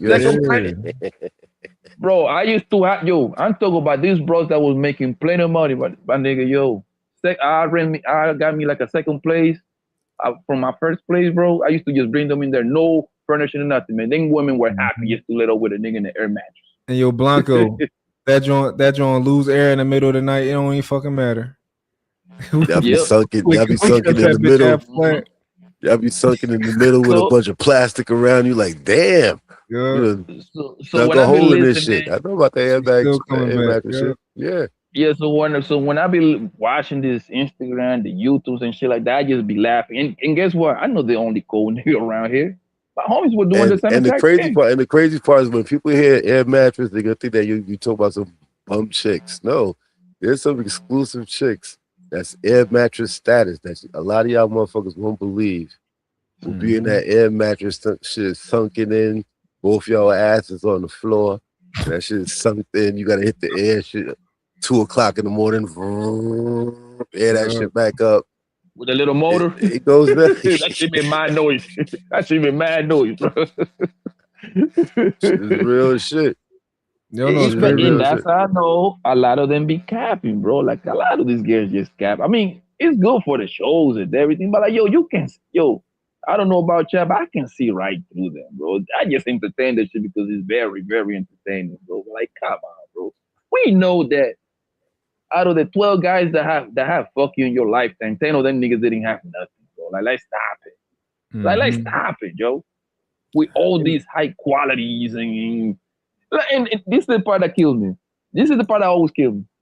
He needs to make 100,000 or 150 so we can live a lifestyle.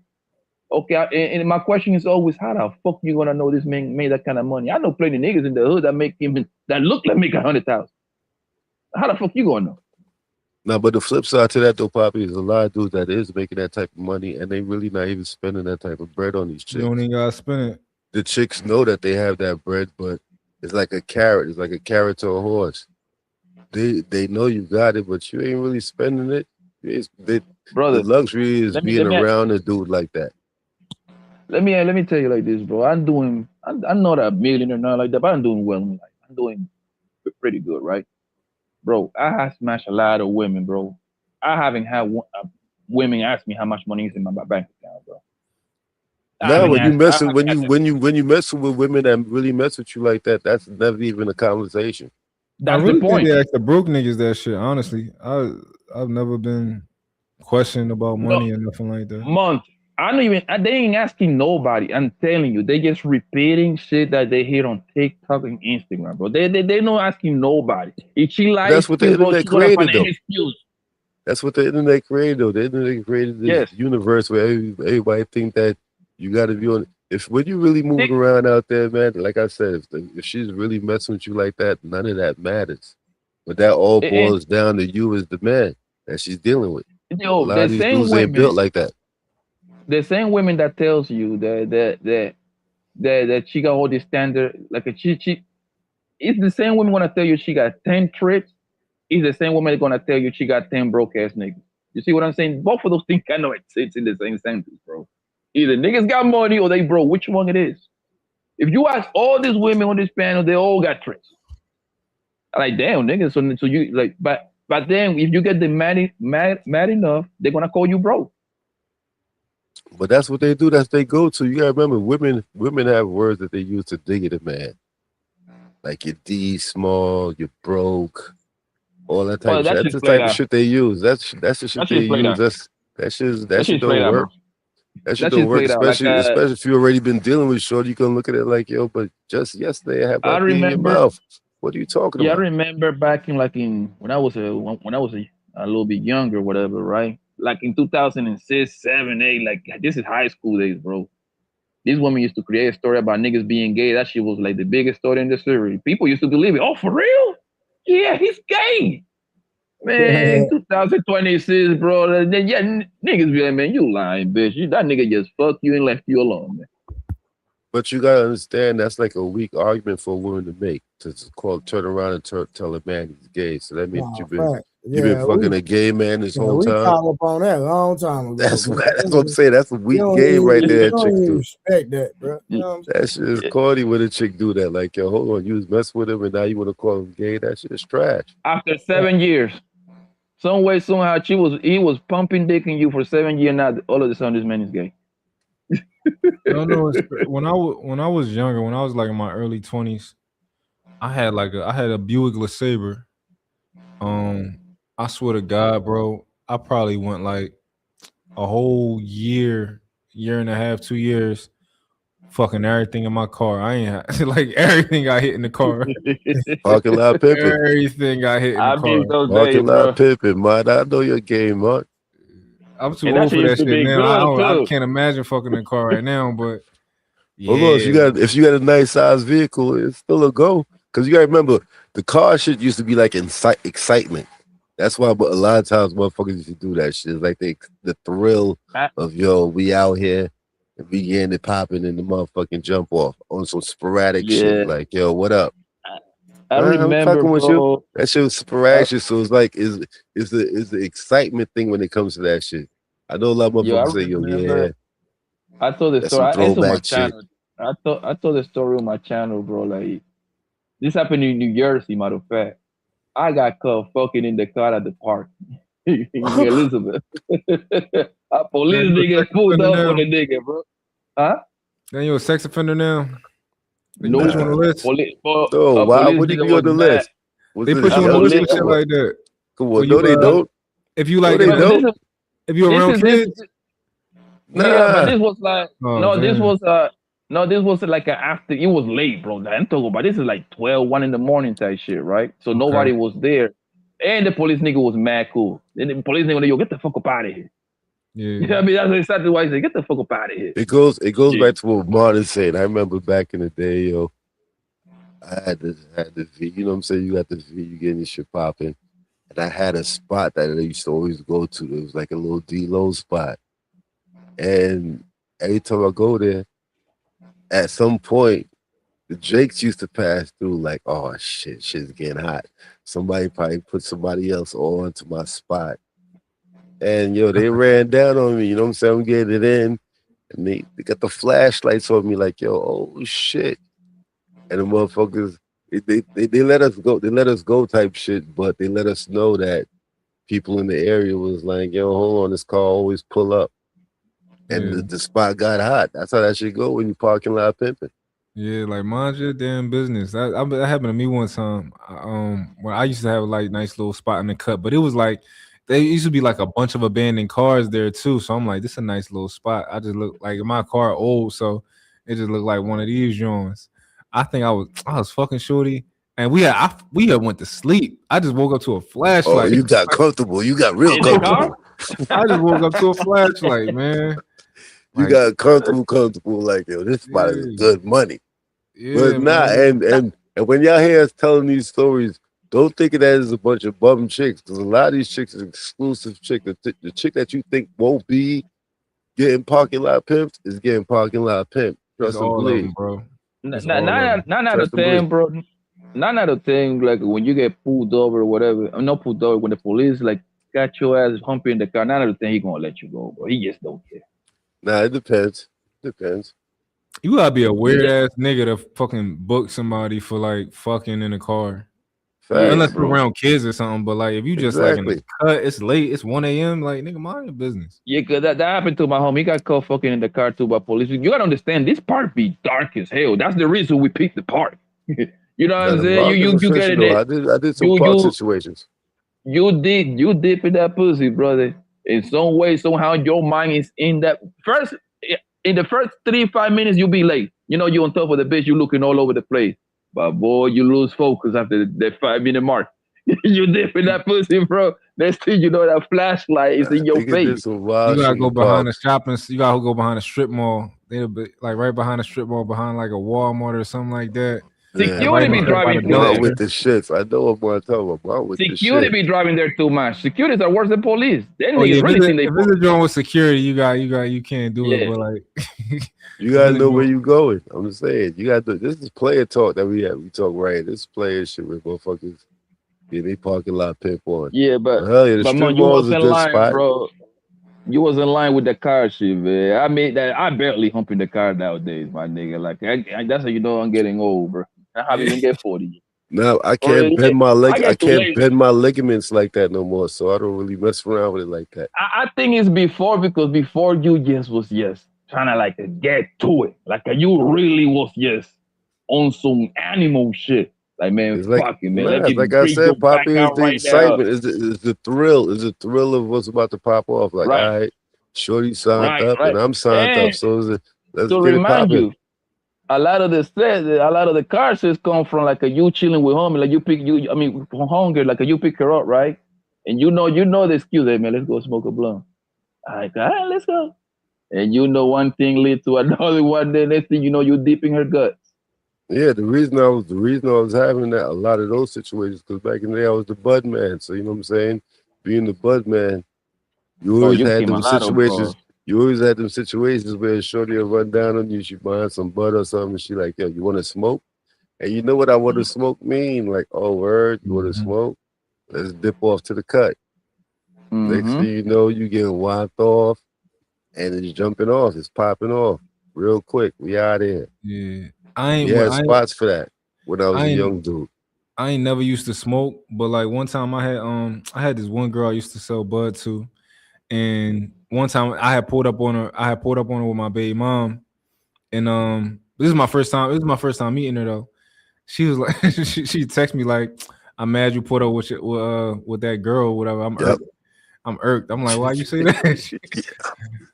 So like just from then on, I started hitting her. From then on, like I pulled I'm sorry for.